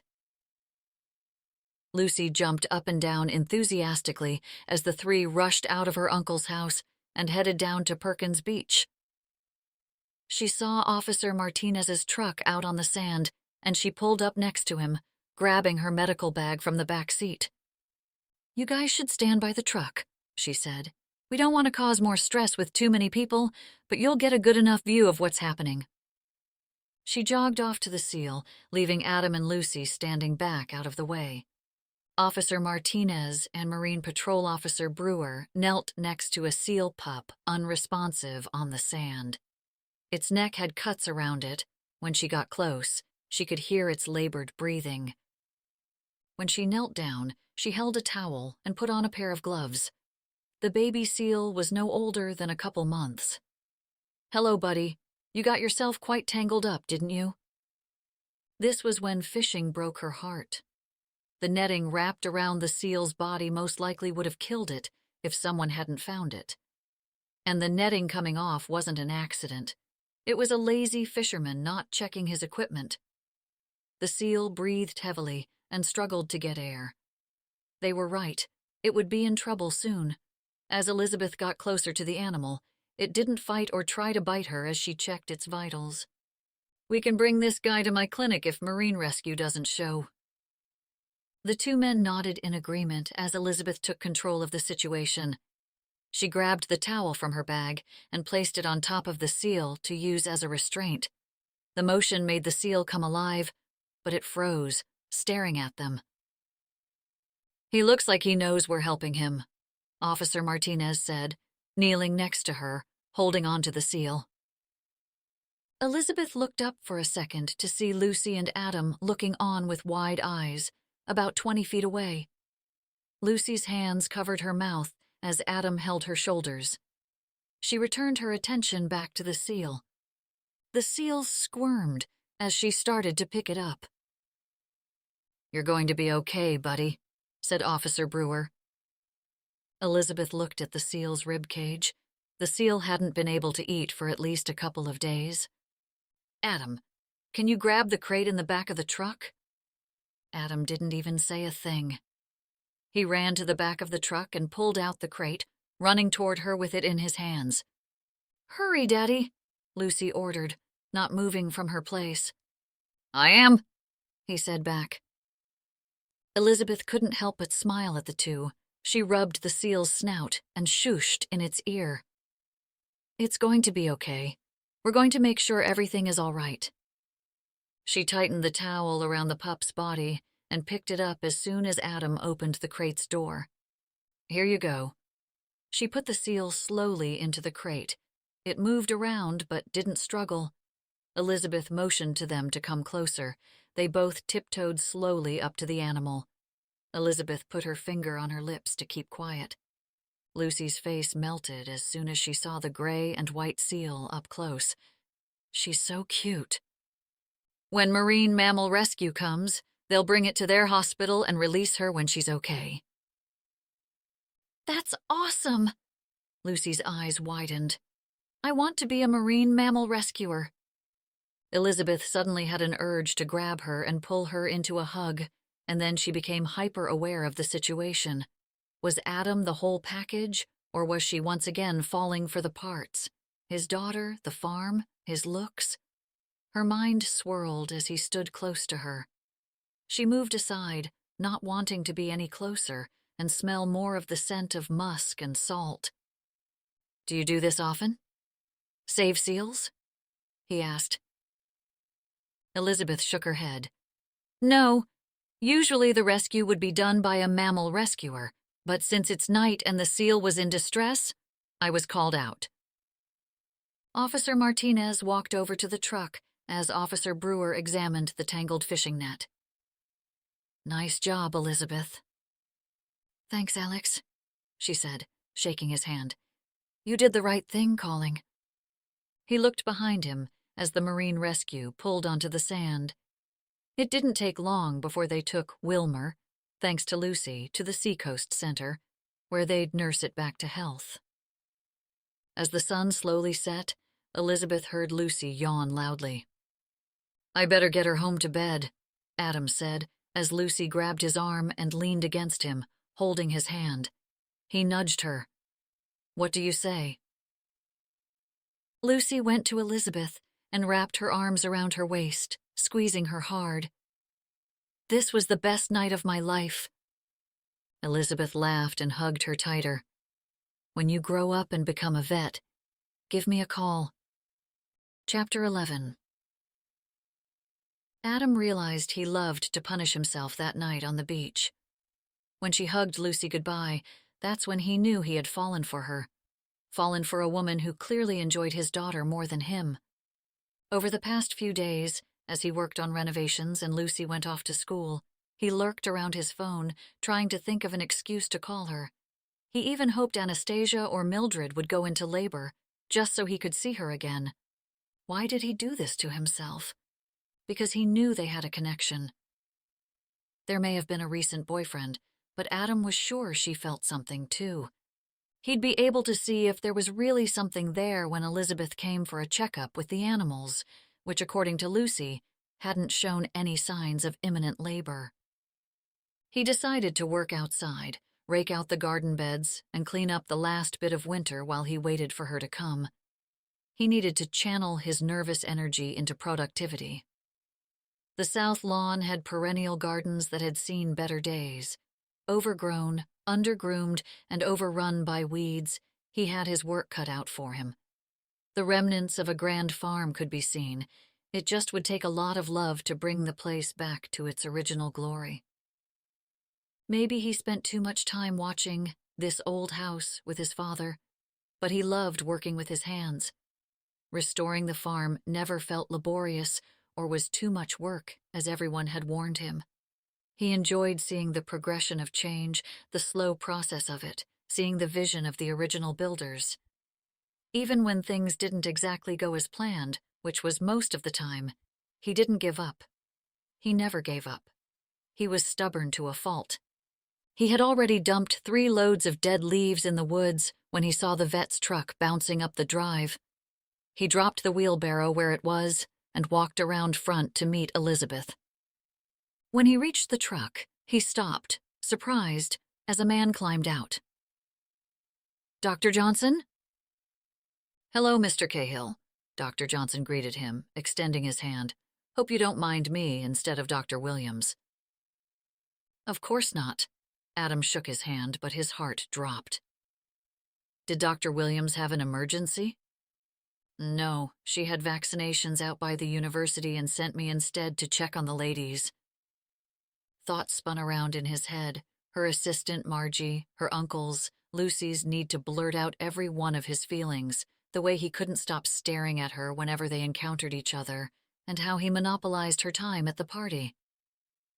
He thought back to every interaction, every word spoken.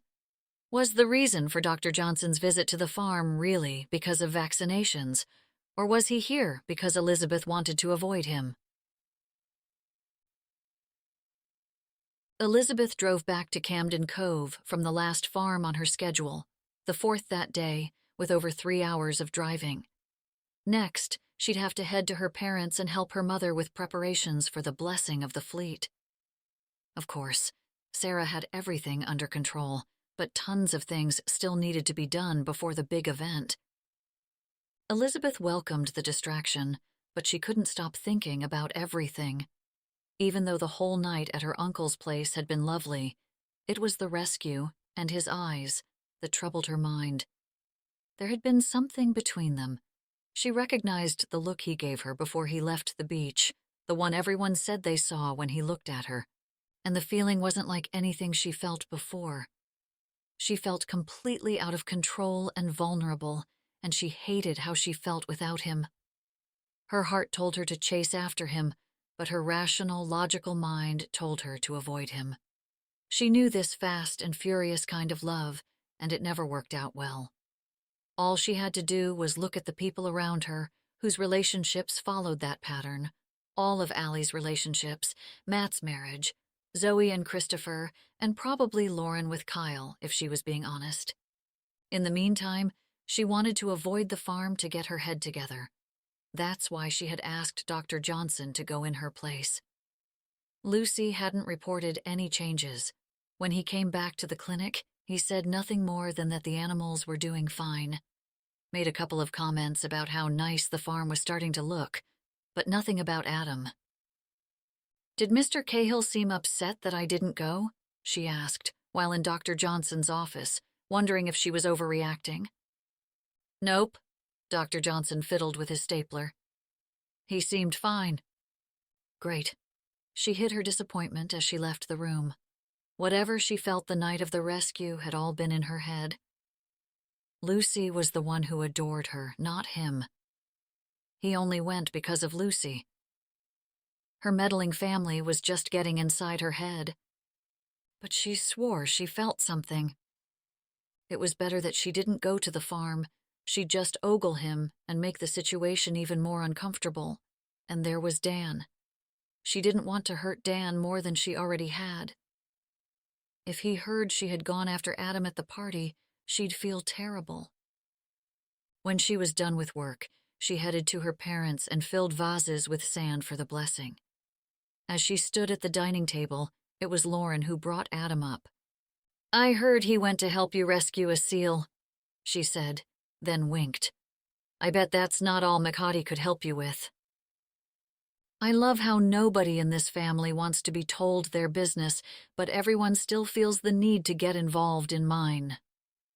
Elizabeth stuffed a candle into the sand, a bit harder than necessary. She had already spoken to her mother and uncles about getting too involved in her private life and how it could potentially ruin her career if Adam felt harassed. Lauren dropped seashells around the candle. "Are you okay?" Elizabeth shook her head, letting out a deep breath. "I don't know what I'm doing. I break up with Dan when the slightest doubt crosses my mind. Then I foolishly start listening to all of your banter about Adam, and he's just a nice guy whose daughter likes me." Lauren set the bag of shells on the kitchen table. "None of us thought you were good with Dan. It wasn't just Matt." "What?" Elizabeth looked up from the sand. "He's a great guy, but he wasn't going to make you happy." Lauren sat down and pulled out a seat for her. "He's not your type." "Really?"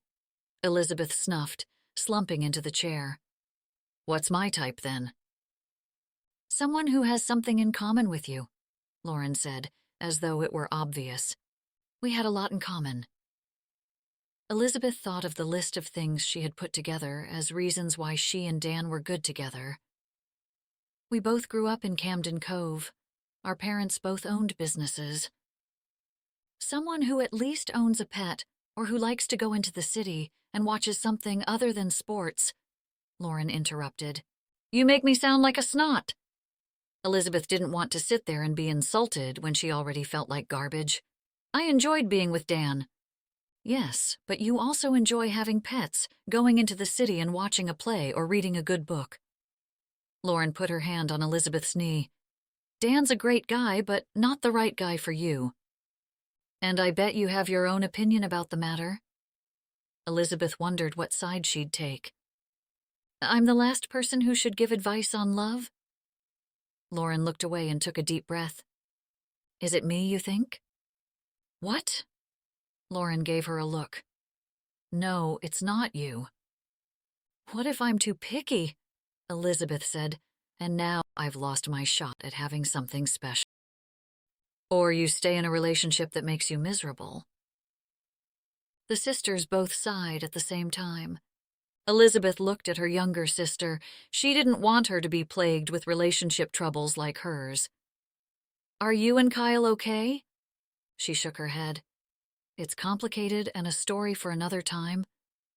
Elizabeth sometimes forgot her little sister had become an adult with real adult complications. I took the job. That's great. Elizabeth grabbed Lauren's hands and squeezed. This was the kind of news she wanted to hear. And now that everyone knows about Kyle, she continued, I thought things would get even better between us. Elizabeth felt Lauren's hands slipping away from hers as she looked away. What happened? Elizabeth asked. He's just been different now.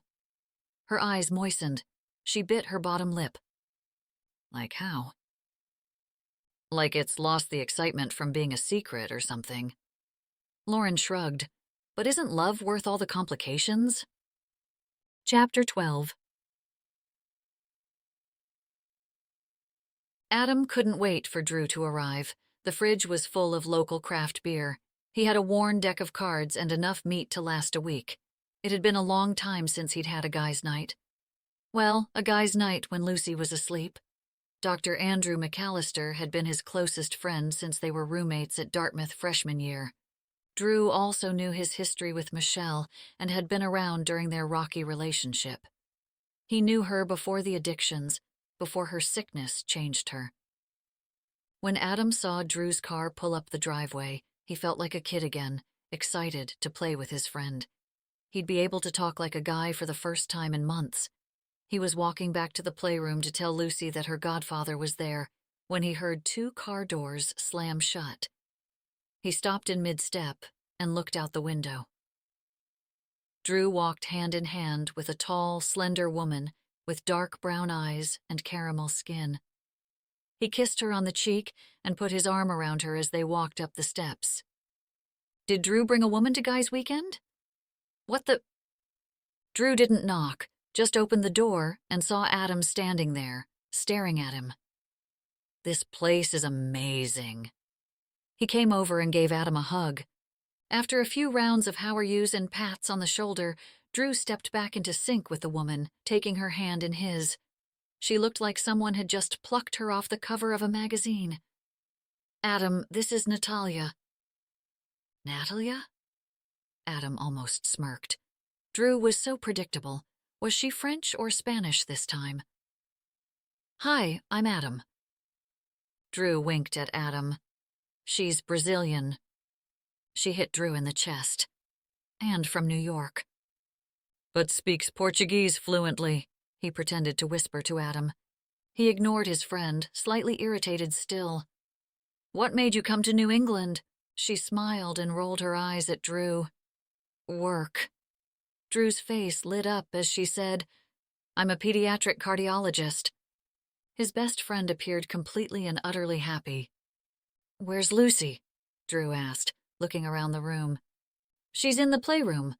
Adam pointed toward the hallway. Drew walked past him, patting him on the back, leaving Adam and Natalia alone. This is a beautiful farm, she said with a tint of an accent, peeking out the windows. Drew said you just quit your job and left it all behind. Not exactly, but yeah. How could he ever really explain how he found his purpose in life without sounding like Oprah? Are you going to practice here? The tone of her voice made him smile. She sounded like a concerned mother. Having a law office in the middle of nowhere was probably not one of his best ideas, but until the farm was all set, it didn't matter much anyways. We just saw a great space down in the town near this adorable bakery. He hadn't thought about finding a new space. Working at the firm, he mostly met clients at their place of work. Meeting at the firm usually meant the client had a problem with one of the attorneys, and that, fortunately, had never happened with Adam. However, now that he would be practicing more with families and small businesses, he just might want a separate location that was more convenient for clients and to get some exposure. He had seen the tourist season in this town. It grew to 5 times the normal population. He'd probably pick up a few clients headed to the beach. Soon, Drew came to the kitchen. As was always the case, Natalia was instantly smitten with Lucy, and the two disappeared to meet the rest of the Cahill family in the barn. "This place is pretty incredible," Drew's voice trailed off as they stepped out onto the front porch. "But you're in the middle of the sticks. How do you get laid?" Adam thrust his hand toward Lucy, opening the barn door. "Do you think I get laid anymore?" "Well, you're not going to, in that getup." Adam looked down at his tatty pair of jeans and Dave Matthews' t-shirt. "Someone didn't tell me I was having company. I thought it was a guy's night." "Touché." "Who are you?" Adam didn't recognize his best friend. "She's got you speaking French now?" After a tour of the farm and a late lunch on the back deck, Lucy had taken all the adult conversation she could handle and headed to her happy place with the animals in the barn. "She's a great kid, Adam," Drew said, leaning back in his chair, taking another sip from his beer. Adam got up to grab another few from the fridge and nodded. "She is." The three fell into an easy conversation, and soon Adam was glad he got to meet Natalia. She fit right in. As Natalia told the story of how Drew made an idiot of himself asking her out, Adam could hear Lucy yelling from the barn. He stood, listening closer to make sure he wasn't just hearing things. "Is that Lucy?" Natalia asked, hearing it too. Lucy ran around the backyard. The puppies are coming!" "Now?" Adam wasn't fully prepared for the puppies to come. "I thought you said there were no changes." "Well, now there are. Big changes."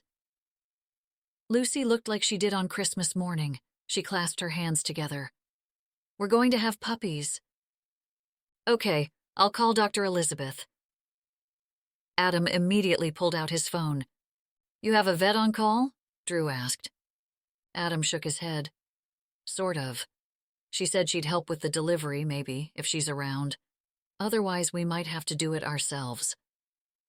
"We totally could handle it," Drew said. Natalia laughed and shook her head. "I'd call the vet." Joan lay on Elizabeth's legs as she read the new Kristen Higgins. She had successfully avoided all family members for the past 24 hours. The night before, she took a bath, read a book, had a glass of wine, and watched reruns of The Golden Girls. Her thoughts stormed throughout the night, but in the morning, in the quiet, her thoughts slowed and she realized she needed to let go and let things happen on their own. The more she tried to think things through, the more she overanalyzed every word and look. It was making her crazy. "Joan, I'm thinking Chinese tonight," she said, as Joan stretched her legs out. On the coffee table, her phone began to ring. It was Adam. She sat up straight before answering. "Hello?" "Elizabeth, I'm so glad you answered." His voice was rushed. "Mildred's in labor." Elizabeth moved Joan to her usual resting space in the corner of the couch. "How long has she been showing signs of labor?" "Lucy, how long have you noticed changes?" There was a muffled response. Then he said, "About 40 minutes. Tell Lucy to grab as many towels as she can. I'll be right over." Elizabeth quickly changed, drove to the vet's office to grab supplies, and was on her way within 15 minutes. Energy rushed through her body as her blood pumped with excitement. She had helped with animals' labor for years, but the nervous excitement never wore off for her. She pulled the truck up at the front entrance to the barn and jumped out. Her heart pounded even harder as Adam walked out with his eyes instantly on her, and then just as quickly away. Lucy came running out, and another couple she didn't recognize came after. "How's Mildred doing?" "She's in her kennel," Lucy said, pulling out a notebook. Elizabeth noticed times listed with descriptions of what Mildred was eating and doing. "I've been keeping track of everything like you said." Good girl, Lucy. Elizabeth looked the information over. Mildred's behavior had been changing. She moved toward the barn. Do you think you could find some dental floss from inside and get even more towels? Lucy immediately turned and ran out of the barn without answering. The couple, who had their arms around each other's backs, laughed as she slammed the porch door shut. Adam, who hadn't yet spoken, suddenly said, "This is Dr. Elizabeth Williams. She's our vet." Elizabeth tried to ignore the sting in her heart as he called her the vet. The woman extended her hand and they shook. "I'm Natalia and this is Drew." "Lucy's told us a lot about you," he said. Elizabeth mustered up a happy face, now embarrassed that she even considered the thought that there was something between her and Adam. He certainly didn't seem pleased to see her. He just placated her at the party. She must have looked so desperate. "It's nice to meet you," she faked a smile. "We should probably check on Mildred," Adam said abruptly, and walked into the barn.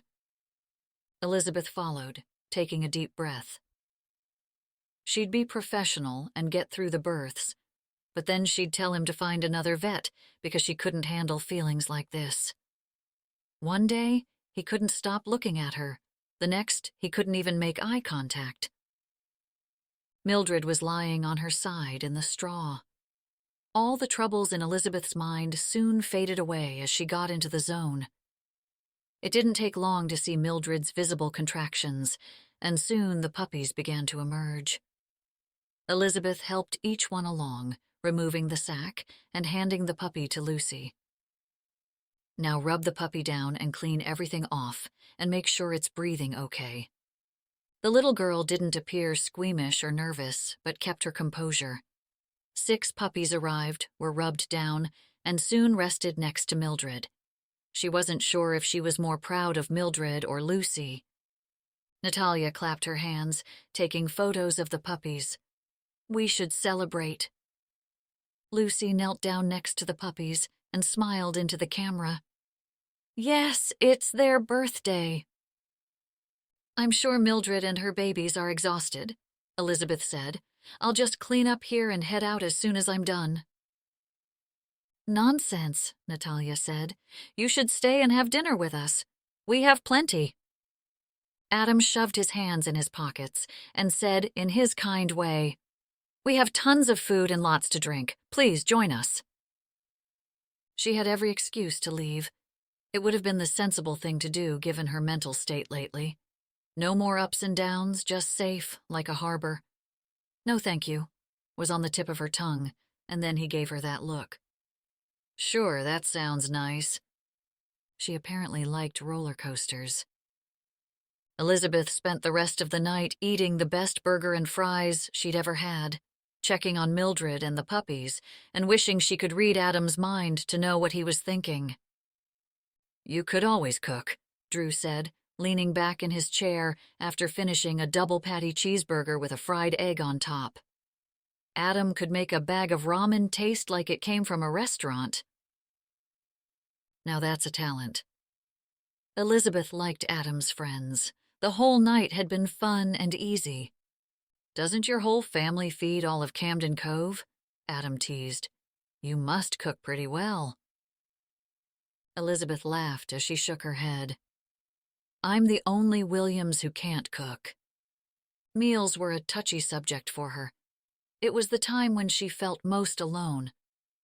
Most recipes made family-sized portions, or at least enough for 2. How many cookbooks offered something for 1? It wasn't that she needed a man to make her life happy, but she'd love to make a meal for her own family someday. As the night continued, she and Natalia talked about all the things they strangely had in common, like how they shared the same birthday and both attended Boston University as undergraduates. The men told embarrassing stories only roommates would know from their college days. Most of them stories they said Elizabeth and Natalia had to have been there to understand. They all sat out on the new patio that Adam had put in himself. Elizabeth noticed he had saved all of Mrs. Sanborn's garden beds and incorporated them into his yard design. He had outdoor lights strung around a pergola with honeysuckle climbing up its posts. Adam lit a small fire in a stone fire pit, and they all sat around as Lucy stayed with the puppies in the barn. "You must have loved growing up in Camden Cove as a child," Natalia said to her. "Yes, it's a great place to grow up." Elizabeth knew she had been lucky, but her conversation with Lauren blipped in her head. Was she happy here as an adult? Elizabeth rode horses on this farm as a little girl. Adam threw into the conversation. Maybe Lucy will grow up in her shoes and become a brilliant veterinarian. The compliment threw Elizabeth, and she wished they were the only two people there. She would ask him what he meant by it. Did he enjoy her company for Lucy's benefit? Or did he enjoy Elizabeth for herself? "Daddy?" Lucy stepped outside in her pajamas. "Will you bring me to bed?" Elizabeth stood at the same time as Adam did, and they bumped into each other. He grabbed her arm. His touch radiated all the way through her body. "Are you okay?" "Oh, yeah." She rubbed her shoulder, but it didn't hurt. "I should do one final check on Mildred, then I should probably head home." Natalia and Drew got up too. "It was so nice to meet you." Natalia hugged Elizabeth and said, "Call next time you're in the city and we can grab dinner." "I will," Elizabeth promised. "You definitely will have to come back to the old stomping grounds," Drew said. "Seriously, how are you single?" Elizabeth made a face, then glanced at Adam. She hadn't told him about the breakup, yet his best friend knew her relationship status. "I should go." She gave a quick wave to Adam and grabbed her bag off the ground next to her chair. Lucy ran into her and wrapped her arms around her waist. "Thank you so much, Dr. Elizabeth. This was the best day ever." She squeezed Lucy back. "I'm so glad to have you as an assistant." She squeezed back. "Now remember, make sure they're eating every 2 hours or so and going to the bathroom okay. If not, call me. And write down their weight every day." "That's right. Don't forget to weigh them. I'll be back in a couple of days to check in." She looked directly at Adam, almost daring him to give her some sort of sign, and said, "Have a nice night."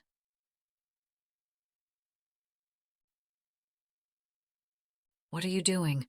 Drew asked. His eyes were bewildered as Elizabeth walked away. He spoke in a whisper, but loud enough for Natalia and Lucy to hear. Natalia nodded in agreement. "Go get her."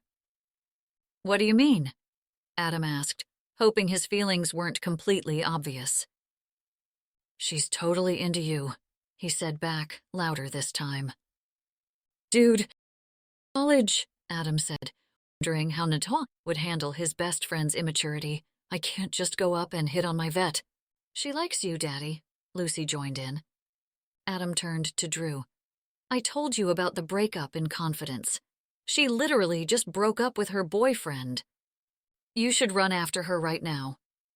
Natalia got up from her chair. "Lucy, you wouldn't mind if I put you to bed, would you?" "No, I don't mind," Lucy said, as she looked at him and clasped her hands together, bouncing on her feet. "Daddy, go." Drew gestured toward the barn as Natalia said, "Go." The rational side of Adam said this was a bad idea. What if Elizabeth didn't want anything to do with him? But he had to find out, so he jogged toward the barn. She stood at the entrance and stopped when she noticed him, standing under the barn light, with her hair pulled away from her face, with the light reflecting from it. "Wait." She didn't move, and that's when he walked right up to her, wrapped his arms around her and kissed her. And she kissed him back. When their lips parted, he drew in a deep breath. "Sorry." "For what?" she asked, her voice light, and he heard her exhale. "I just needed to know." He brushed soft wisps of hair away. "If I was making this whole thing up in my head." He leaned over and kissed her again, softly. I should probably go, she said. But I had a really nice night. When can I see you again? He asked, with a sudden urgency. I'm volunteering at the festival all weekend. You and Lucy should come. He didn't want her to leave, or to have to wait to kiss her again. He wanted their kiss to last forever. When it ended, he walked her to the truck, holding her hand, and tried to steal one last kiss from her before she climbed inside. She stopped him and pointed toward the house. There are eyes watching us. Adam looked up and saw Natalia and Lucy looking out of the bedroom window. Good night, Adam, she said as she shut the door. Good night, Elizabeth. He watched as she drove away until her headlights could no longer be seen. He headed to the house, ignoring Lucy and Natalia's spying. You better be in bed before I get upstairs, he said loudly enough for them to hear. He could hear Lucy's footsteps pounding against the floor, racing to her bed even from outside. He laughed out loud, then laughed at himself. A wide smile was plastered across his face. As he walked inside the farmhouse, he realized he had never been happier. Chapter 13. Elizabeth lay in bed and thought about her night. By the time the sun rose, she had hardly slept a wink. Part of her couldn't wait to see Adam again. Every time she thought back to him kissing her, she'd swoop into some fairy tale-like fantasy, riding horses with Lucy on the farm with Adam watching from the back porch. The other part of her wanted to throw up, wishing she hadn't invited him to the blessing. She needed time to think. She was a horrible person. A horrible person. How could she kiss Adam only a few days after she broke up with Dan? Ugh, Matt was right. She reached over and kissed Joan on the head as she slept on the empty pillow on the other side of the bed. Just as she grabbed her phone, a text lit up the screen. Good morning, Adam wrote. Good morning, she texted back. How are the puppies? She watched as the bubbles on his end continued to flash. They're actually really great, he sent. When can I get that lobster roll? She stared at the text. This better be what she thought it was, because the blessing couldn't be more public than that. Rolls are being served at 4. Right after the blessing. She held in her breath before hitting send. The bubbles flashed again, and soon a text sprung up on her screen. We'll be there. Happiness fluttered inside her heart. She just looked at the phone in disbelief. This was really happening. She and Adam were really happening. She jumped out of bed and pulled open her blinds. Everything around her seemed to be brighter and sharper. The sky bluer, the clouds puffier and whiter, and the birds' songs sweeter. It sure is gonna be a beautiful day, she said out loud to Joan, who curled into a tighter ball. An absolutely beautiful day. After a quick shower, she put on her favorite pair of jeans and her fish market shirt and headed out the door to meet her mother at the restaurant. She wished more than anything that she could go to the farm with Adam and Lucy and the animals. Adam poured the batter into the waffle iron as he whistled about the kitchen. Coffee had been made, the bacon sizzled in the pan, eggs scrambled, toast buttered, and he even squeezed a half-dozen oranges for juice. While he cooked, Natalia had gone for a run, and Drew and Lucy played a game of chess. She just took my queen, Drew called from the kitchen table. It's all about distraction, she said, swiping the queen into her hand while giggling. Drew was either really bad at chess or letting Lucy win. He imagined Elizabeth standing there. He'd look over at her, and she'd know exactly what he was thinking, because she would probably be thinking the same thing. He returned his attention to the green light on the waffle iron, but he couldn't stop thinking of Elizabeth. Just as Natalia walked in, Drew let out a, "Ah." He took one of Lucy's nights, but she didn't seem rattled. It smells delicious in here, Natalia said, kissing Drew on the cheek. She turned to Lucy and asked, Did you beat him yet? Lucy propped herself up on her elbow, studying the board. I just have a few more moves, I think. Natalia examined the board. I think you only have 2. What? Drew moved Natalia out of the way to get a closer look at the board. Lucy's queen was 2 steps away from checking his king. Come on. Well, I think you'll have to take a break for some waffles. Adam put the jar of maple syrup on the table. Lucy moaned as he moved the chessboard. This is a feast. Drew rubbed his hands together and grabbed the plate of bacon. I wish you guys could stick around for the festival, Adam said to them. We'll have to come back to the beach, Natalia promised. I had the most beautiful run from here to the harbor. It's why I moved here. Adam passed the plates around the table. Everywhere you turn is a postcard. This really is the life, Drew said, stuffing a slice of bacon into his mouth. Adam nodded. Now he couldn't remember why he had been nervous about moving. Camden Cove had been great for Lucy and for him. After breakfast, Lucy excused herself from the table and ran out to the barn to check on Mildred and the puppies. Natalia turned to Drew as everyone started cleaning up the table and said, Have you told him yet? Drew gave her a look, then shook his head. But her eyebrow lifted, and her hands landed on her hips. You should tell him. Adam stopped what he was doing, bracing himself for what had to be said. Tell me what? Adam looked to Drew, who let out a long sigh. Natalia set the plates in the sink. I'll leave you 2 to talk. She kissed Drew on the head and walked upstairs. Michelle's back in town. Drew came right out with it. We saw her the other night in the city. Adam's heart started racing. What was she doing back in town? It had been over a year since he lost contact with her. He imagined all the places in the world where she'd end up, but never thought she'd be right under his nose the whole time. Did you talk to her? Adam equally hoped he had, and hadn't. Drew shook his head. I never would have told you, because you should remove that cancer from your life.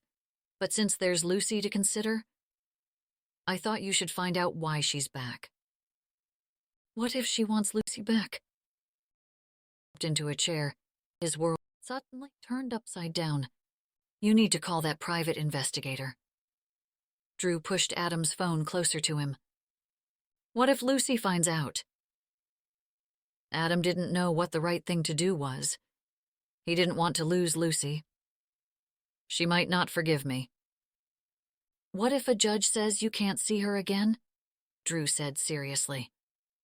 I'm not the lawyer here, but if a mother wants her child back from a man who isn't even related to the child by blood, then the judge might reconsider your temporary status. Not with her record, Adam countered. You've covered up half her tracks. Drew shook his head. Drew was right. All those times he helped her out of trouble, swooping in every time she called, picking up the pieces whenever she asked, now only showed half the story. Maybe a judge would be more sympathetic to a mother coming back for her child than a man who was technically a stranger. Adam pulled his phone closer, pressing the home screen. Call the investigator, Drew said. You can't have Lucy go back to her. Elizabeth shook out the red and white checkered tablecloth and draped it over the table. She stood under a large white tent in the middle of the street outside the restaurant with her brother Jack. She felt like a kid again, getting ready for the festival as everyone scrambled to get everything done before the blessing. The actual blessing took place in front of the Congregational Church, where half the town crowded around, waiting. On the other side of town, vendors hustled about the tables, checking off to-do lists, or finishing any last-minute chore that needed to be done before the rush of Camden Cove citizens arrived. Looks like Father Steve finished early this year, Jack said, as a crowd started making its way down Harbor Lane. Her stomach did a belly flop with the thought of Adam and Lucy arriving. Would it be obvious to Matt something happened between the two of them? God, she hoped not. Soon, the festivities were in full swing in the town square, where the food tents and dance floor were located. The parade floated in and around the harbor, with all the local lobster boats decorated, their families waving from the sides. Matt had their family dog sitting on the back deck without Justine. On Main Street, a huge tent was set up for local art, handmade items, and local produce. In front of her family's restaurant, the line grew longer and longer, and Elizabeth stuffed dozens of lobster rolls. After the parade, Matt came up from the docks to the tent and worked next to Elizabeth. She hadn't talked to him since the breakup, and she wasn't sure what he thought now. They both worked in silence, serving customer after customer. "I'm sorry I gave you such a hard time about Dan." He flopped a spoonful of potato salad on Mrs. Jensen's plate. "I hope I wasn't the reason why you broke up with him." She shook her head as she filled a lobster roll. "You were right. I wasn't being fair, but I never wanted to hurt him." That was where Matt was wrong. Elizabeth grabbed another plate, then a roll for the next customer, done with talking about it. "I just don't want you to make the same mistake that I did." "What mistake?" "Not listening to your gut." Matt dumped another spoonful of potato salad onto the plate. "With Justine and me, there's just something always off, some drama taking over. I feel like I'm on the defense all the time, and it's hard." He wiped his forehead with his sleeve. "I'm just as much to blame for this whole thing, but now we're just stuck." Elizabeth couldn't believe his confession. She knew they had problems. Heck, the town of Camden Cove knew with the way Justine posted about her relationship online for all the world to see. How did he stay so calm and collected about it all? He just gave her a look, lifting both eyebrows, but didn't say anything. "I think he'll make you happy." "Who, Dan?" she asked, confused. "No, that guy Adam." Matt shrugged. "Mom and Uncle Frank seem to think you're destined to be together." "Does everyone know my business?" She wondered if Dan did too. Matt nodded his head. "Do you think our family can keep a secret?"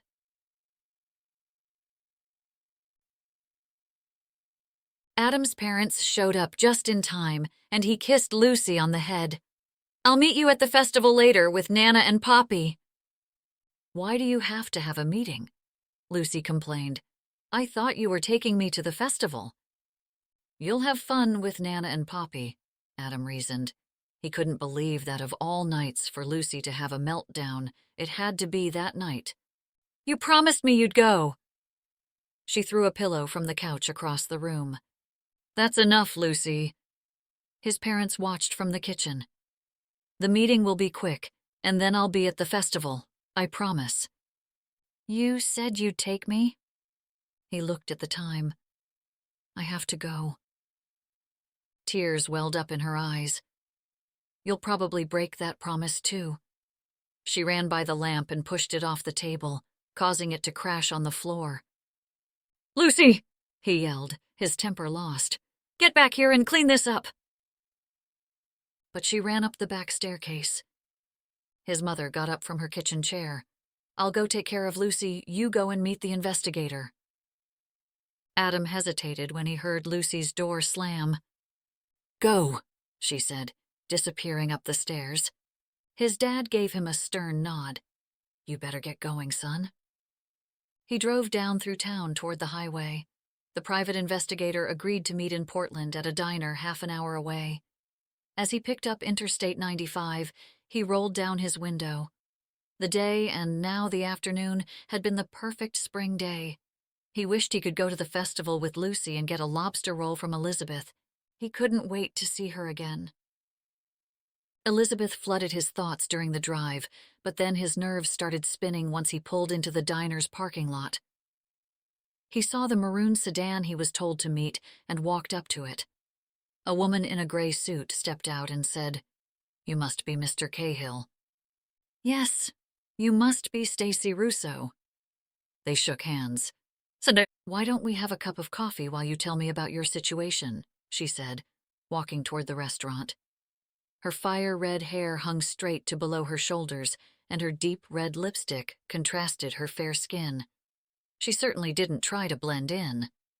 The waitress seated them in a booth by the window. After they ordered coffee, he told her everything, how he and Michelle met as kids.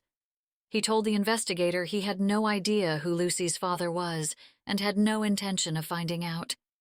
He passed an envelope across the table with pictures of Michelle, along with all of her information, and his first payment. "This kind of thing can be tricky," she said, looking at the photograph.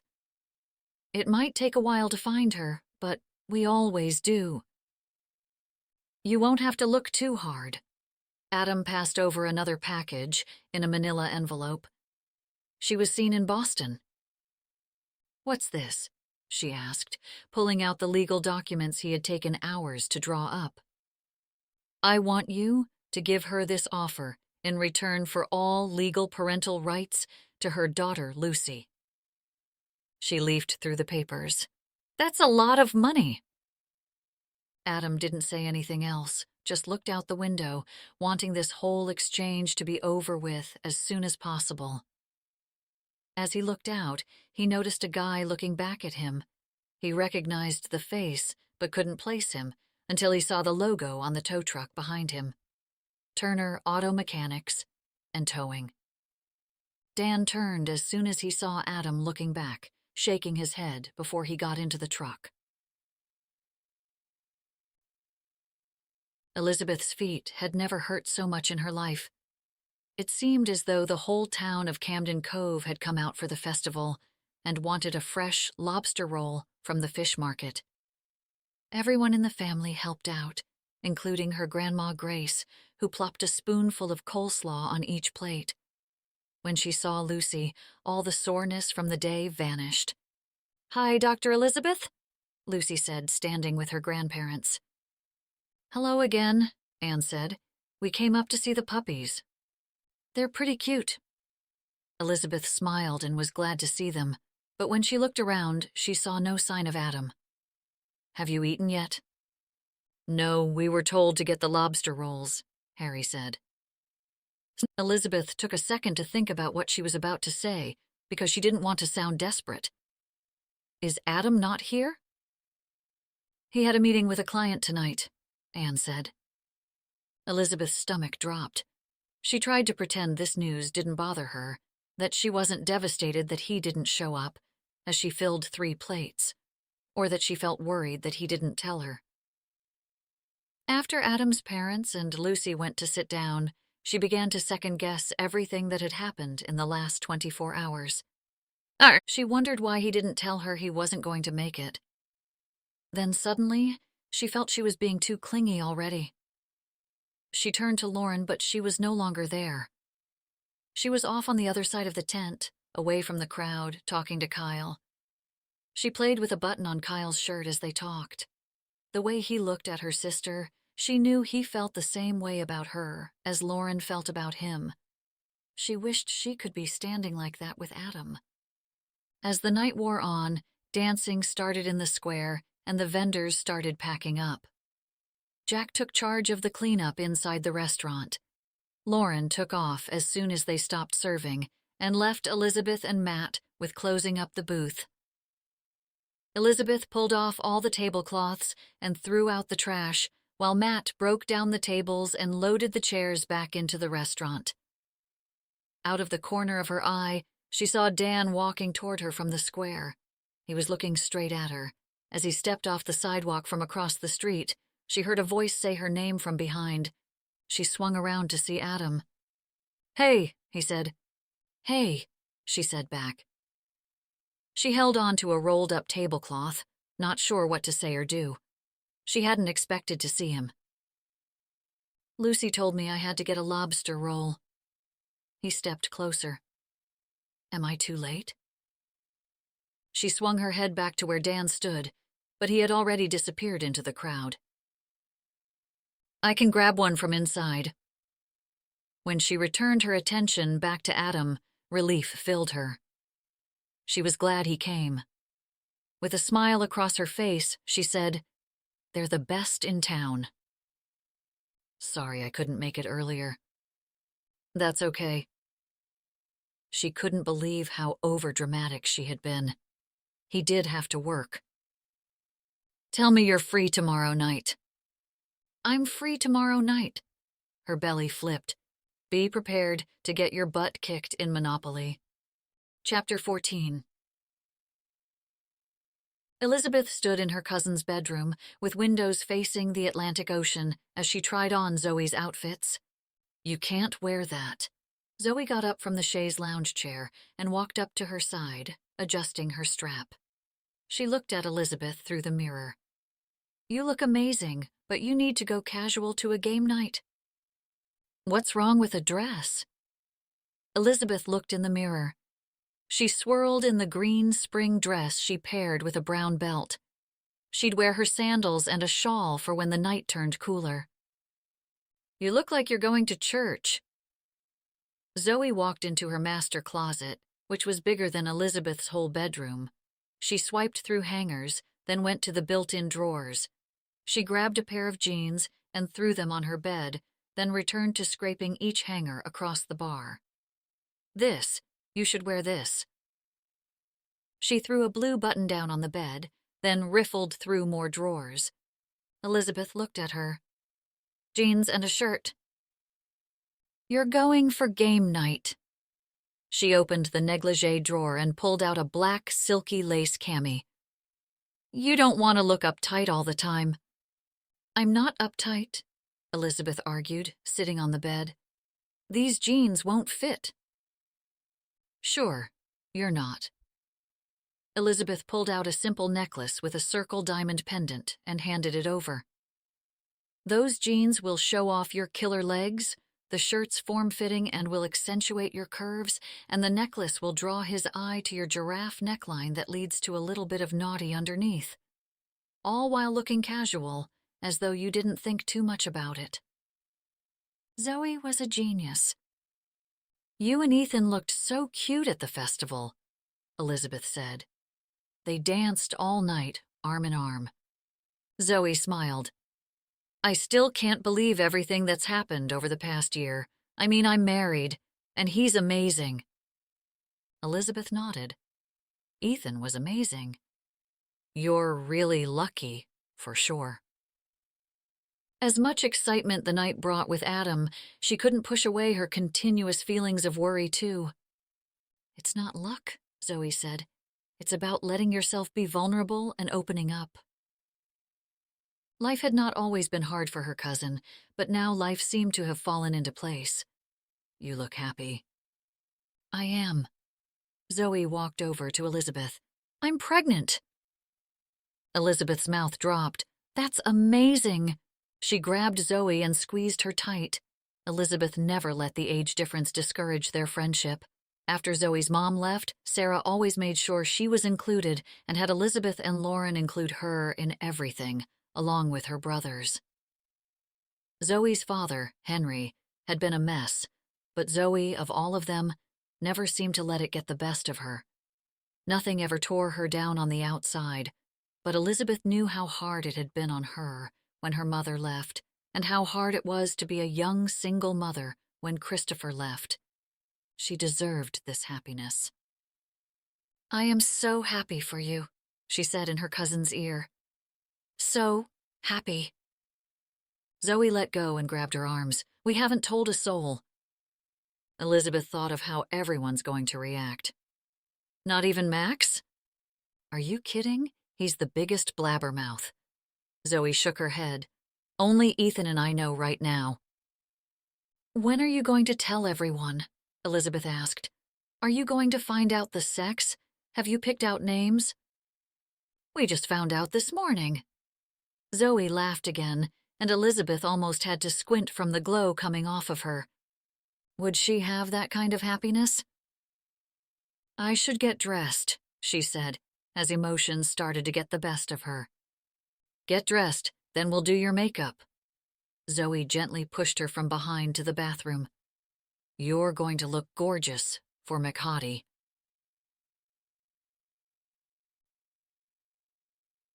Adam's parents tried to insist on canceling their plans so they could take Lucy when they heard about his date with Elizabeth, but he couldn't let them do that. He was sure Lucy would have a fit, and he actually wanted Lucy there, as a buffer. He didn't want to rush anything. He'd let them help when the time was right. He didn't tell Lucy about the night. He knew if he had, she'd never stop talking about it, rattling his nerves even more than they already were. Or if, God forbid, Elizabeth canceled, he'd look like a complete fool, and she'd be devastated. He was sure Lucy wanted Elizabeth in their lives as much as he did. That's why he had to get this thing right. He called Drew to speak to Natalia, who agreed that a game of Monopoly with dinner, maybe a fire after Lucy went to bed, was a good plan. After he hung up the phone, he saw Lucy standing in the doorway. "You're having a date with Dr. Elizabeth tonight?" Lucy's eyes filled with hope. "She's coming to play a game of Monopoly. You should choose another game like Uno or something." "Why?" Adam asked. "I thought you liked Monopoly." "Yes, but you always lose at it." "That's because I let you win." "Really?" She looked doubtful. We both know that's not true. His mother wore off on Lucy, in the weirdest ways, like when it came to throwing a party. She took over the evening plans, although he took care of the menu. First, they went to the grocery store and got fresh Atlantic salmon along with asparagus and potatoes. They stopped at the bakery to pick up dessert, and before he could even choose something, Lucy blabbed to Frank about the whole evening. David packed an assortment of pastries, then wouldn't take his money. When they got home, she spent time with the puppies while he cleaned up and prepped the food. Lucy cut bouquets of purple lilacs from the backyard and filled the house with them in the glass vases Mrs. Sanborn left behind. He turned on some music before opening the bottle of wine. Everything looked perfect by the time they were ready. When she arrived, Adam felt like he had when he took Amy Olsen to prom. His nerves all wrestled up in his stomach, his palms sweaty. Lucy set off to meet her as she stepped out of her car, leaving the kitchen door wide open. He watched from the porch as they embraced, and instead of heading toward the house, Lucy tugged Elizabeth toward the barn. He couldn't help but notice how good she looked in her jeans and shirt. Lucy punctuated her chatter with gestures, like Elizabeth did when she got excited about something. A family quirk he had noticed at the party. He smiled at the thought of Lucy picking up more habits from Elizabeth. He followed them to the barn, not saying a word, but instead taking his sister's advice and just tried to be present in the moment. His sister took a hot yoga class. That was her answer to everything. Elizabeth gave Lucy her full attention, and this time he didn't worry whether she was here for him or Lucy because he suddenly realized he wanted her here for both of them. He and Lucy were a package deal. Officially, once Michelle signed those papers. Lucy picked up the oldest female puppy and handed her to Elizabeth. "I named her Elizabeth, Bessie for short." He watched her expression, wondering what her reaction would be. Tears formed in her eyes, and she laughed. She kissed the puppy, then the top of Lucy's head. "I love the name Bessie." When Lucy told him she wanted to name the firstborn puppy after Elizabeth, he almost made her change her mind, afraid she might be insulted to have a mutt named after her, or at the nickname Lucy had chosen. He shouldn't have doubted that Elizabeth would be flattered. She stood up, holding the puppy, then turned to him, her eyes like magnets pulling him in deeper the longer he looked. "Hey," she said. "Hey." Lucy looked back and forth between the two of them. "Hope you like fish." "I love fish," she said. "I suppose you can't grow up living on the ocean without loving fish," he said. She grimaced. "There are some." The night went along as planned. All the things he feared might go wrong didn't. There were no fires in the barbecue, no clumsy handling or badly cooked food. Conversation carried on naturally, and Lucy behaved perfectly. That he didn't worry about. He knew Lucy wanted this as much as he did. "Can we check on Anastasia together?" Lucy asked, finishing up the last of her potatoes. "Lou, Dr. Elizabeth's not here to work." Adam grabbed the plates from the table, giving her the stink eye. "No, please. I'd love to check on Anastasia," Elizabeth said as she wiped the corner of her mouth with the linen napkin. Everything was delicious. "So, why don't you two go out while I clean up and get dessert?" "Great," Lucy said, jumping up out of her chair and grabbing Elizabeth's hand. The two headed out to the barn, both in their paddock boots. He grabbed the rest of the dishes left on the table and dumped them in the sink. Just as he turned the faucet on, his phone rang. He glanced over, predicting that his mother couldn't wait until tomorrow like he asked her, but saw a new number, an international number. Since he no longer worked at the firm, international calls were a thing of the past. The only person who had ever called him personally from an international number was Michelle. He didn't move, just let the water run as he stared at the phone, bouncing along the counter as it vibrated. What if Michelle was back for Lucy? He watched as the phone stopped ringing. It felt like forever, waiting to see if a voicemail would pop up. He turned the water off and turned around, resting his weight against the counter as he looked out at the barn. Of course, it was too good to be true. He picked up his phone, opened his contacts, and dialed the number. She picked up right away. "Mr. Cahill, I was just about to call you. I guess there's something in the air because I think Michelle tried contacting me tonight." "She may have, because I spoke to her this afternoon. She's staying at the Ritz-Carlton." His throat closed up, instantly dry. "Did she respond to my offer?" "Yes, but I'm afraid her response wasn't what you were hoping for." Bessie slept in Lucy's hands as they checked on Anastasia, who by all measures seemed to be coming along quite well in her pregnancy. The mare had not only gained weight, but her eyes had a spirit in them that only the love of a family could create. "How has her appetite been?" Elizabeth asked, running her hand down the back of the horse. Anastasia's stall was right next to Mildred's. "She's been eating a lot of the grain." "Good. Make sure there's plenty of hay for her to eat throughout the day." Lucy kissed the puppy in her arms, letting Anastasia sniff it. "You'll want to make sure she gets out to the pasture for exercise as well." "I also keep rubbing her belly," Lucy demonstrated for effect. "That's going to prepare her for the foal to be underneath her, to nurse." Elizabeth rubbed her own hand along the mare's full belly, feeling movement under her fingers.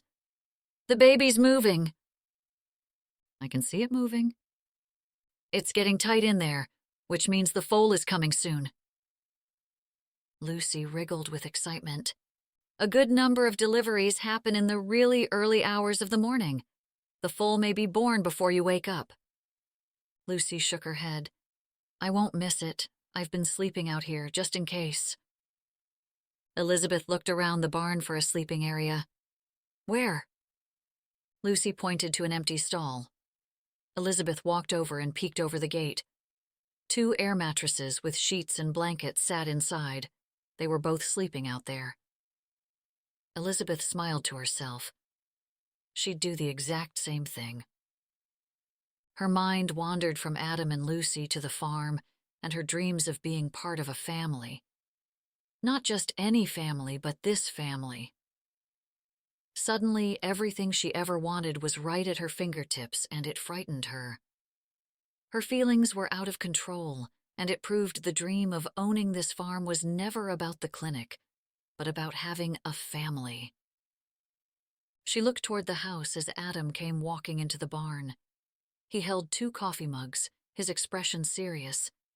She'd come to understand his serious demeanor as thoughtfulness and a deep contemplation.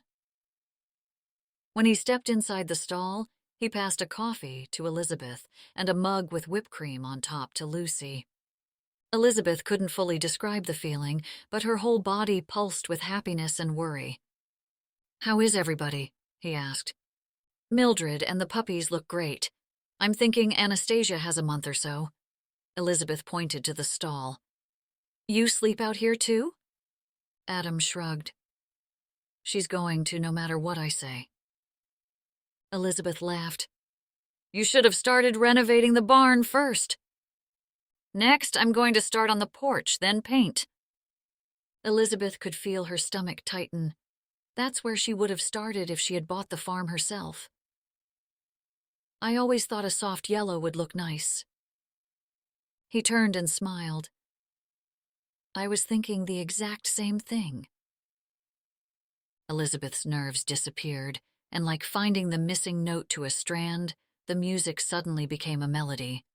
The three of them fell into a rhythm that felt natural. Dinner was delicious, and conversation flowed. They agreed to end the game of Monopoly and declare everyone a winner as Lucy's eyelids drooped. "I think it's time to hit the hay," Adam said, getting up from the table. "How about you say goodnight to Dr. Elizabeth, and I'll take you upstairs." "What about Anastasia?" Lucy shook her head. "I need to sleep in the barn. I can check on her before I go to bed." "But you'll forget." "I'll make sure he doesn't," Elizabeth promised. "I want Dr. Elizabeth to bring me to bed," Lucy negotiated. Elizabeth was flattered, but she wasn't exactly sure what that entailed. Adam might not want her to bring Lucy to bed, maybe. She stopped overthinking when Lucy grabbed her hand. She glanced at Adam for confirmation. "Do you mind?" he asked. "No, I don't mind." In fact, she loved the idea. Hand in hand, they walked up the stairs and down the narrow hall. Lucy's room was covered in posters of horses. It wasn't clean and in tip-top shape like she suspected Adam's own bedroom was, but the fact that he let Lucy have her room the way she wanted it made her glad. He allowed Lucy to be Lucy. Lucy grabbed a nightgown from her top drawer of her bureau and said, "I have to brush my teeth." "Okay, I'll wait here." As Lucy skipped to the bathroom, Elizabeth walked around, checking out her toys, remembering the horse figures she had played with for hours as a little girl her age. On the bureau were framed pictures. She recognized Adam's parents in one of them. There were photos of Lucy skiing, one taken at the beach and another with Adam on top of a mountain. Then there was a photograph of Lucy, Adam, and a woman who Elizabeth didn't recognize. Was she Lucy's mother? Elizabeth didn't want to be caught staring at the photograph, but she so badly wanted to pick it up and study it. Questions sprang up in her head, wanting answers, and they insisted the answers were in the photo. It was taken in Boston. She recognized the area from the cobblestone sidewalk and stores in the background. They sat on a bench outside Quincy Market. Lucy held an ice cream cone and was licking the cone as the picture was taken. She looked no more than 4. Adam was taking the photo, probably with his phone, smiling right into the camera with Lucy on his lap. The woman sat beside them. She wore designer sunglasses, and her long brown hair had been styled. Even though she sat next to Lucy, she looked removed from the photo. Her smile faded. Adam had never mentioned Lucy's mother. Had they been divorced? Was he a widower? With him moving to Maine from the city, sharing custody would be tricky but doable. Not that it was any of Elizabeth's business, she supposed, but she did wonder what happened. She thought back to Rocky and how she insisted he put the dog down. No wonder he had hated her so much. Elizabeth looked down at her causal clothes, and comparisons immediately flooded her mind. From out of nowhere, Lucy walked in the room, surprising Elizabeth, and she jumped away from the bureau. "That's my mom," she said, heading toward her bed. "She's very pretty," Elizabeth said. "She looks like you." Lucy nodded as though she had heard this her whole life. Then she said, "He doesn't want to tell you." Elizabeth's throat tightened up. "Tell me what?" She hesitated, looking at the door before saying, "That he's not my dad. I mean, he's my dad, but not my real dad." Elizabeth stood there, her mouth gaping open. Adam wasn't Lucy's dad? "He's afraid to tell you because he really likes you." Elizabeth's questions had gone into a frenzy inside her head. Adam wasn't her father? She thought back to all their conversations, all the small talk. He never mentioned anything that would make her doubt he wasn't. She wanted so badly for Lucy to tell her more, but she was already resting her head on the pillow with sleepy eyes. "Promise to keep a secret?" Elizabeth sat next to Lucy on the side of the bed. As shocking as her news had been, none of her feelings changed. "I like your dad, too." Lucy smiled and pulled up the covers. "My mom left a long time ago." Elizabeth thought of Zoe and her own family, and wondered if an 8-year-old Elizabeth would have been able to survive without her mother. At 8, Elizabeth had just welcomed her baby sister Lauren and thought her life was over because she had to share her room. "You must miss her a lot." "My mom promised me she'd send me a fairy godmother before she left," Lucy said. "I think she sent you." Elizabeth remembered the first night she met Lucy, coming down the back staircase with her doll in her arms. "I think, Miss Lucy, she sent you to me." Lucy squeezed Elizabeth again, then said, "Good night, Dr. Elizabeth." Elizabeth didn't let go at first. She rocked her back and forth like her own mother had when giving a hug. "Good night, sweet Lucy." She turned off the bedside light and walked out the door, passing the photograph one last time. The woman didn't look distant as she did before. Instead, she looked troubled. What kind of trouble would make her leave Lucy? As she turned on the stairs landing, she saw Adam at the bottom, waiting for her. "I wanted to tell you." Elizabeth walked up to him, wrapped her arms around him, breathed in sandalwood and citrus, and kissed him. Chapter 15. Once again, Elizabeth caught her mind wandering off, daydreaming of Adam and Lucy, imagining future moments together like Thanksgiving and Christmas, or just another game night. Her head floated so high in the clouds that even Mr. Palmer's grumbles about all the new construction seemed pleasant to her. As she walked to work, she spent extra time looking around her neighborhood, wondering what she would miss if she lived on the farm. Would she keep her house? Rent it out to tourists? Maybe Lauren would rent it. She will be teaching this fall. Don't get too far ahead of yourself, she warned herself. Even though the night before had been one of the best nights, he had been a complete gentleman. She still had to put things in perspective. The truth was, even though everything seemed perfect, she still didn't know all there was to know about Adam Cahill.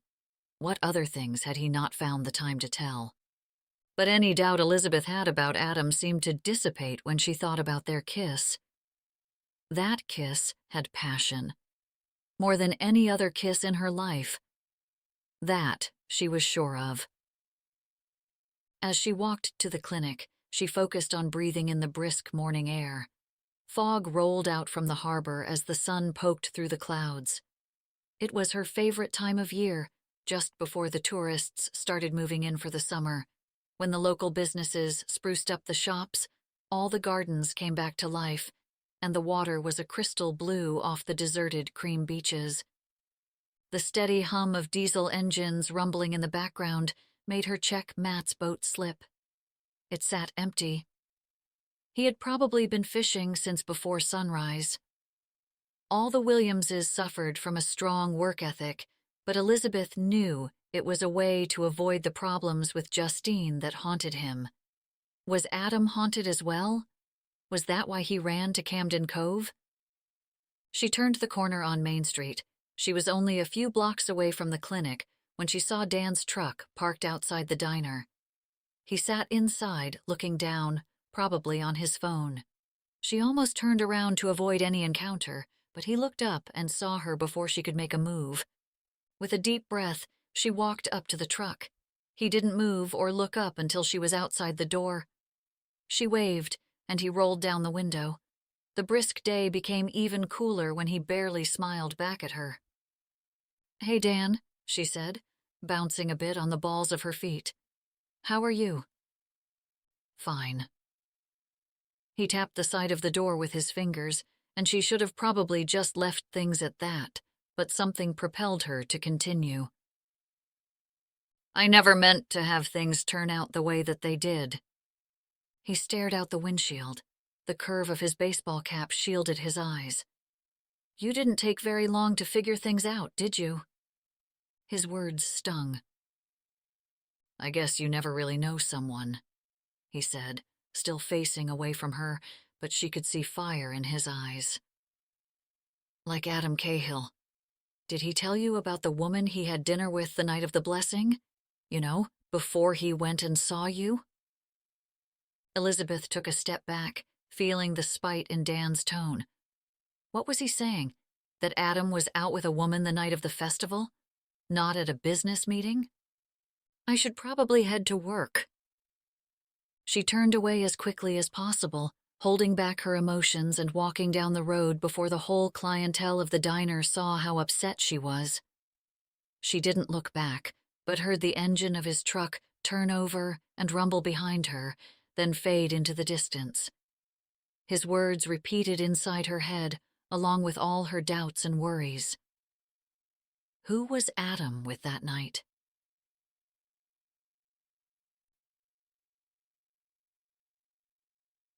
Adam dropped Lucy off at school and drove the long way home to avoid going by the veterinarian clinic. With his luck, Elizabeth would be standing outside and see him drive by, looking for her again, and see that he was absolutely crazy for her. Along the way, his mind shifted from the night before with Elizabeth to what the investigator had to say. Michelle wasn't willing to make a deal. The investigator believed she might make a counteroffer, and that freaked him out. The temporary custody agreement haunted him. When he returned home, he called his financial advisor from his truck. He asked about the penalties he could get if he were to liquidate some of his assets. He'd give Michelle every last penny if that meant Lucy would stay with him. Lucy rarely brought up the years she had spent with Michelle, but he knew it must have been bad because of the side effects. How she couldn't sleep through the night for over a year because of the nightmares. How she never fully trusted that he'd come back from anywhere. How she always thought he'd break his promises, even though he never had. Her therapist believed it was just neglect, but Adam was convinced that Lucy protected Michelle. He believed life with her mother was much worse than she let anyone know. He rubbed his face with both hands and kicked his truck's door open as his phone rang. His father's number. He ignored it at first, not wanting to talk about it, but grabbed it right before it went to voicemail. "Good. I caught you," his father said. "What's up?"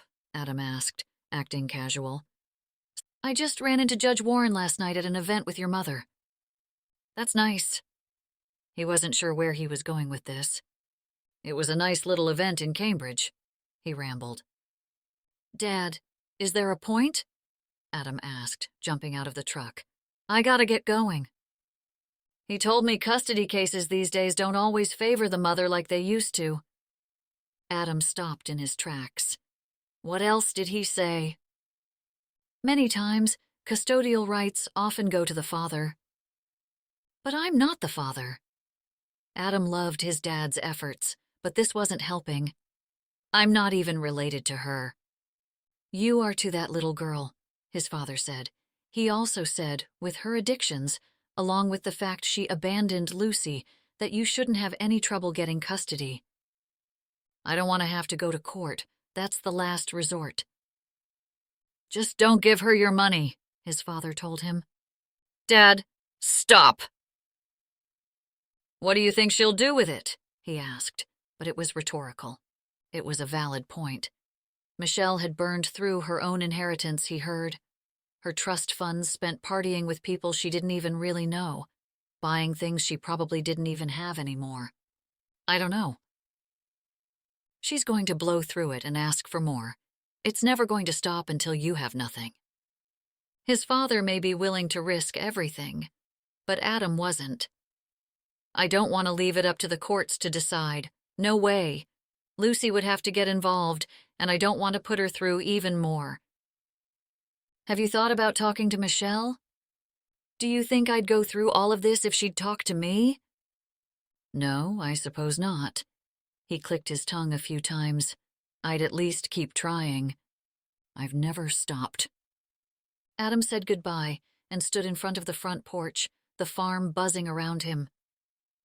Instead of going inside, he headed toward the entrance of the barn. The smell of fresh hay and animal had been such a pungent smell a year ago, but suddenly lured him in.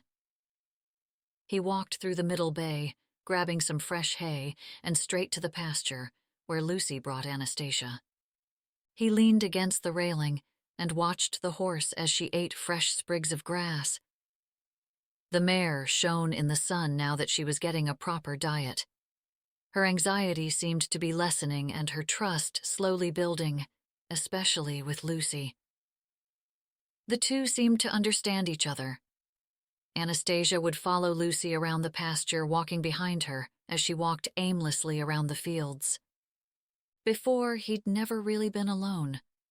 Living in the city, he never had to be alone. He'd have breakfast at coffee shops and lunch at a deli. Dinners were with friends or clients, or he'd visit his parents. It wasn't until he moved out to the farm that he appreciated solitude. How quietly observing what was around him calmed him and put a lot of his troubles into perspective. Maybe Michelle wanted what's best for Lucy too. Maybe it wouldn't have to be a fight. Maybe she didn't even want Lucy at all. He clicked his tongue twice and Anastasia's head poked up from the grass. She slowly meandered toward Adam, her feet pounding the ground from her massive body. She walked up to him, inspecting him, looking for food. He reached out his hand toward her with the hay. She stood far enough away from him she could run, but close enough to lean out her neck. She grabbed the hay and pulled it out of his hands with her large lips. When the hay was finished, she looked up at him, waiting for more. She knew he had a treat. Fine. He pulled the baby carrots from his pocket and held out his hand. She had to move closer to him. With another step, Anastasia nibbled the carrots out of his hand. It was the closest she'd ever been with him. As she chewed, he slowly moved his hand toward her neck. Her skin flinched with his touch at first, but she didn't move. He kept rubbing his hand slowly and softly. The mare stepped forward, but not away from his touch, but so she could inspect for more carrots, and he continued to rub her coat. Suddenly, his hand bounced up from her belly. He could see the foal actually moving inside. I bet you wouldn't want your foal taken away from you, he said aloud, though he wasn't thinking of the foal at all. From his perspective, life was better without Michelle. He had to imagine that's what Lucy felt. Keeping Michelle away made Lucy's life better, right? But he really didn't know. Elizabeth looked at the phone and saw Adam's text flash up as she pulled away from her grandmother's house. She hadn't texted him back since that morning, since seeing Dan. This was his second. What are you doing tonight? It read. She pulled to the side of the road and put the car in park. What was she doing? Going home to Joan and her pathetic life, according to her sister. Or she could go after the sexy hot attorney with a very mysterious past. She banged her head against the headrest and let out a moan as she texted him back. Adam wasn't sure how to take the text Elizabeth sent him. Can we talk, privately? Was she breaking it off? Was last night a regret? Had he done something wrong? His stomach twisted as he waited by the door. He'd meet her out in the driveway. Lucy had already gone to bed. Hopefully the visit wouldn't wake her. Hopefully Lucy would see Elizabeth again. When she pulled up, she gave him a small smile, but he could tell the heat from the previous night had cooled. "Hey," he tried to give a big smile, covering up his anxiety racing inside. He leaned over to kiss her on the cheek, but her reception was cool, if anything. "Hey!" "What's going on?" he asked. She looked up to Lucy's window and stayed where she stood. "You don't have to answer this because it's really none of my business, but did you have a date the other night?" The image of Dan standing outside the diner flashed in his head. "No, I met someone to discuss some business of mine." "So it was a business meeting, not a date?" "No, not at all." He shook his head. He might as well be honest. "It was about Lucy's mother, Michelle." "You met with Michelle?" She folded her arms across her chest as if she had a chill. He shook his head. "No, I met about Michelle." "Oh." He could tell her thoughts were racing. Michelle somehow always seemed to get involved in his life in some way. "She's been gone, but I recently heard she's in Boston," he said. "That's why I had the meeting with the private investigator. I want to find Michelle and ask for full parental custody." "You mean you don't have custody now?" Elizabeth looked concerned. "Only temporary, until Michelle wants her back, basically." "What's going to happen?" "I'm not sure." He wasn't. That was the truth, and that's what kept him up at night. His heart pounded just thinking about the possibility of Michelle taking Lucy back. No, he wouldn't let that happen. He'd do anything to make sure that didn't happen. "The truth is, I don't know what's going to happen next." He couldn't read her feelings. "Are you sure you want all these complications in your life?" Elizabeth took his hand, stepping closer to him. She looked up, her green eyes determined. "Yes. My life is completely crazy, and I can't afford to lose another person who's special to Lucy." "Dinner, you, me, and Lucy. Tomorrow my place, at 6. Don't be late." Chapter 16. The next day flew by with vaccinations and annual checkups, but not a second went by that Elizabeth didn't think of Adam and Lucy. She mentioned the dinner in front of her mother and uncles that morning. By 5 o'clock, Margie walked into her office with a platter of food delivered from the fish market, topped with a pastry box from her uncle's bakery.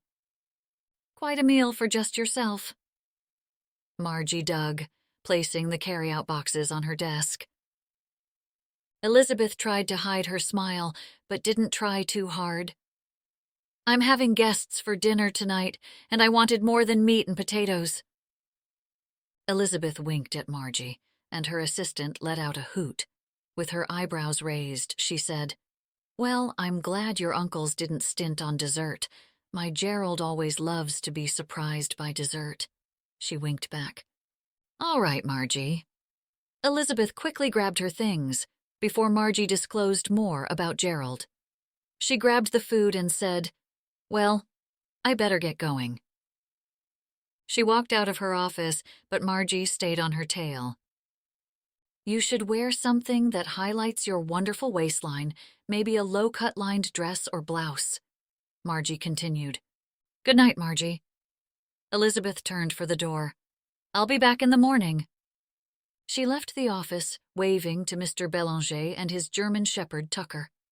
Adam and Lucy would be at her place in less than an hour, and she still had to prepare a salad and set the table before they came. She stormed through the house, setting the food on the kitchen counter and turning on the oven.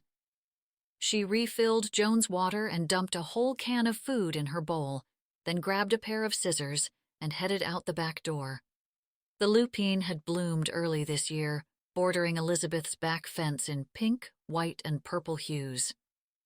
She picked some of each color along with a few hosta leaves and brought them inside, arranging them in a vase that her grandmother had given her. She set the table with folded linen napkins and her best china, inherited from her great-aunt. The silver was a housewarming gift from her uncles, mismatched antiques from different sets. She had never used them until now. In fact, she hadn't really entertained since she had moved back from Boston. A quick look in the mirror and a splash of cold water, and she went straight back to the kitchen to check on the food when the doorbell rang. Her stomach fluttered as she saw Lucy peeking into the window with Adam behind her. She swung open the door, her hair swung behind her. "Hi." "Hi." He stood on the front stoop, holding a basket. He was about to say something when Lucy rushed through the door and into her arms. "Hi, Dr. Elizabeth." Joan came down the stairs, stopping on the last step and rubbing her body against the banister before stepping onto the floor. Her tail lifted playfully as Lucy bent and held out her hand. Joan leaned in to sniff, then rubbed the offered fingers with her face. She let out a hushed meow as the girl rubbed the back of her ear. "I'd say you found a friend, Lou," Adam said, stepping toward Elizabeth. Lucy sat down on the floor, petting Joan as she dropped to the floor on her side, offering up her belly. Adam handed Elizabeth the basket, then kissed her on the cheek. In her ear, he whispered, "I couldn't wait to see you." The butterflies in Elizabeth's stomach made her feel dizzy and out of breath at the same time. She whispered back, "Me too." Then, in a normal voice, she said, "Please come in." She rolled her eyes at herself as Adam walked into her living room, glancing around curiously. "This place is really great." He stepped around the coffee table toward the fireplace. She had worked on it for months. She found a long plank of wood washed up on the beach one day, with rusted-out nails with heads the size of grapes. She watched from the other side of the room as he looked at her photographs. They were mostly of her family, but some of her life in the city, her friends and roommates. "How long did you live in the city?" "Almost 10 years. She wondered if they had ever crossed paths somehow. No, probably not. She'd remember his eyes for sure. "Well, are you going to look inside?" He nodded at the basket. "Oh, right," she said. Suddenly, Lucy was by her side. "Open it." She placed the basket on the coffee table and sat down on the couch. She looked inside at an assortment of homemade delights. Inside, there was a jar of maple syrup with a box of chocolate fudge, wrapped in wax paper. A bottle of white Chardonnay sat behind a book of the history of farming in Maine. She pulled out the hardcover book, and a musky scent filled the air when she opened its cover. "Check out page 112." She flipped the pages until she saw the familiar farm, a black and white photograph of Smith Sanborn Farm, circa 1946. It looked exactly the same. "Where did you find this?" She studied the photograph, partially recognizing the life before her time. "Mrs. Sanborn told me all the tales of the Sanborn farm. Potatoes were their main crop, but before that, she said her husband's grandfather was mostly a dairy farmer, planting crops just to feed the family. A woman down at town hall told me about it, and I happened to stumble across it one day at the bookstore in town." He flipped the page again, and Elizabeth saw pastures and fields. Unlike modern times, it was a working farm, the fields cleared of hay and farmed with rows of planted potatoes. "This is incredible." Elizabeth was transfixed. Flipping over the next page, she was disappointed to find a different property. "There's a lot of history in that farm." Adam nodded, stepping back, keeping his eyes on her. "I thought, if there was anyone who may appreciate the book, it would definitely be you." As his eyes held hers, she could feel her body temperature rising, and she tried to remind herself that Lucy sat on the floor, petting Joan, just a few feet away. She looked toward the kitchen. "Let's go outside. I have a couple games set up in the backyard." Joan meandered behind them as they walked through the kitchen and outside. A croquet set sat next to the small table with cheese and crackers. "Your garden's really nice." He walked around, checking out her flower beds. "I just started to get into gardening." "I can see why. Mrs. Sanborn's gardens were quite beautiful." "Let's set up," Lucy said, pulling out a mallet. "Red goes first." Lucy swung the mallet above her head, and Adam said, "Whoa, watch what you're doing, Lou." She nailed the ball right away, moving through the first 2 wickets. Adam ended up winning the game with Lucy in a close second. "I don't even know where I meant to go with that one." Elizabeth shifted her stance as she hit the ball through the last few spots. "Do I really have to finish my turn?" Lucy nodded. "Everyone has to finish." Elizabeth dropped the mallet as she heard the beep from the timer go off inside. "How about dinner instead?" "No, you have to finish." Elizabeth went to grab her mallet when Adam said, "No, Lou, it's time for dinner." Lucy made a face, and Adam made one back. They blinked at each other, hard, short blinks. Elizabeth wondered what she was missing. "Let's go inside." Elizabeth picked up her ball and put it back on the rack. Adam's Chardonnay paired perfectly with the shrimp scampi Elizabeth got from the restaurant. By the time she brought out dessert, Lucy had forgotten about the game and now focused on the chocolate chip cannoli. "This is delicious," Adam mumbled through his napkin. "I ordered everything." Elizabeth wanted to be clear. "None of this is me. I have literally burned water." "I'm sure you're not that bad." "I have none of the Williams culinary genes." "I always wanted to be a cook, but my father made me work at his law firm, even in high school." Adam took a sip of his coffee. "Did you work at your parents' place?" "Everyone in my family worked there at some point." All of her cousins and aunts and uncles had some job at the restaurant, or her uncle's bakery, or her other uncle's inn, along with friends, boyfriends, and neighbors. No one was left out. "Are you close with your whole family?" "As close as you can be without driving each other crazy." Elizabeth leaned back and noticed Lucy listening, as though she wanted to hear more. "How many are in your family?" Adam asked. "I have 2 brothers and a sister." "I bet you loved having a sister," Lucy mumbled. "I had to share a room. My brothers always invaded my privacy, and we fought constantly." Elizabeth smiled at the thought of them. "But I loved it." Lucy's smile faded, and Elizabeth wondered if she had made her upset, until Lucy said, "I'd only want a sister because the boys at school do not smell good." Elizabeth laughed, and when she looked over at Adam, she realized he was staring at her. She blushed, but kept her gaze on his, a secret conversation between the 2 of them. Adam sat comfortably around her small kitchen table in a t-shirt. He wore a pair of boots, and his beard had grown out. No longer the stiff, pretentious man she had met all those months ago.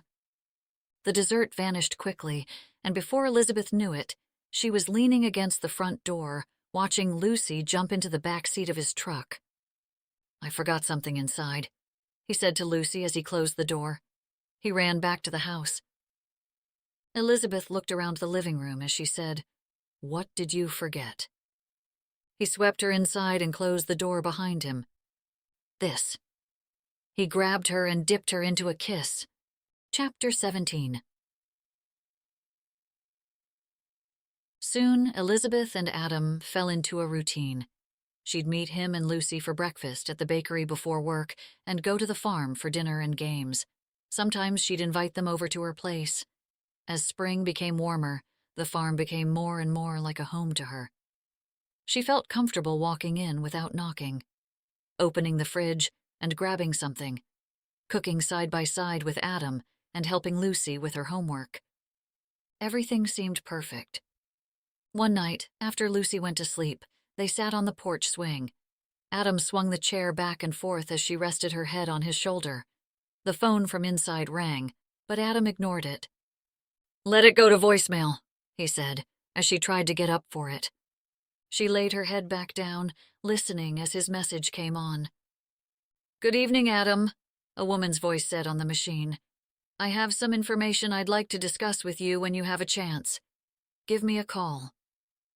Elizabeth tried not to overthink the woman's voice, but the moment she spoke, Adam's body tensed up underneath her, every muscle stiff. "Who was that?" "It's the private investigator." Questions filled her head. Adam hadn't really talked about the private investigator, and Elizabeth hadn't asked. Adam never really talked about what happened before with Lucy. "Has she found Michelle?" He shook his head. "Does she have an idea where she might be?" "No, she hasn't been able to track her down," he said. He shifted his position a bit, still tense. "What are you going to do if you find her?" she asked. "Ask for Lucy for good." "You should call the investigator back." Elizabeth sat up. "It might be information to help find her." "No, I can call her later," he said, resting his arm on her shoulder and pulling her back to him. "Are you okay?" She looked up to his eyes to see, but she couldn't tell. He kissed her on the top of her head. "I'm fine." But she could tell by the sound of his heart racing he wasn't. He didn't know why he lied, but before he could fix it, it was too late. The words came out. The truth was the investigator had found Michelle. She was staying in the city at one hotel after the next. The investigator had been doing some surveillance so that Adam could stay 2 steps ahead of her. He didn't want to be hit with any surprises when the time came to make his offer. Maybe deep down, what he was doing was wrong. He didn't want to admit he'd had the private investigator follow Michelle's movements, documenting everything, hoping she'd make a mistake so he could use it against her in court. "Does Lucy know she's back?" "No." He never wanted Lucy to know. He could tell Elizabeth was rolling the information over in her head, trying to navigate her way through the mess to understand. Would she understand? That everything he was doing was for Lucy? After Elizabeth left that night, he stayed up. Lucy had gone back to sleeping with the animals with Anastasia's approximate due date coming soon. He had been sleeping well lately, which meant this insomnia had more to do with Michelle than anything else. He twisted his phone in his hand, trying to decide what to do.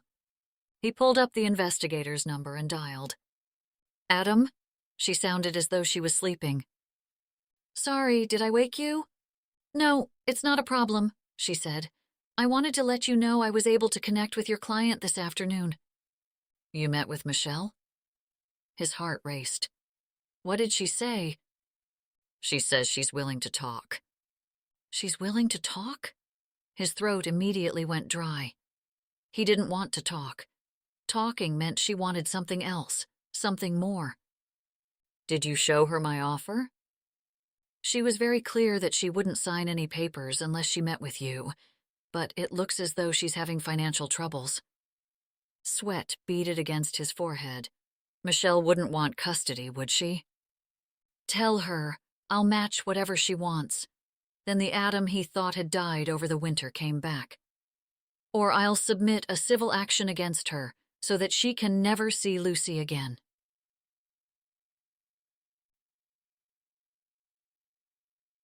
Elizabeth ran into the local market to grab a few things before heading over to the farm for dinner.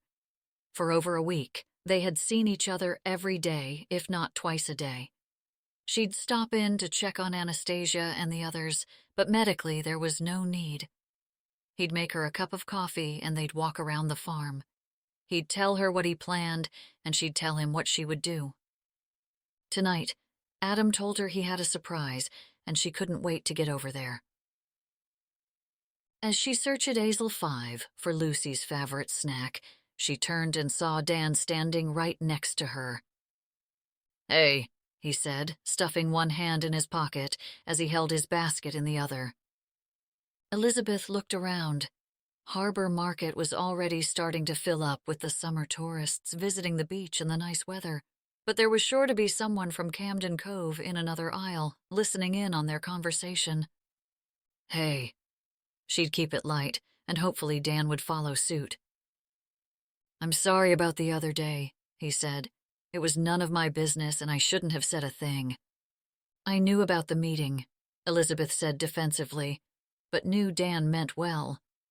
He nodded, biting his lower lip. Changing the subject, he said, "The festival went great again this year." Elizabeth recognized his peace offering. "You know, my mom loves to boss the town around." Dan smiled, but held up his basket. "Well, I better finish up here." Elizabeth nodded, looking down at her own basket. "Good seeing you, Dan." "Good seeing you too, Elizabeth." Whatever she had wanted suddenly seemed non-essential, and Elizabeth headed for the checkout. As she walked out to the parking lot, she watched Dan drive away, and she wished him nothing but happiness. With the music turned up and the windows rolled down, Elizabeth sang at the top of her lungs as she drove to the farm.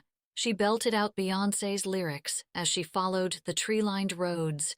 When she pulled up in her usual spot, she turned to grab the groceries, then stopped to look out at the house.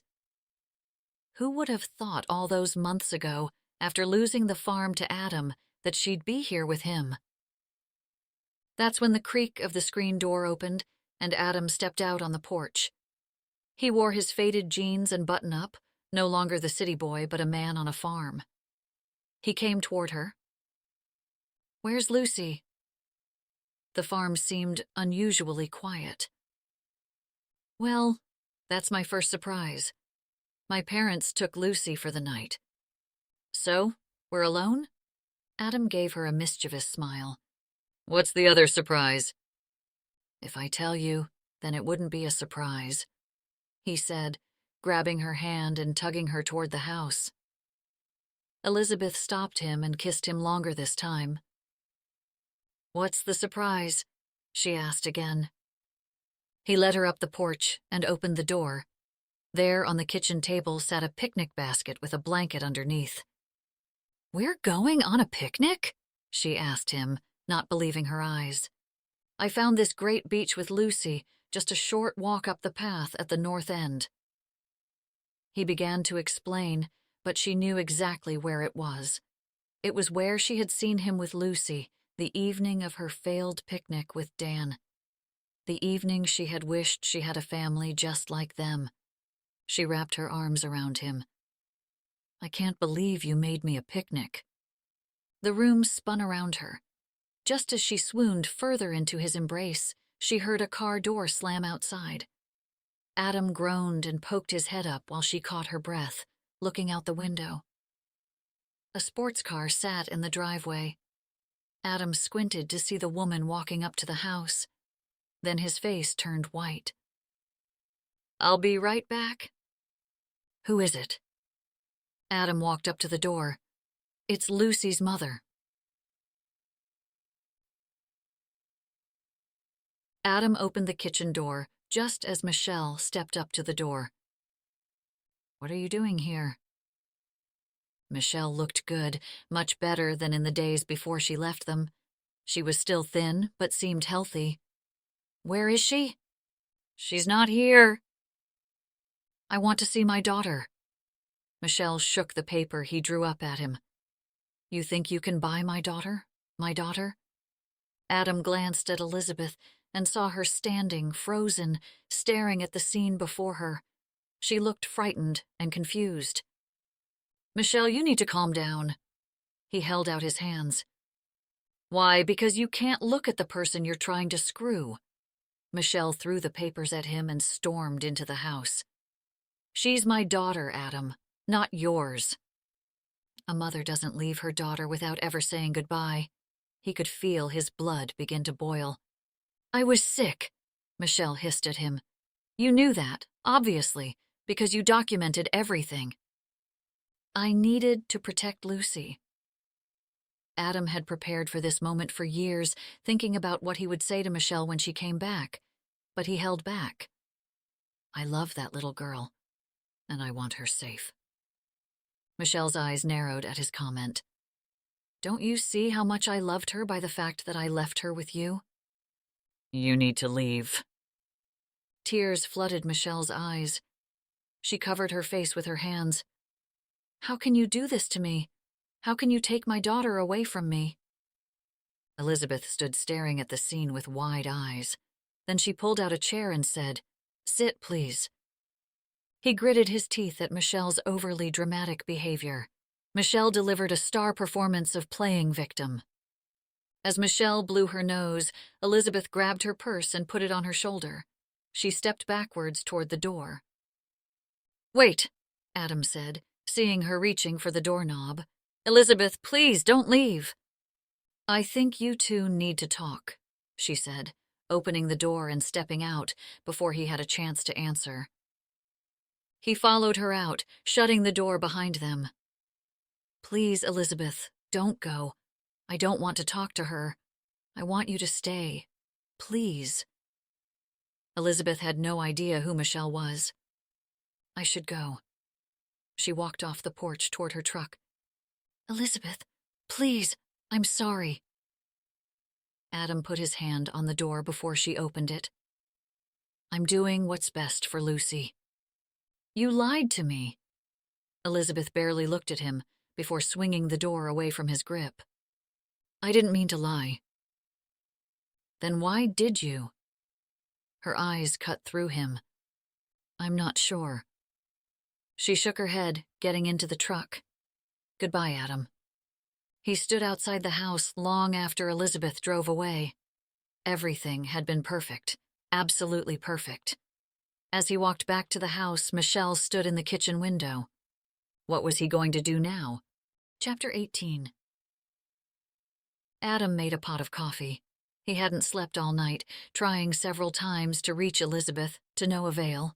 Her phone went directly to voicemail. He messed everything up. Just when he thought things couldn't possibly get worse, he heard the sound of Michelle walking downstairs, echoing through the stairwell. His heart dropped. She was not the one he had thought would be coming down the staircase 24 hours ago. She walked into the kitchen in one of his old t-shirts. Her beauty was still there, but it no longer affected him like it had in the past. He had never hated a person more in his life. After running Elizabeth out of the house last night, she did exactly what he had guessed. She begged for his help, just like every other time. And now Elizabeth wouldn't talk to him. "I didn't realize living on a farm meant sleeping with the animals," Michelle said. He could tell she was trying to lighten the mood, but it didn't work. أنا بيهتد gears hon لسدادي أنا بلاس وين أنا ده ما دويت ده بابا هاي كسر سكورس على بيجي هون عند كأكره أو تفسير ده يوسف سويش من ده بينو دين كيا كسح أشار research هاي. Michelle made a face.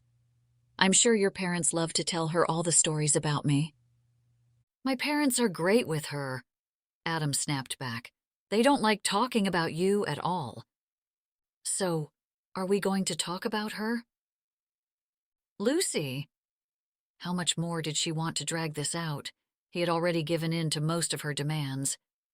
"Not Lucy, the woman who was here with you last night." Michelle poured herself some coffee and sat down at the table. "Elizabeth?" He shook his head. "I don't want to talk about her." "Why not?" She shrugged. "I know you better than anyone else. I could help." "If you want me to help you, then she's off limits," Adam warned her. "Ouch." She held up her hands. Then her face changed. Looking into her mug, her voice barely audible, she asked, "Do you think she'll recognize me?" "Lucy?" She nodded. Tears welled up in her eyes. "Do you think she still loves me after what I did?" Adam wanted to tell her no, but it would be a lie. Lucy had forgotten, and as with someone who had died, Michelle's past sins had been mostly forgotten. Only Lucy's nightmares reminded her of the bad times, but even those were distorted into fiction these days. "She'll be glad to see you." Adam's throat dried up, and he turned away as Pandora's box opened. His one shot at happiness was now another thing of the past. The kitchen chair scraped against the floor, and Adam heard Michelle's footsteps approaching. She placed her hands on his waist, and he immediately stepped out of her reach, pushing her hands away. He looked at her. He had not forgotten. Even after yesterday's display of emotion, Michelle only wanted something from him. She leaned in to kiss him, but he walked away. Wow, she really must be something. Michelle leaned against the counter. I guess in my head, I just never expected to see you with another woman. I know that's silly, but I can't imagine you with someone else. What do you expect, Michelle? Adam fired back. You left us. Yes, but this time, I know what I want. She stepped closer to him, and he moved back. I want this. She motioned her hands in the air. I want you and me and Lucy to be a family. Together. He huffed. Everything he had ever wished for all those nights suddenly felt like a nightmare. I can't go back and forget everything. Her hands shook as she grabbed her mug. I didn't choose to be addicted. She still has nightmares. He didn't care if it hurt, and he could tell it did. But he wanted her to hurt at this point. He couldn't stomach the thought of what he had agreed to, letting her stay until she found a place. I didn't know what to do or who to go to, except for you. Adam used to love the idea of being the one who came to Michelle's rescue, almost like a superhero, swooping in to save the day. But as he looked at her now, desperate and with the same misery following her, he felt nothing but used. It will be different this time. He wondered how long it would take before she took his offer. A few days? A week? Would she last a month? She looked better than she had in years, but he knew things with Michelle never appeared as they seem. And before he gave her any more money, she had to give him Lucy for good. You can stay until you find a place as long as you're clean.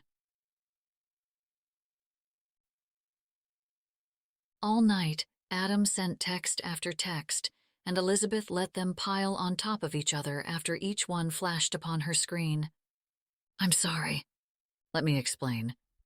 Please, can we talk? When the text stopped, she felt worse.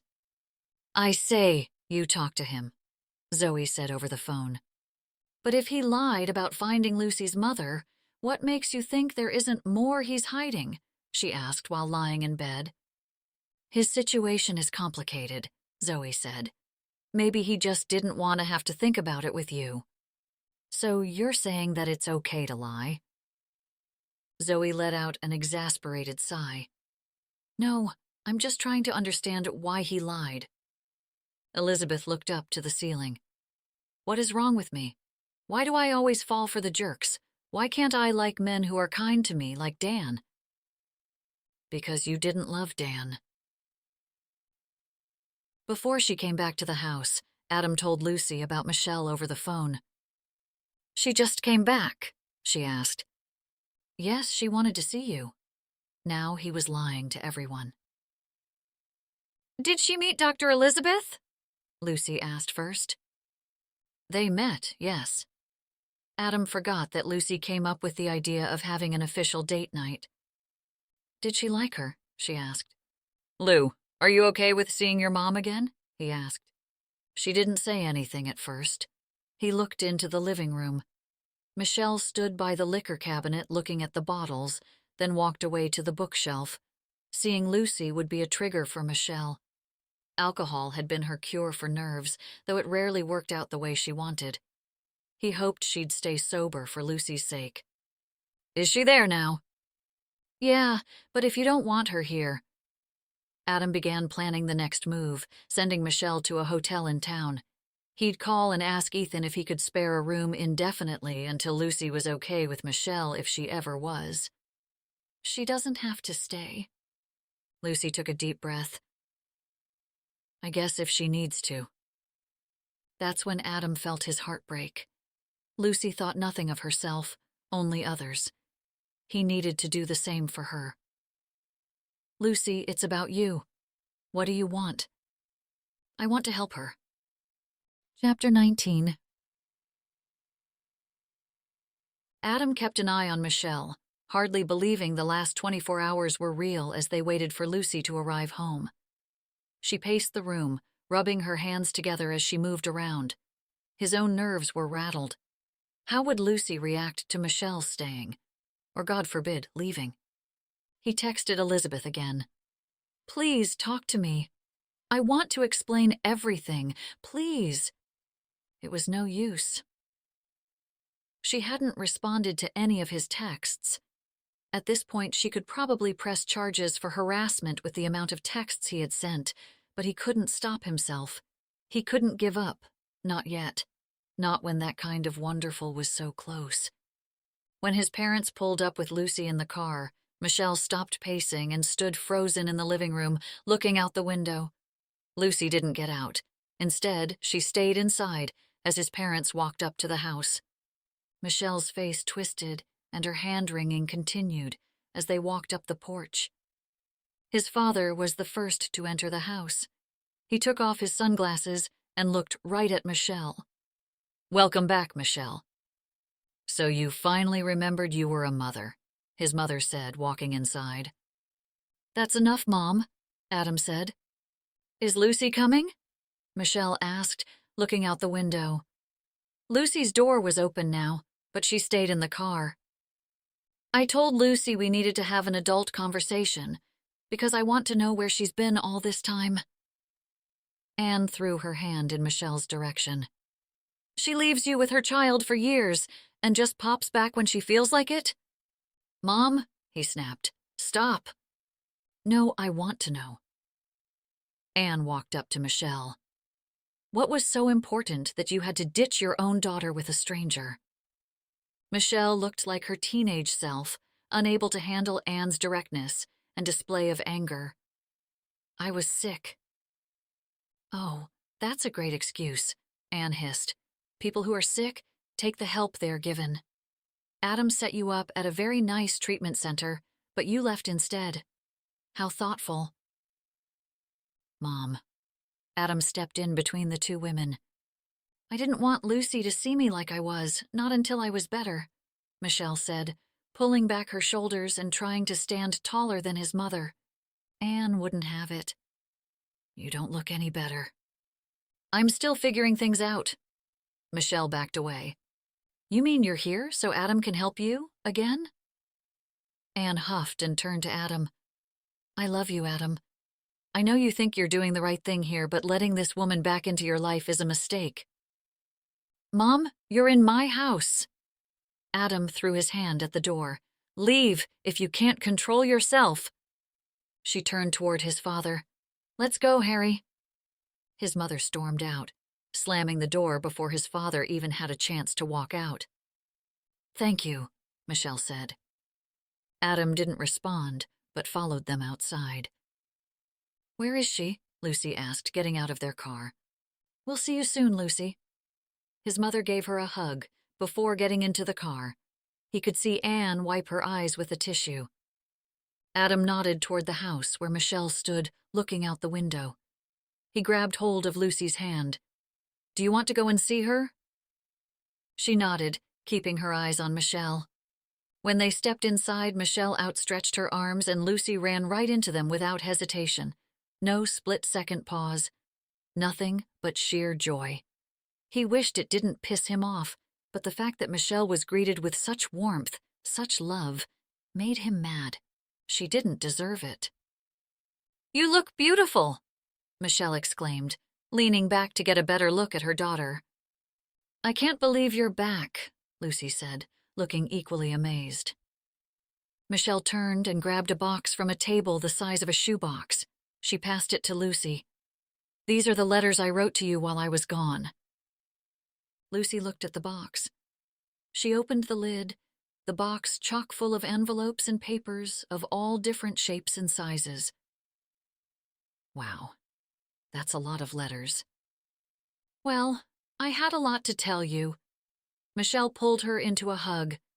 "Tell me everything that's happened. Don't leave anything out." Lucy set the box of letters on the coffee table as Michelle urged her to sit on the couch. Adam wanted to grab the letters and read through them all, see what Michelle wrote before giving them to Lucy. But he couldn't keep protecting her, especially where Michelle was concerned. Lucy, unfortunately, was going to have to learn on her own. "Did you write about sending her?" Lucy asked, adjusting her seat. Sending who? Michelle didn't know what she meant, but Adam did. He knew exactly who Lucy referred to. My fairy godmother, Lucy said, as though surprised Michelle could have forgotten the one promise she made to the little girl. Lucy never forgot Michelle's promise to send a fairy godmother to take care of her. She had been hoping and dreaming of when her fairy godmother would come. A fairy godmother? Michelle's eyebrows raised in confusion. She had no idea what Lucy was talking about. She had forgotten that Lucy had been going through a Cinderella phase. My fairy godmother, you sent her, right? Lucy looked at Adam as though he could help Michelle remember.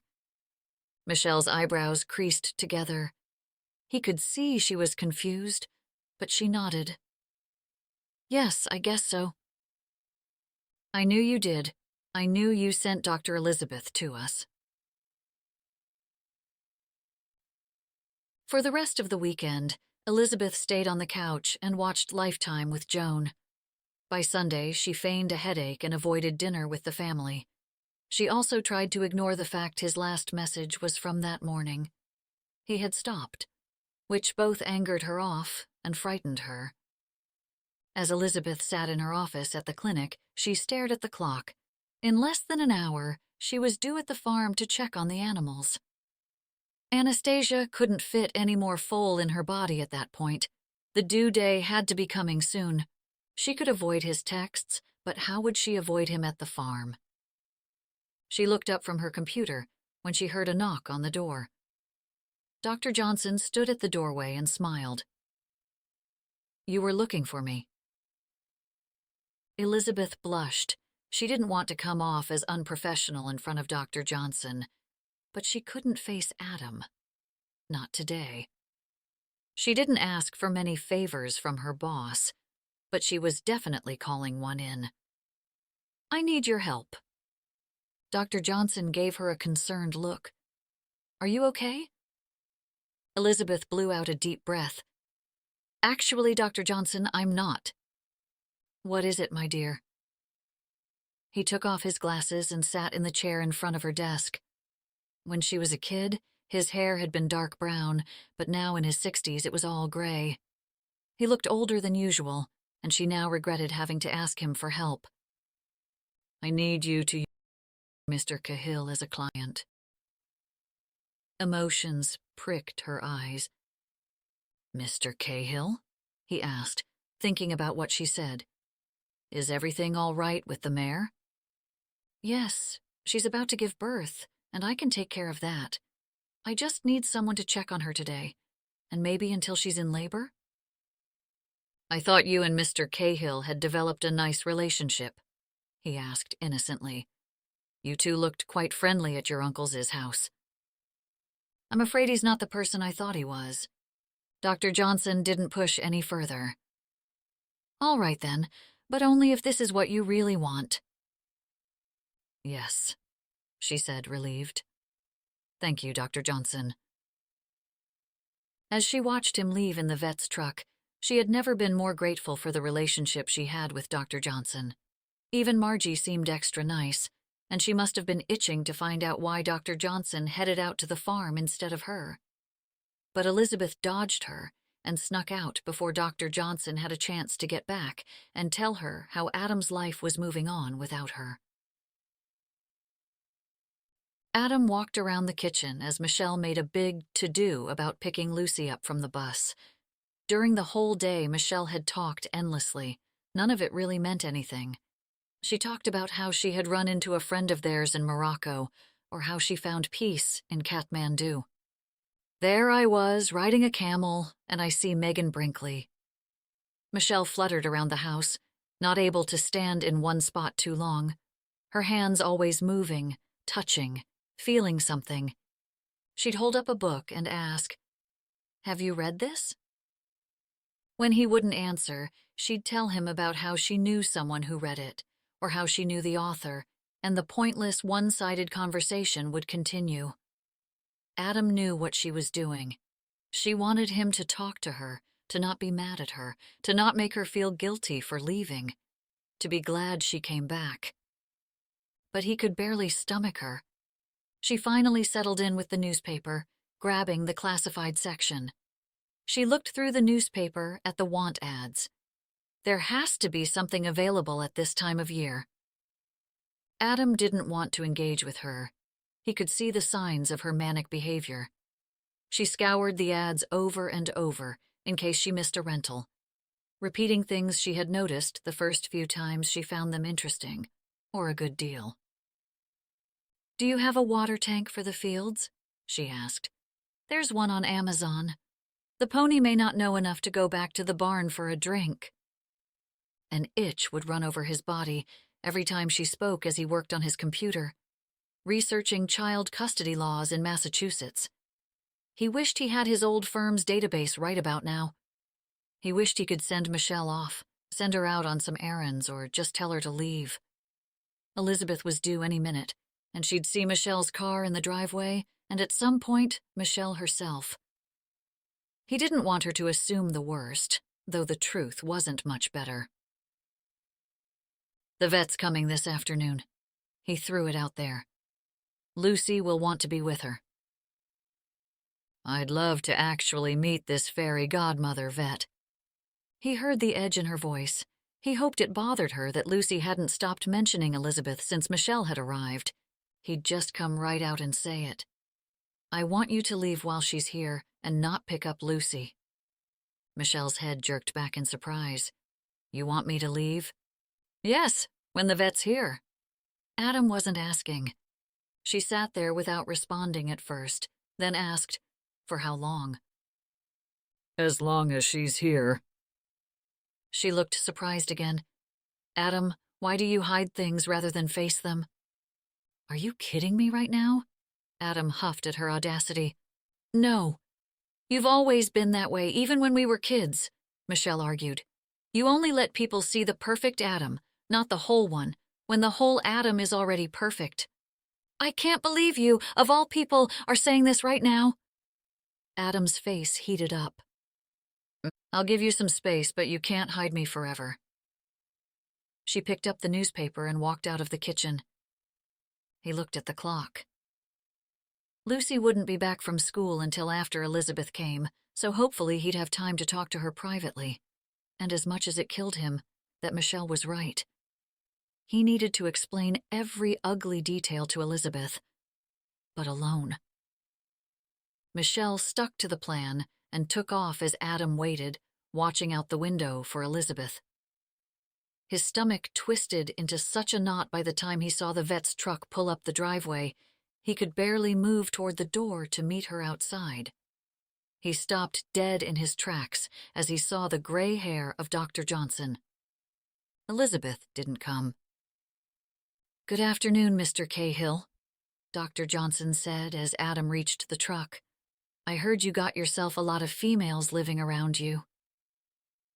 Adam was taken aback by his comment, and he looked toward the house to see if there were any signs of Michelle moving in.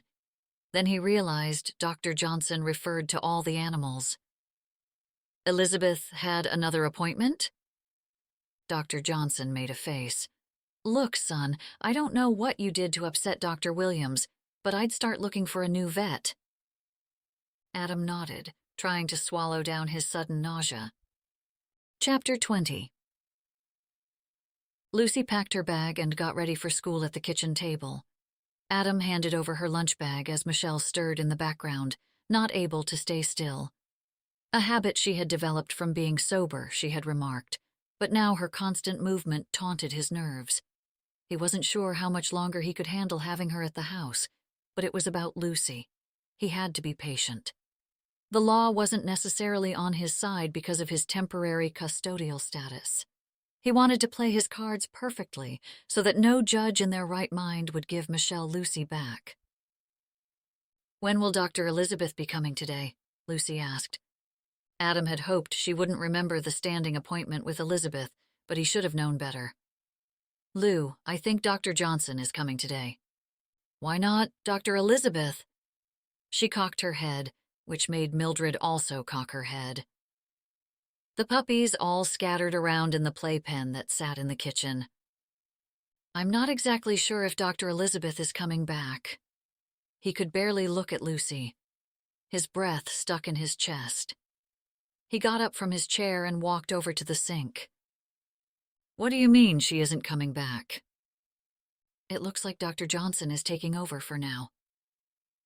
Adam tried to sound nonchalant about it all, but could tell by Lucy's white face that she wasn't buying it. He turned on the faucet, running the water to drown out the conversation. When he turned around, Lucy stood in the middle of the kitchen, her arms at her sides and her bottom lip trembling. Like, for forever? I don't know, Lou. Adam struggled to keep it together, but his hands were shaking. How many times was she going to get burned by life? Worse, it was he who had caused her the most misery. Her fairy godmother was gone because of him. He had been selfish. He weaseled in, taking the one person from Lucy who she admired most. And the relationship had been mutual. He was sure Elizabeth would have maintained the relationship between her and Lucy, with or without him. That's what broke his heart the most. He'd ruined everything. Like a gate breaking under a tidal wave, Lucy's tears spilled over her cheeks. She faced Michelle. Why'd you come back? You finally sent her, then you showed up, and now she's gone. Michelle's eyes widened by Lucy's outburst. Lucy, she's not a fairy godmother. He looked at the ceiling as soon as Michelle said it. He couldn't watch as she crushed Lucy's dreams. When he looked back, Lucy's eyes narrowed. Go away! She screamed at Michelle, throwing her backpack on the floor. You don't belong here! Lucy, I'm sorry, Michelle said. I hate you. She looked directly at him and ran toward the stairs. He rushed to her when she reached the bottom and grabbed her hand, tears streaming down her face. How could you let her come back again? She yelled at him. Lucy, she's your mother. I don't need a mother. Her jaw flexed. She screamed at Michelle, Leave! Michelle's body jerked. Lucy, please. Lucy, this isn't her fault. He put his hands on her shoulders. It's mine. Lucy's anger turned to panic. What did you do? He dropped his head, not able to look at her. I made a mistake. Lucy threw down his hand and ran up the staircase to her room, slamming her door. Adam leaned onto the kitchen stool, holding his head. Should I go and talk to her? Michelle asked, completely clueless. No. He could not believe this was his life. How long this time? What? How long do you really think you can stick around this time? His voice cut at her. He wanted it to hurt. He wanted her to hurt as bad as he and Lucy did right now. But when he looked at her, he could see the regret and the remorse. She walked over to the living room and held onto the door frame. I hope forever. That's such a classic Michelle answer, never giving a real answer, just saying what others want to hear, but never any specifics. I hope forever, but I can't make any promises. That's because I'm sick of breaking promises, she shouted, turning to face him. I'm sick of breaking everyone's hearts. Oh, don't give me that load of bologna. Adam didn't want her to play the victim in all of this. That little girl has been praying every night for you to return, and now that she's not welcoming you with open arms, you can't be certain of a timeline. Because every second of every day, my body craves something that I can't find. She heaved in a breath. And I have to fight, every minute of every day, to stop looking for it, but I don't know if I can. Adam wanted to scream. He knew there was a sickness that haunted her mind. He just didn't understand how she could let it control her. Let herself lose everything that mattered, hoping to find... What? I know this is a lot for you. She walked toward him, but kept her distance. But I don't think I can do it on my own. And that's how they were different. Adam, no matter what it cost, always kept his promises. Shh. I don't want to go out on your lobster boat, Elizabeth said from the front door, still in her pajamas. Matt wouldn't hear any of her protests. The ocean air is exactly what you need. He didn't let up. I won't even talk to you. I'll be doing my thing and you can just sit. I'll smell like chum all day.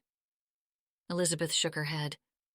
No, I'd rather stay here with Joan. Look, Elizabeth, Matt said, stepping into the house. Come inside, she mumbled sarcastically, gesturing toward the living room. She dragged her slippered feet as she walked behind him. You look terrible, Matt said, gesturing up and down the length of her body. Thanks, Elizabeth rolled her eyes. Come with me. No. She fell onto the couch, pulling a sleepy Joan onto her lap, unpausing the Golden Girls. At least they had each other. Matt sat down and grabbed the remote out of her hands. Get dressed. You're going out on the boat. Elizabeth grabbed the remote back. I'm watching the girls. He stood up in front of the television, blocking her view. I promise you'll feel better on the boat than you will sitting around all day, feeling sorry for yourself. She crossed her arms. I like feeling sorry for myself. Matt held out his hand for hers. I have my breakfast sandwiches in the car. Ignoring his hand, Elizabeth sat for a minute thinking of his breakfast sandwiches. She tossed off the throw with a jerk, setting Joan on top of it. I better not have to touch any fish. You'll thank me later, I promise. Matt smiled at his win. Elizabeth climbed heavily up the stairs. Her body felt as though there were weights attached to her legs and shoulders. Sweat seemed completely appropriate for a boat ride. Once she finally got dressed and came down to Matt's truck, he handed over his famous breakfast sandwich, then patted her on the shoulder. There's nothing better than being out at sea to put things into perspective. She unwrapped the sandwich, but she wasn't hungry. She set it on her lap as she looked out the truck's window. A black truck drove past that looked just like Adam's. She looked at the clock. Dr. Johnson would head to the farm soon. Anastasia didn't have much time. Neither did Elizabeth before she'd have to see Adam again. Elizabeth's head was so foggy she barely noticed her brother had parked the truck and got out. She followed him to his boat. Matt jabbered away about how much better she'd feel once they reached the open water. Why did I have to come? She pulled the orange pair of Grundens up to her waist, trying to figure out if they were backwards. Because I know what it's like to have to figure things out. Elizabeth let out a long breath. Matt went inside the wheelhouse and did exactly what he promised. Left Elizabeth alone. She sat in the back, bouncing along the waves like she did when she was a little girl, riding in their grandfather's boat with her brothers. She looked back at the harbor as Camden Cove grew smaller. She almost had it all, she thought. Almost. Adam sat in his truck, parked outside of the vet. He was going to go in, tell her everything, even if Margie and Dr. Johnson, or whoever sat in the lobby, had to hear. He wasn't leaving until she at least heard him out. He stepped out and walked right up to the front door, swinging it harder than he intended, bouncing the bell against the glass and causing Margie and a young mother with 2 children to look up. Margie eyed him like an enemy of war as he walked up to the counter. Good afternoon, Mr. Cahill. How can I help you? He could tell her politeness was feigned. She looked like she wanted to wring his neck. I was wondering if I could speak to Dr. Williams. He spoke as formally as possible, clearly aware all eyes were on him. I'm sorry, but you'll have to come another time. Margie narrowed her eyes with a fake smile. I can wait. It'll only take a minute, Adam pleaded. I promise. Creases appeared between Margie's eyes as she leaned forward. You can promise all you want, but you'll have to come back. Dr. Williams isn't here today. This surprised him. Elizabeth wasn't at work? She always worked during the week. She isn't working? She decided to take a day off, Margie said, then gave him a look. Don't you think she deserves it? Her question was rhetorical, but he wanted to answer, tell her everything, so at least someone could explain to Elizabeth. But that would only be another way for him to dodge his responsibilities. Please tell her I stopped by. Will do. Margie kept her friendly tone, but she didn't treat him the same as she had. He was the enemy. God, he hoped Elizabeth didn't think of him as the enemy. I've never seen you let a guy get you this upset before. Matt sat on the back bench as the boat floated in the water, swaying side to side. Even Mark. She shrugged, but he hadn't seen her when Mark ended it, but he was right. Now her heart had been torn apart. I've never felt like this before. Then why are you sitting around on a boat and not talking to him? Matt asked. Elizabeth whipped her head around to face him, but she could tell he was teasing with the smirk on his face. Because somebody made me come on this boat. That's because I thought you flaked on the guy, but this is clearly something different. She stood up and stood across from him, where he bagged bait bags and pulled on a pair of rubber gloves. Without talking, she started stuffing herring into the bag. The slimy, silvery fish had to be better than talking about her feelings with her older brother. What's the problem?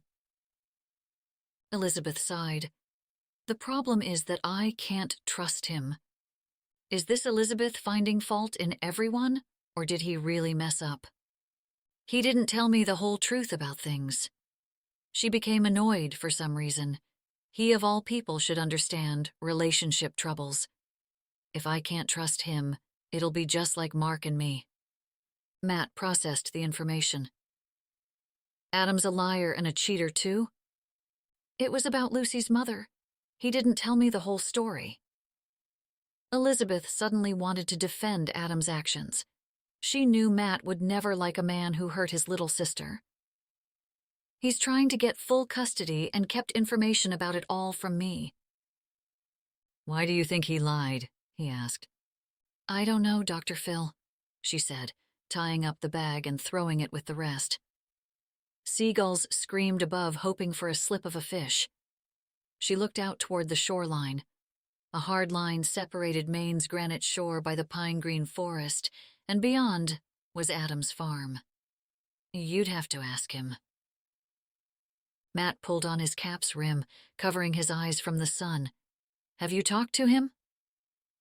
No. Then it sounds like you have a bigger problem. What's that? You. Me? Yes. You're moping around your house like the Walking Dead. You've been checking your phone every 5 minutes. You clearly don't think he lied for anything shady. Matt made a face. You're being Elizabeth. What? She dumped out her bait bag. I'm being Elizabeth.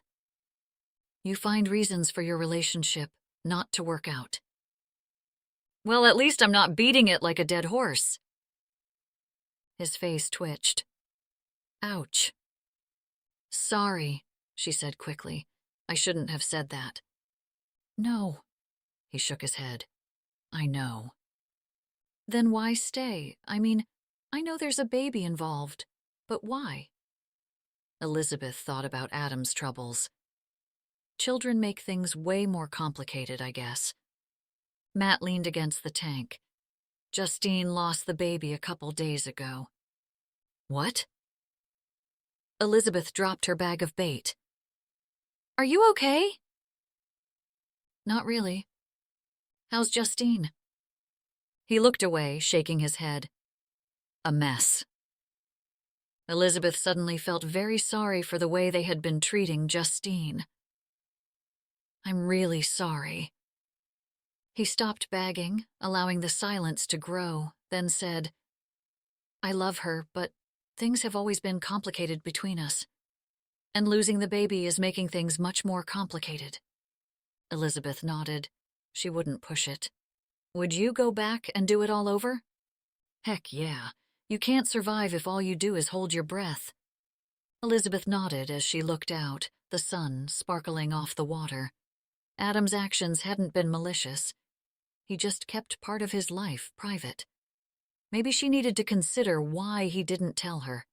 Maybe she should talk to him. You know, Elizabeth picked up the bait bag and began stuffing again. You'd be really good at advice columns. You could do it for a side job when you're not fishing in the winter. We could call you Dr. Matt. Let's drop these pots, so you can get back. Elizabeth continued to help, the labor clearing her mind. By the time they dropped the pots into the water, her whole body ached, but it was an ache that made her appreciate the work she did. She hugged her older, wiser brother as he dropped her off back at her house. Thank you. Matt smiled and tapped his head with his finger. It's all about perspective. I'm really sorry about the baby. Matt nodded. We'll be okay. Elizabeth ran inside to take a shower and get rid of the smell of herring. She didn't bother to dry her hair. Instead, she threw it up and got into her car and headed out to the farm, down Stonebridge Trail, and then onto Smith Sanborn Road. As she pulled up, the only car in the driveway was the white sports car from the other day. Lucy's mother was still there. Perspective, she heard Matt say in her head. She had formulated what she was going to say in her head, but now, with the car still there, she couldn't remember what she planned. She hadn't expected the car to still be at his house. She stopped and looked, wishing she had texted first before showing up, when the familiar woman stepped out of the barn. She was tall.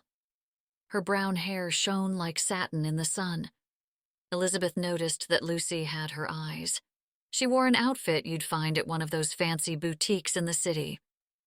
Adam and Lucy aren't here, she said to Elizabeth. As she walked closer, she reached out her hand. I'm Michelle. Elizabeth moved slowly toward her. Hello, I'm Elizabeth. Dr. Elizabeth, I hear, she said, and made a faint smile. Elizabeth suddenly felt foolish to think he was still pining after her.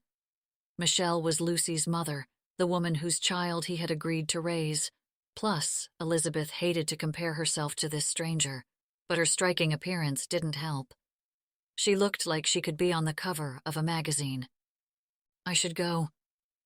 Elizabeth stepped back toward the truck. Didn't you come to check the animals? She asked. I think the horse is about to go into labor soon. Did Lucy notice any changes? Elizabeth hadn't received updates from Lucy all day. No, I don't think so. She shaded her eyes from the sun. But the horse seems restless. It reminds me of when I went into labor with Lucy. Michelle stared off into the distance and suddenly was somewhere other than on the farm. Elizabeth waited for her attention to return, then said, I'll head to the barn to check on Anastasia. Michelle smiled, but it faded quickly. Great. Anastasia stood in the stall by the back corner. How's it going, Mama? Elizabeth asked Anastasia, suddenly realizing how much she missed the horse, the barn, the farm, and the people in it.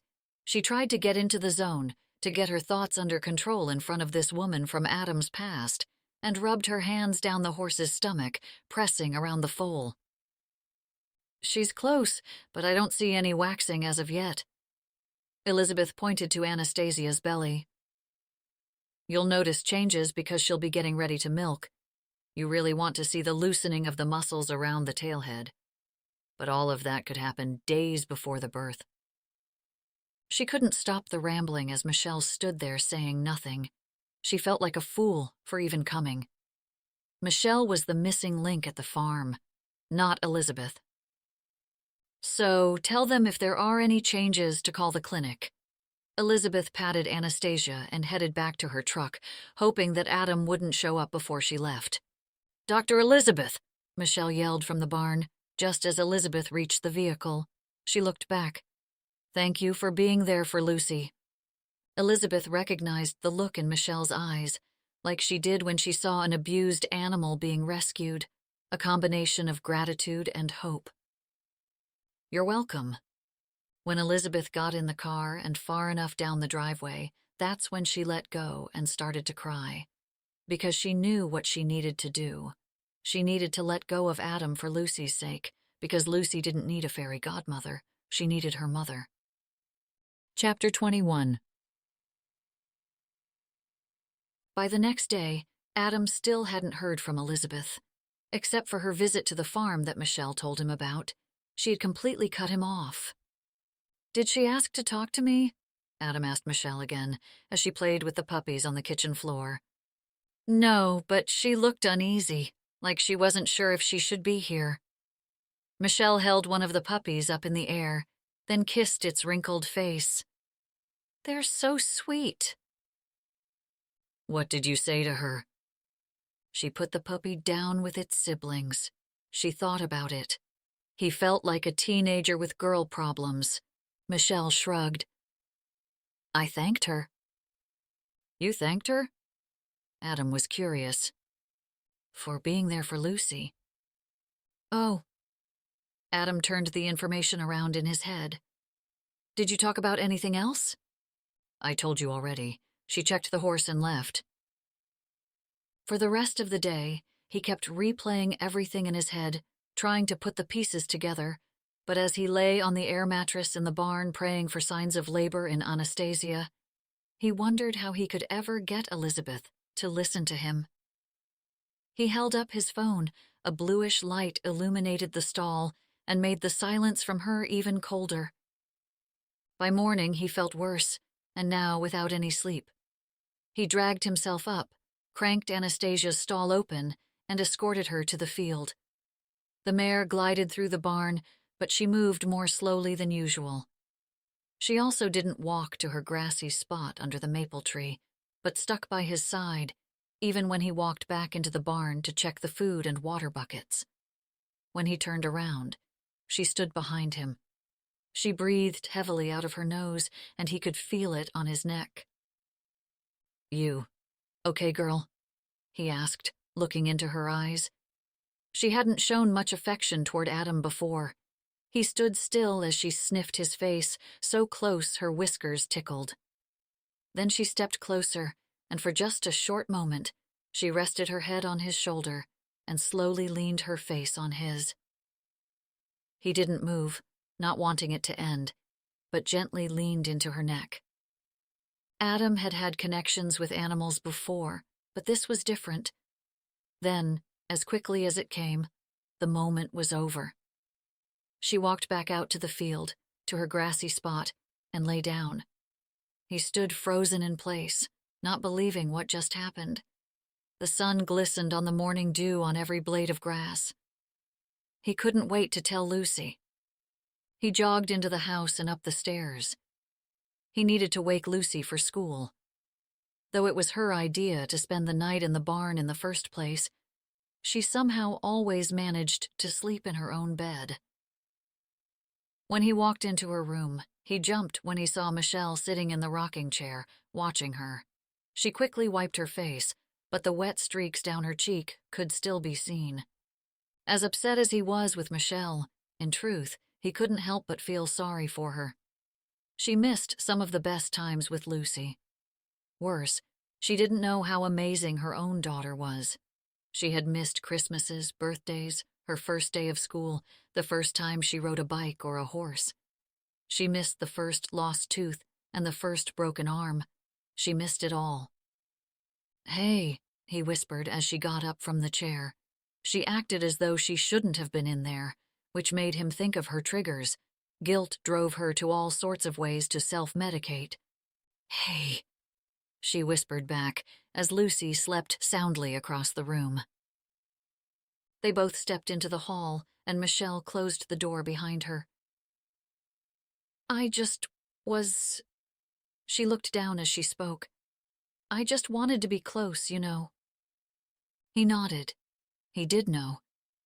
He almost reached out to hold her, give her comfort. But he resisted. "You look terrible," she said, holding her elbows cupped in her hands. I could stay in the barn. Lord knows that's where I deserve to sleep. He ignored her self-pity and shook his head. I'm fine out there. I can get Lucy ready, and you can go and take a nap. Dark circles framed her eyes as well. He shook his head. I can whip up some pancakes, she said. I saw a box in the pantry. He knew she was only trying to be helpful, but the more she offered, the more it irritated him. Is there anything I can do to help? He almost came back with a snide comment, but didn't have the energy. Nope, I'm good. She looked him over. Are you sure you're all right? He let out a long sigh, surrendering to the situation, and turned to go into Lucy's room to wake her up. I'm fine. Elizabeth looked out the window, waiting for her next appointment. Mrs. Gray was due to show up with her 3 Doberman pinschers for their annual checkup.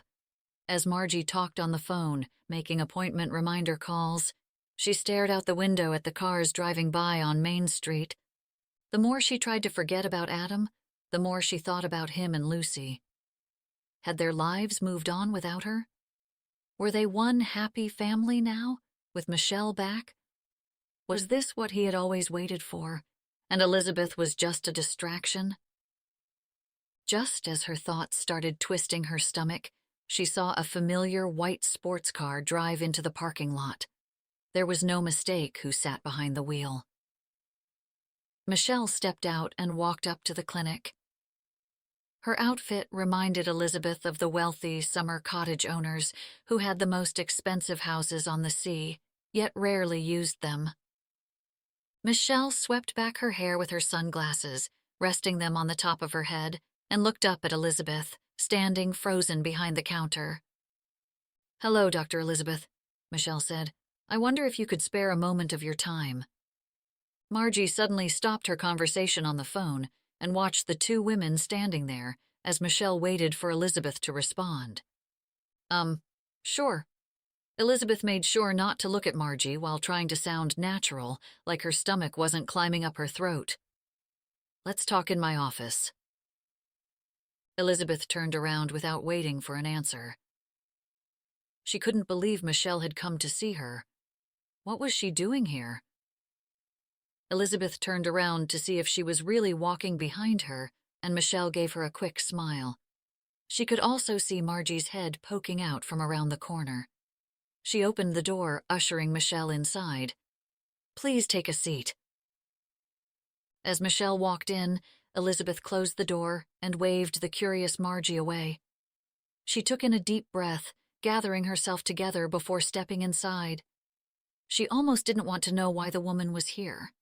She wanted things to go back to the way they were before she showed up. As she opened the door, Michelle faced the front of her desk. Thanks for seeing me, she said. Elizabeth pulled her desk chair out beside Michelle. She tried to think of all the things Michelle could want to talk about. How can I help you? Elizabeth asked in her cheeriest voice. Maybe Michelle had a veterinarian question, or maybe she wanted to tell Elizabeth to step back. It was a 50-50 shot. Look, Adam doesn't know I'm here, Michelle confessed. But I thought you deserved to know the truth. Michelle looked down at her hands. Which is that I'm an addict, a very recently recovering addict, and unfortunately, Adam has been along for the whole ride. Elizabeth understood addiction from a medical standpoint, but Michelle clearly wasn't telling her because she was a vet. So she waited.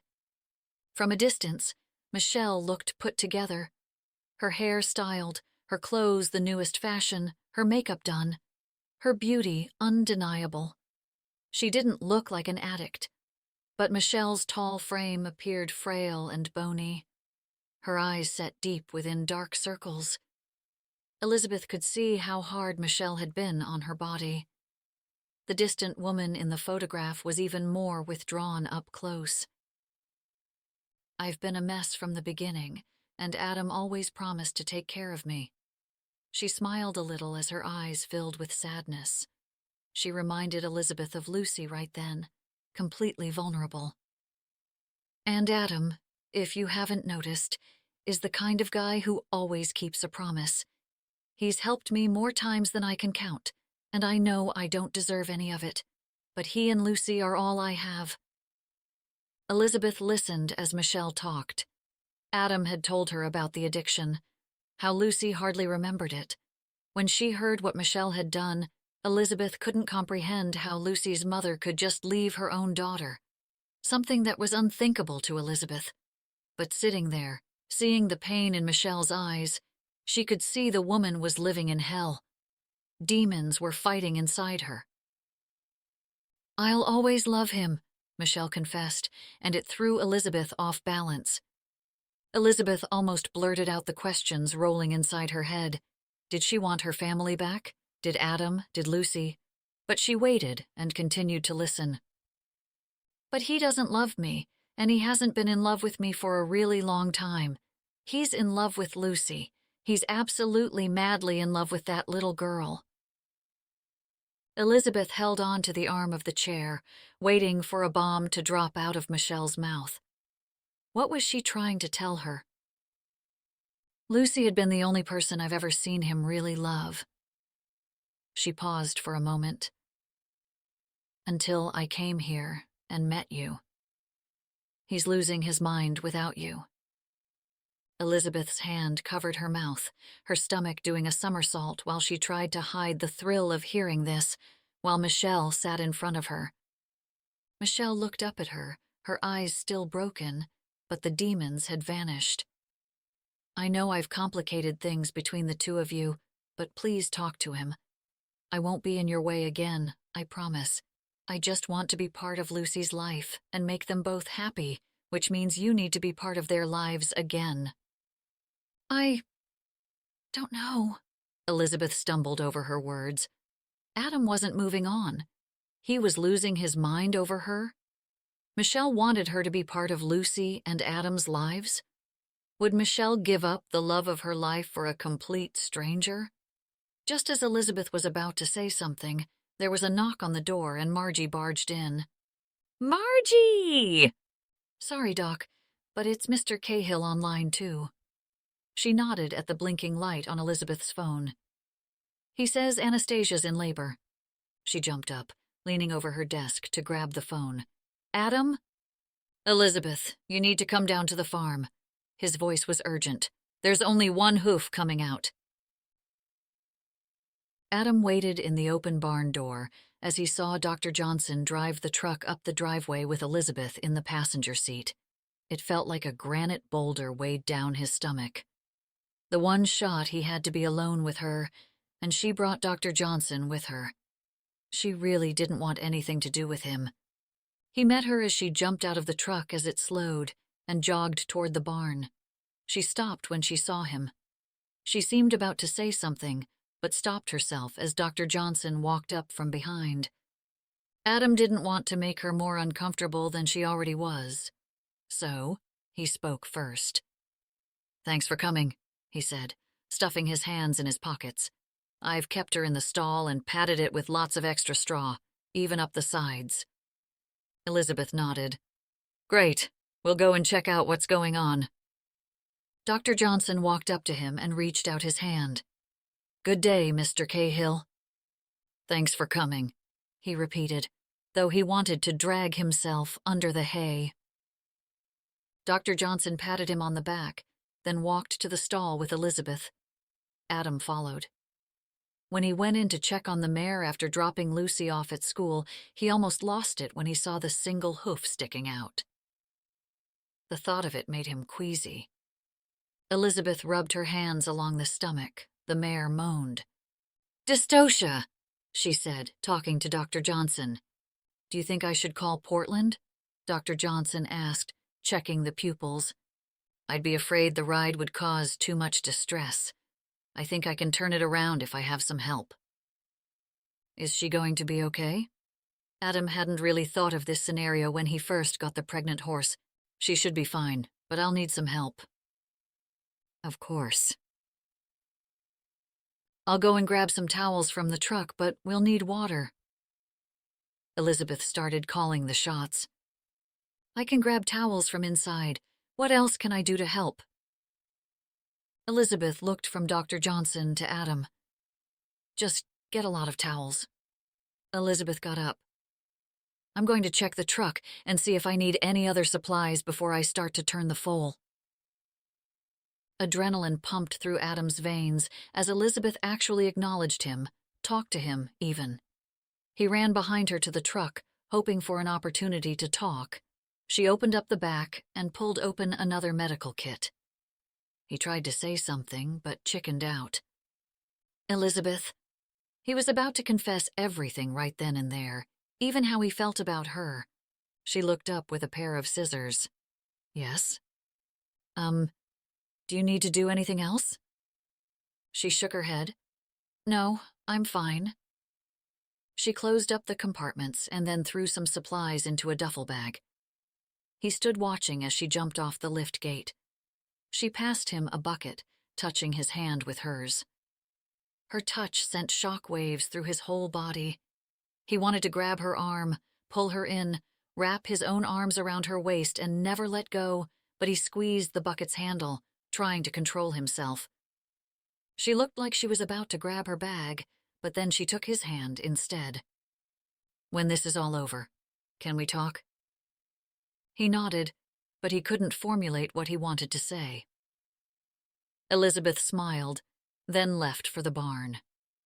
He watched her leave as hope filled his chest like a helium balloon about to burst. Then, just like a balloon, it popped as soon as he saw Michelle pull up the driveway. He suddenly didn't want to leave. He didn't want Elizabeth to get more of the wrong idea. The last time Michelle showed up, Elizabeth left and never talked to him again. He just needed to talk to her without anyone else around, especially Michelle. She parked close to the house, away from the barn. When she got out, she didn't even look over toward him as he approached her. Anastasia is in labor. The vet's here. The news didn't surprise her. In fact, she said, you should get Lucy out of school. Adam hadn't decided whether or not to get Lucy. She would definitely be disappointed if she missed the birth, but he worried if there were complications, she wouldn't be able to handle watching Anastasia struggle. Or worse. She was a tough kid, but even the toughest person would have a hard time dealing with seeing someone they loved in pain. I'm sure Dr. Elizabeth wouldn't let her see anything she shouldn't, Michelle said, as though she had read his mind. He looked at Michelle. She was right. Elizabeth wouldn't let Lucy see something she shouldn't. She would make sure Lucy was okay before anything happened. If he wanted Elizabeth to trust him, he had to trust Elizabeth. Do you want to pick Lucy up at school? He asked, half regretting the sudden loss of control. Michelle's eyes opened wide. Really? Are you sure? He hesitated before nodding. I'll let the school know her mom is picking her up. She ran up to him and hugged him. Thank you, Adam. I promise I won't let you down. Don't worry about me, it's Lucy. Don't let Lucy down. He may be letting down some of his guard, but once bitten, twice shy. He didn't want to have to be the jerk, but it would take a long time before he trusted her. She needed to prove she wasn't going to let them down again. He pulled out his phone and dialed the school as he went inside to grab the supplies. He watched Michelle get into her car and take off down the driveway. Good morning, Camden Cove Elementary School, the secretary said. Good morning, Mrs. Schofield. I'm going to be dismissing Lucy from school today, he said. All right, Mr. Cahill, she said in a friendly tone. When will you be picking her up? Actually, it will be her mother picking up. Oh, Lucy's mother? He could hear the surprise in her voice. Yes, she's not on the emergency contacts, but I give her permission to bring her home. Chapter 22. Elizabeth attached the heart monitor as Dr. Johnson steadied Anastasia into position. She wished Lucy could see what was going on. She'd get a kick out of watching the birth, now that Anastasia seemed to be relaxing and not straining as much with her contractions. She imagined Lucy would be right up next to her, in her boots, waiting to see what happened next. Elizabeth smiled to herself, thinking about it. Then, just as an image floated in her head, she saw Lucy running through the barn doors with Michelle behind her. Elizabeth held up her finger to her mouth, and Lucy immediately slowed down to a careful walk. She remembered what they talked about regarding the birth. Noise and movement stressed the mother out. Elizabeth held out her arm and whispered, "Here, come around this end, and you'll see the sac when she contracts next." Elizabeth knelt down and pointed to the mare. "The foal is in the wrong position, so we're going to help and turn it around. You think you want to stay for that?" Elizabeth had talked Lucy through the whole birth, even recommended YouTube videos so Lucy could be prepared. There was a lot of fluid, and the sac could make a grown man queasy, but Lucy insisted it didn't bother her. And as she stood there, as Anastasia groaned, stretching her body, Lucy didn't squirm or quiver at the sight. She looked fascinated. "I'm totally staying." Elizabeth let out a laugh at the little girl who had blossomed into a young lady right before her eyes. "How will you turn the baby around?" Lucy asked. "Dr. Elizabeth is going to go in and help move the foal back into the right position so it can come out safely for the mama." Dr. Johnson walked around the horse to Lucy. "If she can't, will you have to cut her?" "Only if nothing else works." Dr. Johnson smiled at the young girl. "I used to know a little girl a while back who asked the same sort of questions." "Really? Who?" Dr. Johnson gestured his head toward Elizabeth. "You're going to make quite a veterinarian one day, young lady." "How can we help?" Adam asked, holding a pile of towels. "I'll need you to get the towels ready for when the baby comes, just like the puppies." Adam's eyes opened wider with fear as Lucy's opened with excitement. "Towels, got it? I'm going to turn the foal around." Elizabeth looked at Adam, whose face turned whiter by the moment. She laughed. Then, his face changed, like relief swept over him. She gave a smile, then went back to work. But he looked like he understood what she would say, that she understood he didn't mean to hurt her. Elizabeth stood up and snapped her rubber glove up on her arm. "Okay, then, let's help Anastasia deliver the baby." Adam swore it was the way Elizabeth stuffed both of her arms deep into Anastasia that brought him to tears, not the whole circle of life. He certainly would have changed his clothes and shoes had he known how much fluid would spill out onto him. Dr. Johnson stood at the mare's head, and Elizabeth called out the orders. "Get those towels ready." What happened next could only be described in horror films. Elizabeth removed the layer of alien covering and rubbed the foal down with at least a dozen towels. Then it turned into one of the most amazing moments of his life. He pulled out his phone and began filming, everyone filled with excitement at the miracle of birth. "It's a filly!" Dr. Johnson exclaimed. The foal's leggy body moved in the hay next to her mother, Anastasia licking its head. "Another girl!" Adam couldn't believe it. "We should name her Cinderella." Lucy hugged him, squeezing him so hard he could hardly breathe. "Cinderella?" Adam shook his head. "Seriously?" "Ella would be a very cute name for a horse," Michelle said. "That's a lovely name for such a beautiful girl," Elizabeth agreed. He could see even through his phone's screen the love in her eyes for Lucy. A mother's love. Elizabeth checked Anastasia and Ella one last time. It was up to Anastasia now. She watched as the mare licked her new foal clean, creating a bond between mother and daughter. "Is she going to try to stand?" Lucy asked. Ella, who knelt in the hay, snorted, pushing herself up. "She is." Elizabeth watched as the filly tumbled back onto the hay next to her mama. What if she falls? Lucy whispered, concerned. Then her mother will be there to help her. Lucy nodded. You did good, Lucy, Elizabeth whispered to her. Lucy looked up. What did I do? Lucy had no clue she was a hero.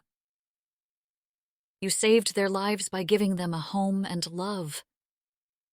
She thought about it for a moment and folded her arms. I guess. That's what I'm going to tell during share time at school tomorrow. I'm a hero.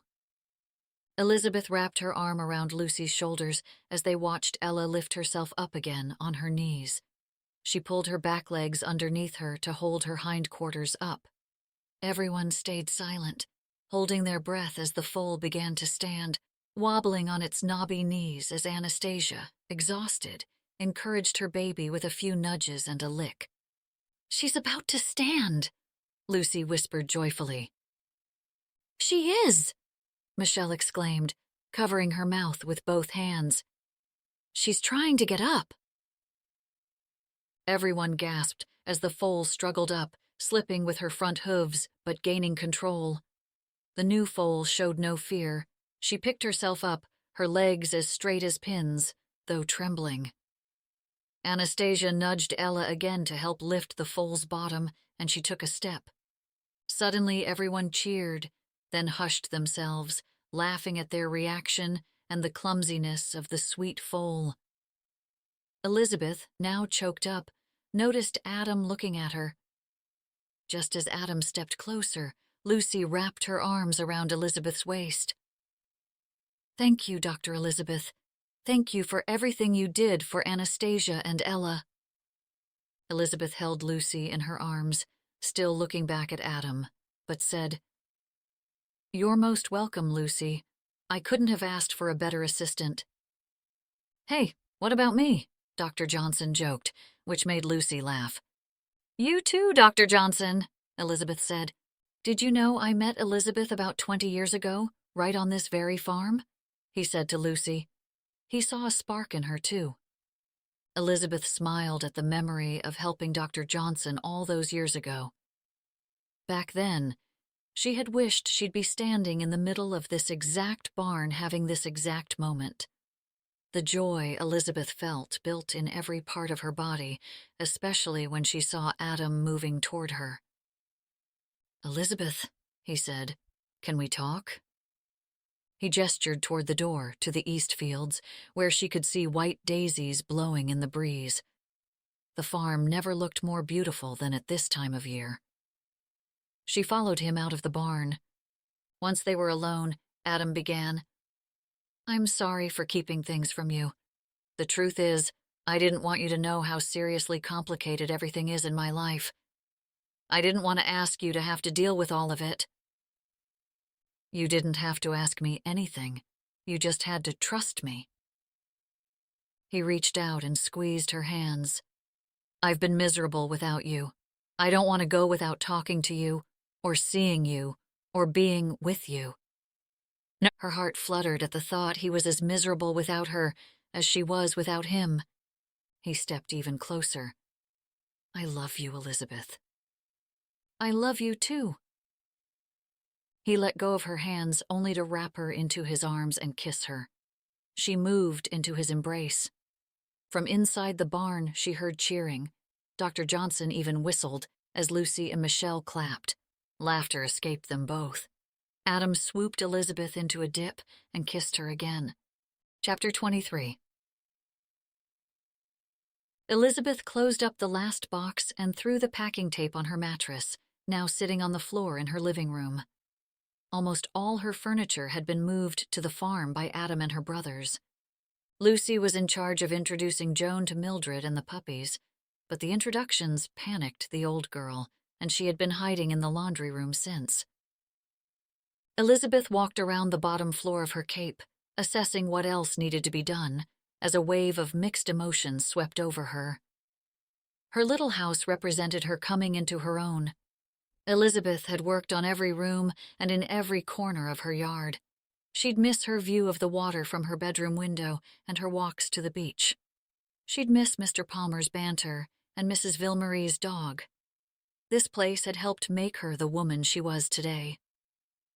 As she walked upstairs, going from room to room one last time, the move becoming more real by the moment, her stomach fluttered at the thought of waking up the next morning on the farm. After finding a few random items in the guest bedroom, she was descending the stairs when Michelle walked into the house. "Hello," she called out before seeing Elizabeth on her way down. "Hey." Elizabeth smiled, bouncing down the steps. "You ready?" "Your brothers are insane. They were competing to see who could move more boxes and packed the moving van already." Elizabeth shook her head, but laughed at how efficient their sibling rivalry could be. She had a feeling her parents encouraged the competition to get their chores done faster before they started beating each other up. "Do you have more boxes out in your car?" Elizabeth asked, looking out at the white sports car Michelle refused to trade in.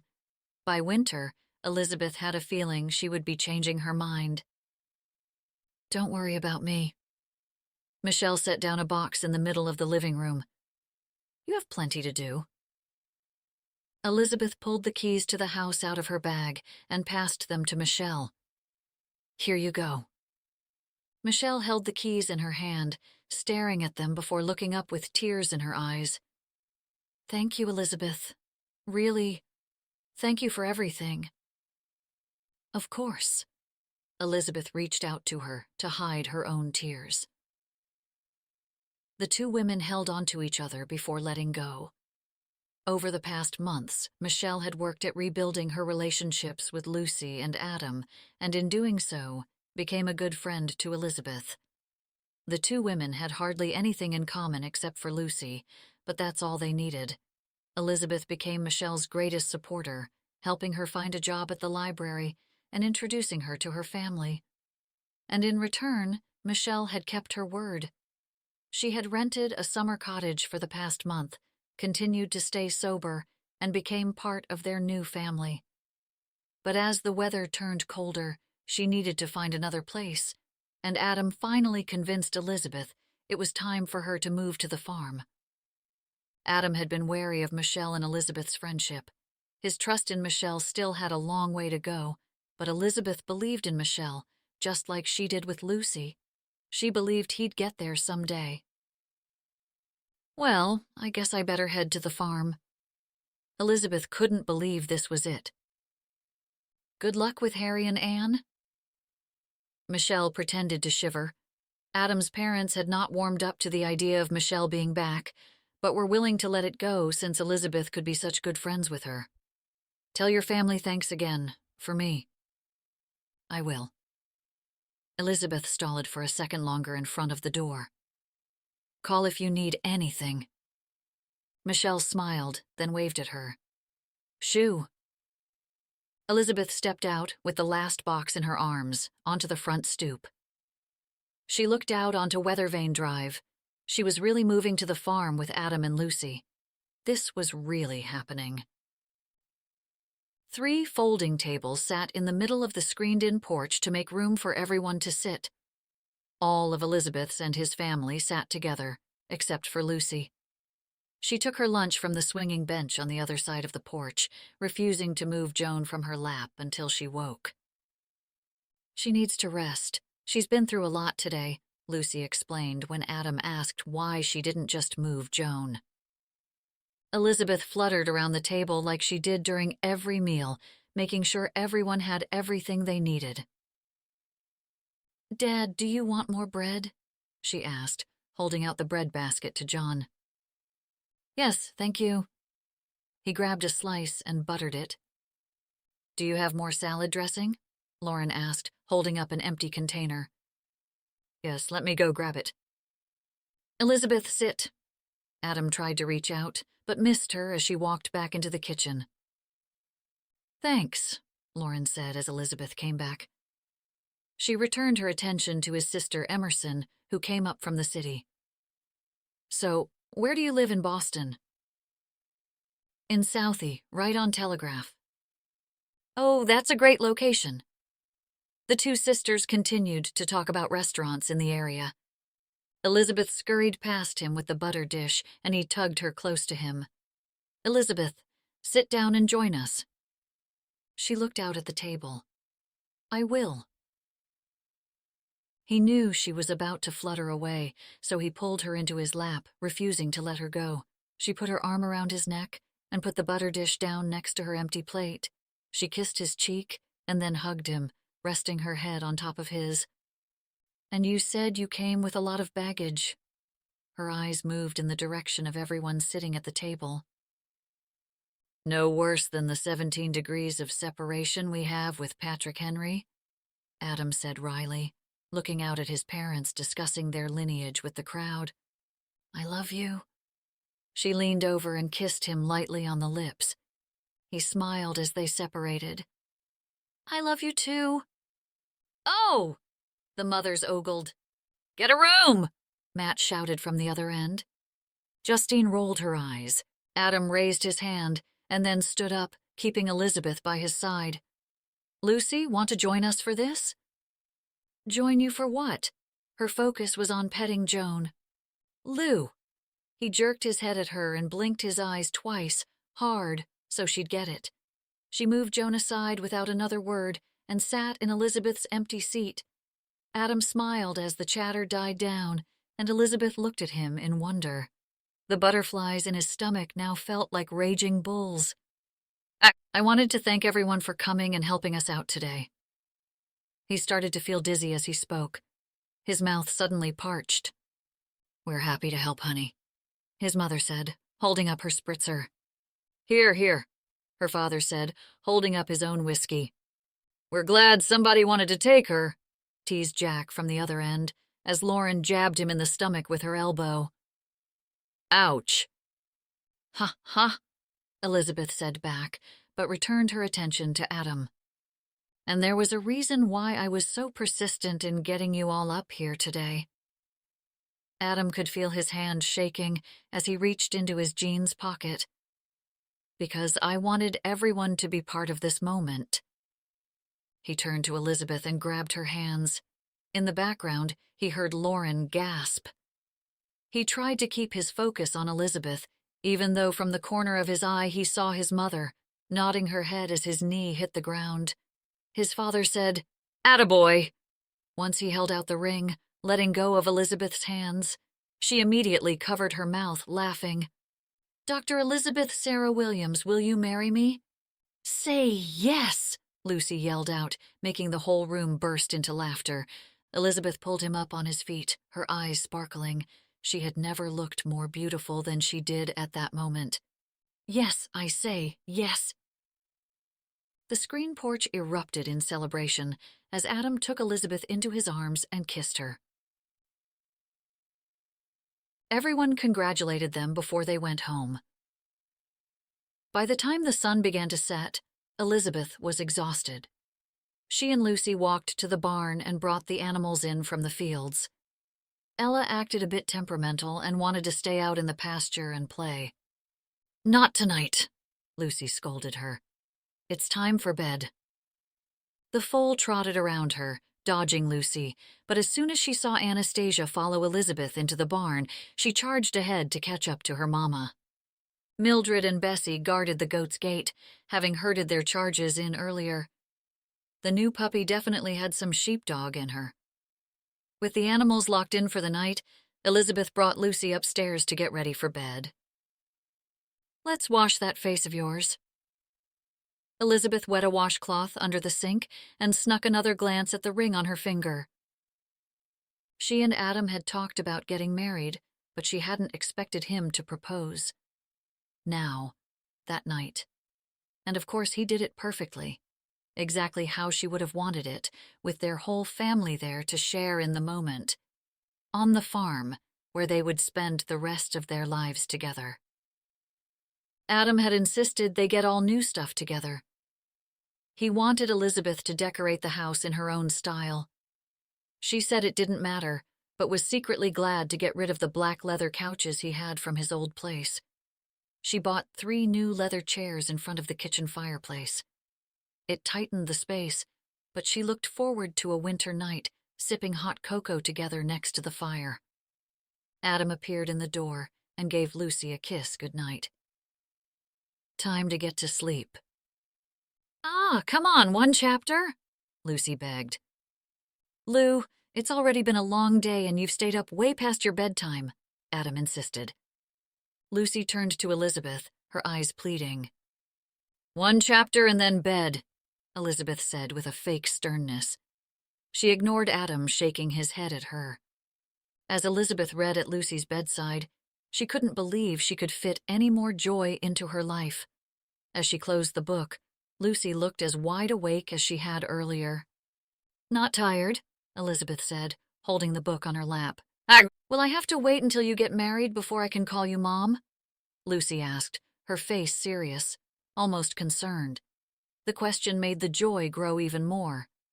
She had hoped Lucy would at least drop the doctor part of her name, but to be called Mom made the joy almost hurt. You can call me whatever you want.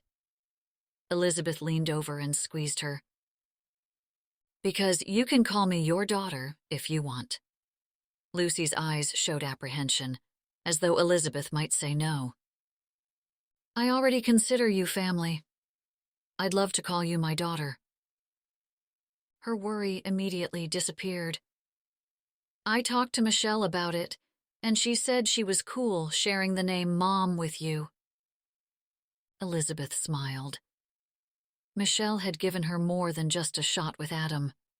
She was open to Elizabeth and Lucy's relationship being strong, and for that, she would be forever grateful. Lucy wrapped her arms around Elizabeth and kissed her on the cheek, then stuffed herself under the covers. Elizabeth pulled the covers tighter around her and leaned over one last time to kiss her on the forehead. Lucy took the book and opened it back up. Want the light on for now? Yes, please. Good night, Lucy, Elizabeth said, shutting her door. Good night, Mom, Lucy said, with her head already in the book. Elizabeth held her hand over her heart, making sure it wasn't about to explode as she stood outside the door, taking in the moment. You coming? Adam shouted up from the bottom of the stairs. Be patient, she said, as she walked down the creaky staircase, remembering the first time she had seen Lucy on these steps all that time ago. Adam waited at the bottom. He held a glowing lantern and offered his hand as she stepped down. What are you up to? She asked, narrowing her eyes with suspicion. You'll see. He opened the screen door. Night held on to the last of the summer air, but she still shivered. Don't worry, I have blankets. She stepped out onto the porch, and the whole backyard was lit with candles and lights strung along the fences. He walked her to the chairs, set up in front of the fire pit. Flames crackled as sparks flew up and disappeared into the night sky. It's perfect, she whispered. He pulled her into his arms, and they began to sway from side to side, dancing in the grass, the chirping of crickets the only music. Elizabeth rested her head on his shoulder, and they moved in sync with each other. I could never sleep before you came, he said, and she could feel the vibrations of his voice against her cheek, resting on his chest. I always made excuses that it was the noise, or lack of noise, or the bed, or whatever. He continued to slowly twirl her in a circle, keeping to the cadence of the night's sounds. But then I met you, and I started sleeping better. I felt better. Everything became better with you. We need a sign. Elizabeth looked at the house, to the porch's empty wall. A welcome sign? He asked. No, one of those signs with a saying, something like, life's better with you. She could picture it in her head. That way, every time we're out here, we'll remember how much love was here tonight. Adam stopped dancing and cupped her chin in his hands, leaned down and kissed her. This has been The Farmhouse by the Cove, written by Ellen Joy. The next book in the series, The Restaurant by the Cove, focuses on Jack and Rachel, a woman who is trying to escape a dangerous past.